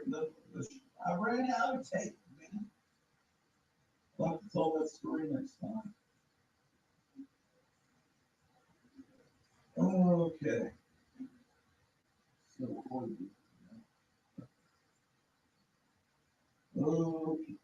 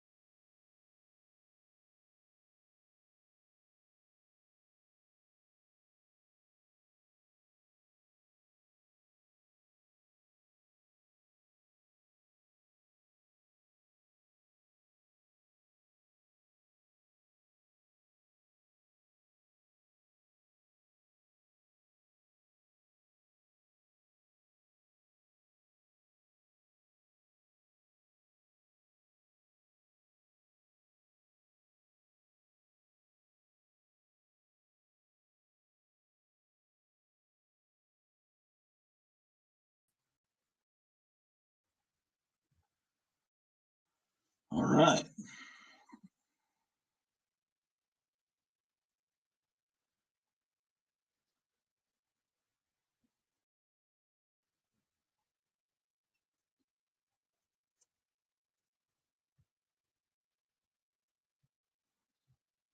So getting back to what we were talking about. Hey, Gratu, did you get the PS art book emails?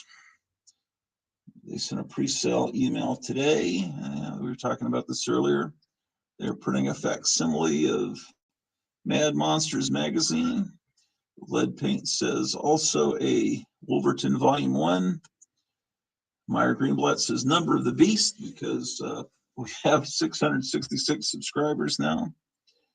Meyer says, this is great weather for building a snow fort and moving the G.I. Joe adventure team outside for Arctic operations. It would be, except the snow is a little too deep and the wind is blowing, and it would be great weather for that, except for it is 10 degrees outside. You'd have fingers removed after.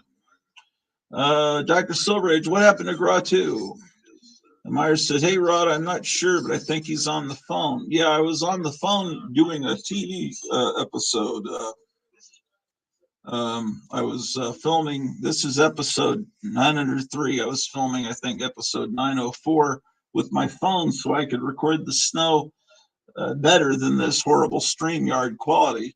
And I was talking about it being Batman Day because January 12th, 1966 is when January 12th is, to me, Batman Day.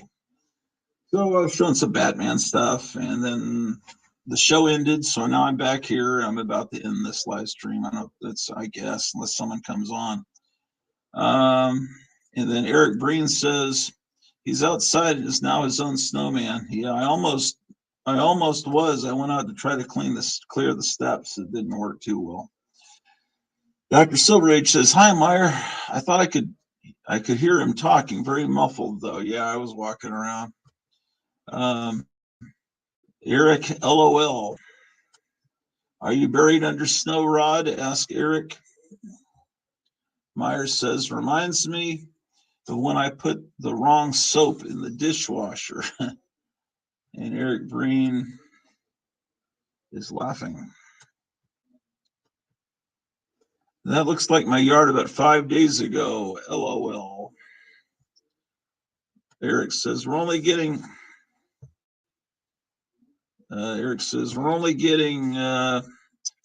flurries a couple of times in the next week. Pretty much dodged everything but the cold. Dr. Silverage says, Eric, no. Wednesday, we got a big rainstorm, melted all that white crap away. Yay. Ton of rain here too. Nothing to melt though, says Eric. Meyer Greenblatt says 54 and partly cloudy here. Dr. Silverage says, I can deal with the cold. It's everything that comes with snow that I disdain. It makes more work than anything else. Sucks to drive in. It sucks to have to shovel or even snow blow it. I think the high today is like 45 degrees, so not a bad day today. It's like summertime. Dr. Silverage says, welcome back. Gratu, Gotham City Comics says hello, and I'll put the link here temporarily to see if anyone wants to come on, and then if no one does, I'll probably sign out. I don't know if it's going to get more spectacular. I mean, this is probably nothing compared to what you guys are used to, but it's kind of an interesting little blizzard, they call it. Now I'm trying to upload this episode that I just filmed, and right as I'm about to upload it, it looks like it's upside down, but it's not upside down. So hopefully it doesn't upload to YouTube upside down.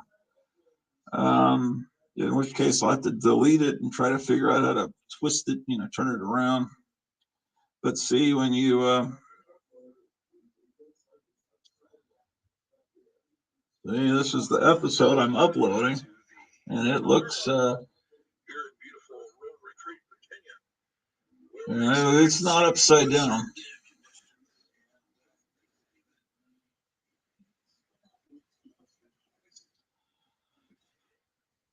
No, well, I'm not going to turn it upside down. There's no reason.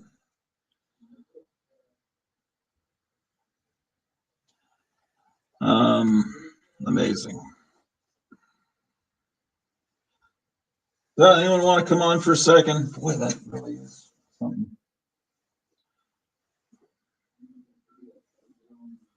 Let me see here. 10 people are watching. Unbelievable. Don't you have anything better to do? 10 people are watching. Unbelievable.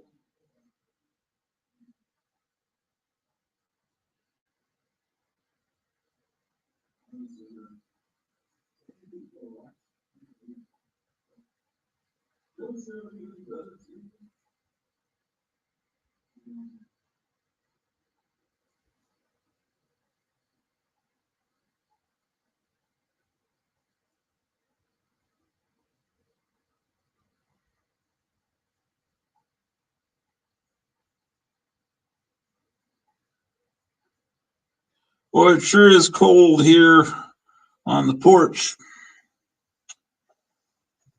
Dr. Silver says, looking forward to the next show, too.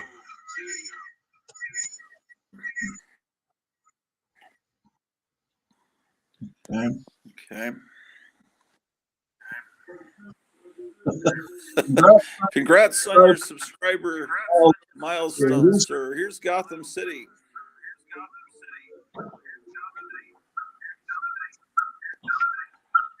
What's going on, Gotham?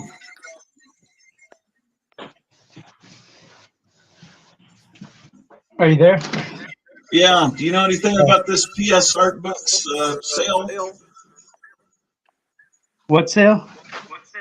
One page says, ask me if I was on the, I probably should end the anti-gratu feed. Hey, flip your phone or whatever sideways. I did flip it. Oh, it's not working. There it goes.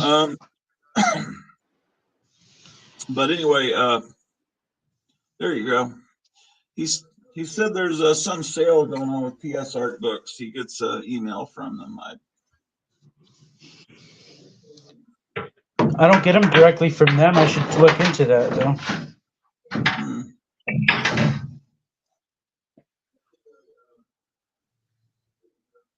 Well, have sales been good there today? No, I've only had one customer. What? It's the same guy. He just left. Remember when I first got here? Yeah. Yeah, he came in right when he was in there that whole time, huh? Yeah, we just been talking the whole time. This is a tapestry, I think you call these. Tapestry. That's the word I couldn't think of. I was saying it was cloth. You were saying it was a towel. I was like, no, it's not a towel. Yeah, I don't know what I'm talking about. But it would be cool if they should make a towel of that. I guess I have it hanging next to a Betty Page towel, so I guess I'd buy a towel. I'd buy that as a towel. Yeah, I guess in my mind I've equated them.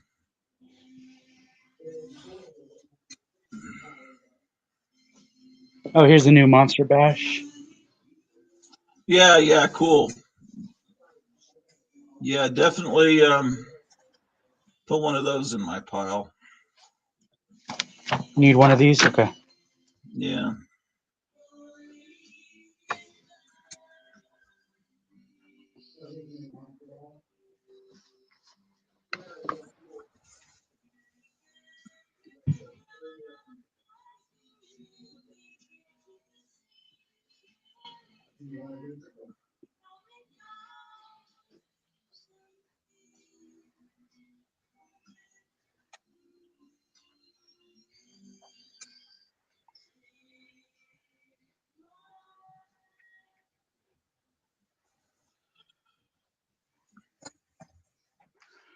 What about the other week? You were going through some boxes in the back room. Do you remember what boxes you went through?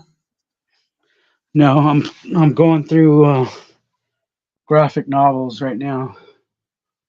Oh, okay. I gotta. Oh, they're in alphabetical, but I need to tighten these up. Oh, look at this. Record-breaking cold threatens to complicate Iowa's leadoff caucuses as snowy weather cancels events. Snow was still piling on top of the 8 inches that had already accumulated when Katie Miller trekked out to see. Oh, I see what they're talking about. Yeah.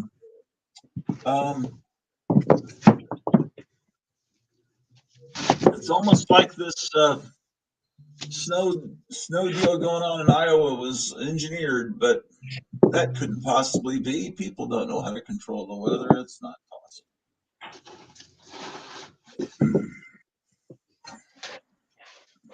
That's happening even here down in Dothan, Alabama. So what graphic novels have you discovered that you have? I'll let you know if I find something good.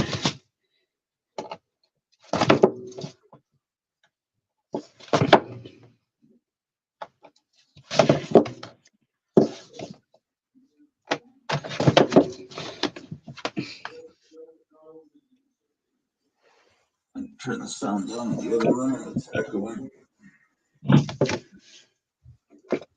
Is this the same stream or did you start a new one? No, it's the same stream.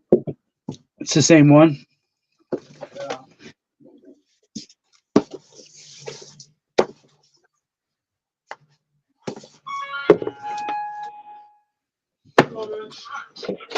How you doing?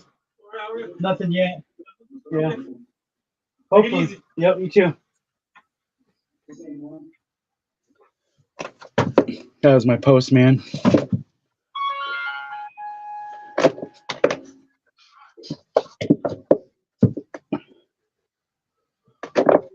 Postman was just here. Oh, this is cool. I didn't know I had this here.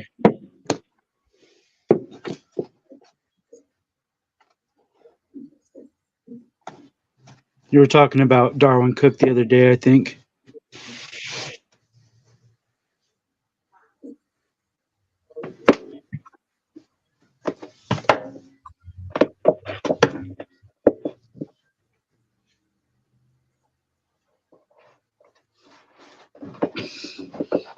You ever think of those DC editions with the go-go checks at the top? The books, the reprint the 60s stuff, and they have the go-go check pattern at the top of the spine. Uh-huh.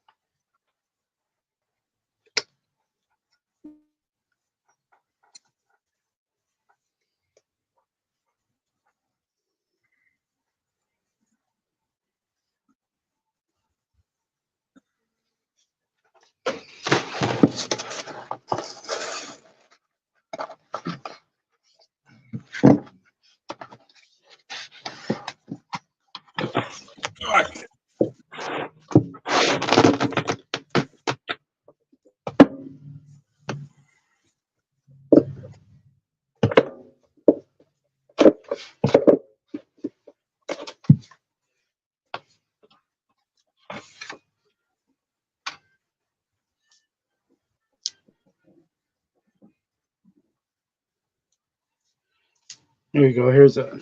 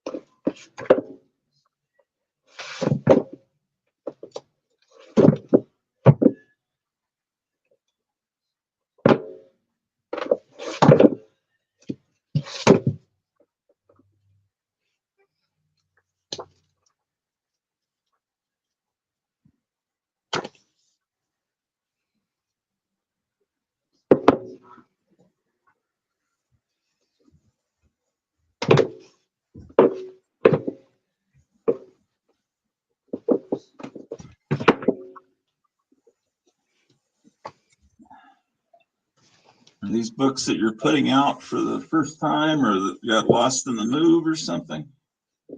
Stuff I didn't have room for. Yeah. I'm pulling out good stuff that I have room for. Okay. Some madman.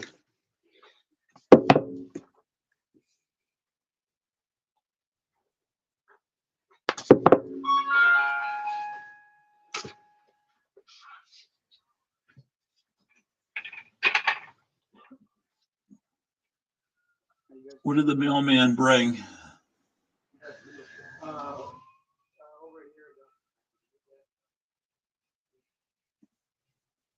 me know if there's something I can help you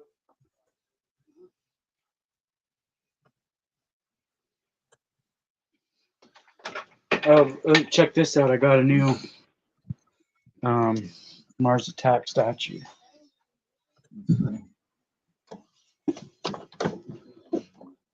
Up here.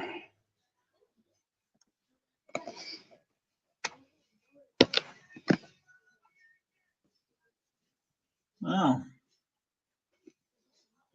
Pretty that cool. looks pretty good. Is it a full body? Oh no, it's I see. Yeah, just a little bust. I was looking on the back. Look at this ornament you can get. How much do those things go for?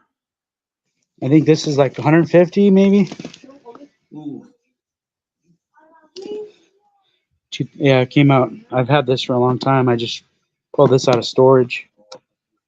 Oh, okay. Ooh, the wind's really kicking up now, blowing the snow.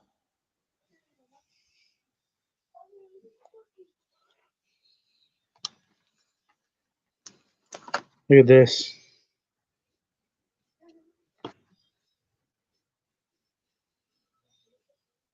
Oh.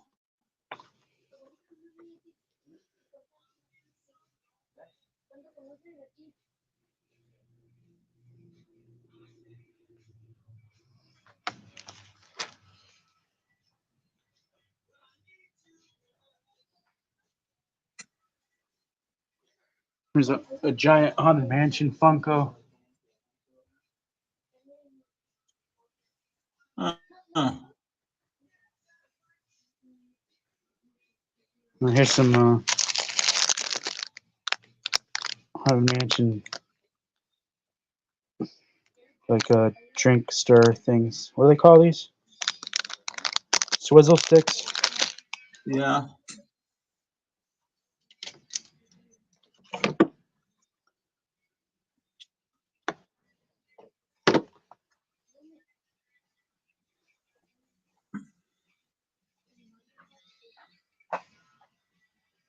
I'm kind of worried that YouTube's going to upload my latest video upside down.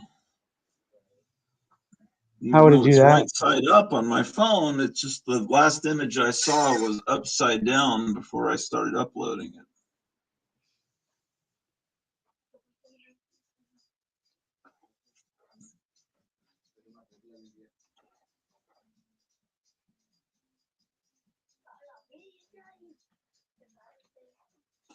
Was there anything interesting that came in this week?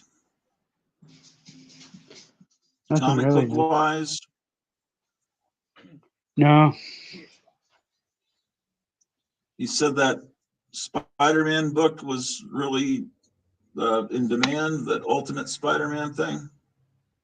Yeah, I saw they have second prints advertised now. Really? Yeah. How many did you order? I probably under ordered. I think I ordered 20 of them, Oh, but because I only had one person that wanted it. how many do That you told think me you could have sold? probably another 20. Wow. Well, Eric Breen says it's good. Yeah, I thought it was pretty good.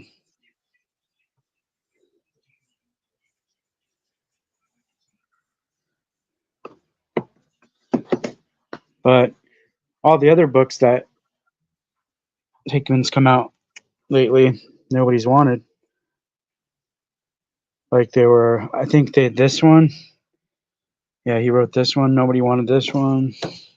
Yeah. There was another one. Oh, this one. It was like a $10 book, and Hickman wrote this, and everybody they were telling us, "Oh, you got to order more. You're not ordering enough. You guys are gonna need this." I kept getting What emails. is that a Thor related book? Um, I think they're new characters. There's a lot of new characters in it, but nobody cared about it, and I'm stuck with them. So it's like one of those things. What's the You can. cover art like inside that God's book? I thought they were going to trick us again with this Spider-Man because they've been doing that. Yeah. They tell you you're going to need these. There's going to be a demand. You're not. No stores are ordering enough. And then how many times can they say that and it never happens? Before Yeah. I don't believe you anymore.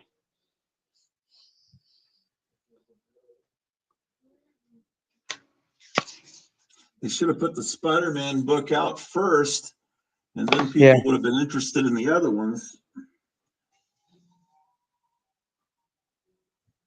yeah, because the regular Spider-Man that's on the shelves now, nobody wants that book Really? except the people that have been collecting and they don't want to break their runs. Yeah.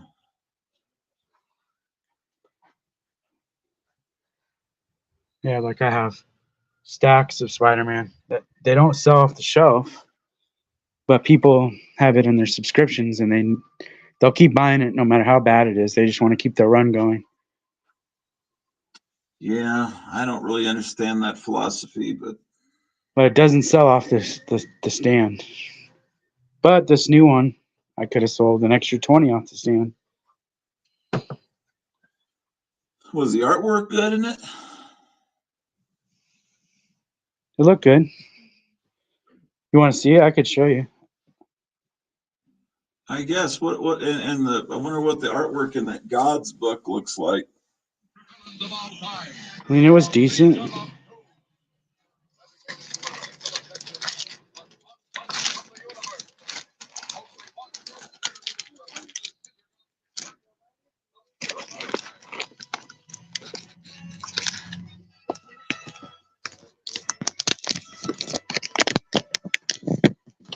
You guys have anything Michael Bay Transformers? Comics, I do. Like figures, like those. Figures from the movie? Yeah. I don't really have the movie figures, no. The, original. Uh-huh.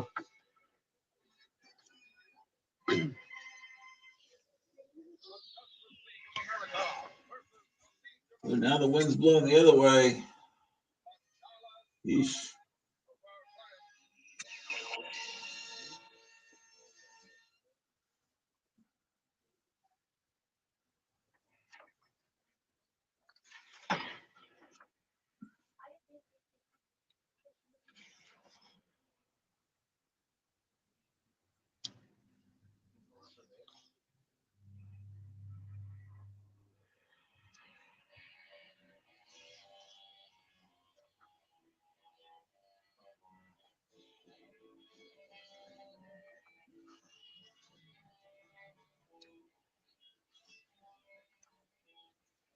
least it gives you something to read. Most of these new comics hardly have any words in them.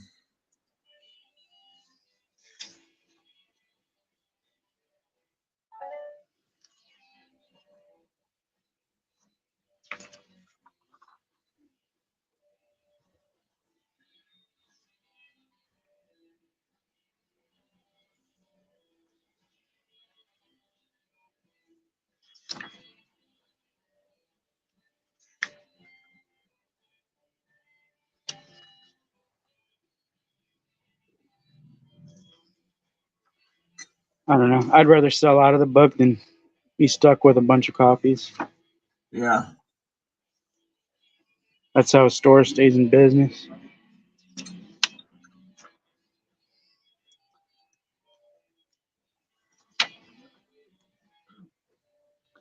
I mean, you kind of get disappointed that you miss some sales.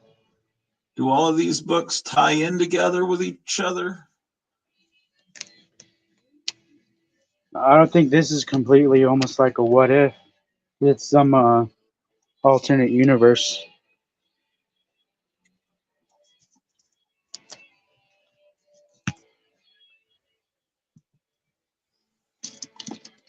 So it's not gonna. I don't think it'll tie in with anything.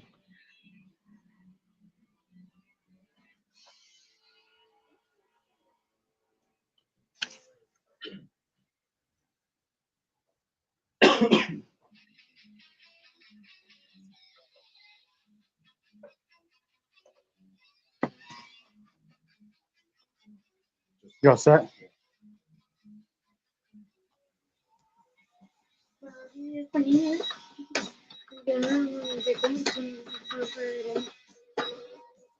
Please. Yeah.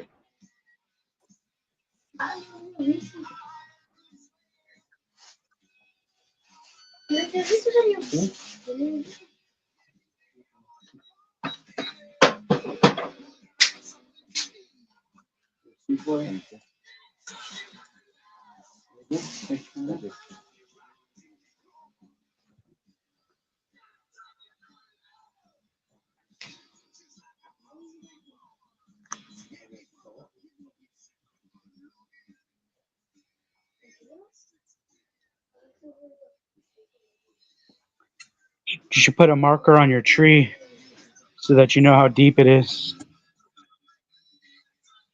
What? Put a marker on your tree and then you know how deep it is. Oh yeah, I pretty much know. I went out in it. It's probably a good 2-3 feet. Man. Well, maybe not 3 feet, 2 feet. Yeah, it's pretty deep. Um,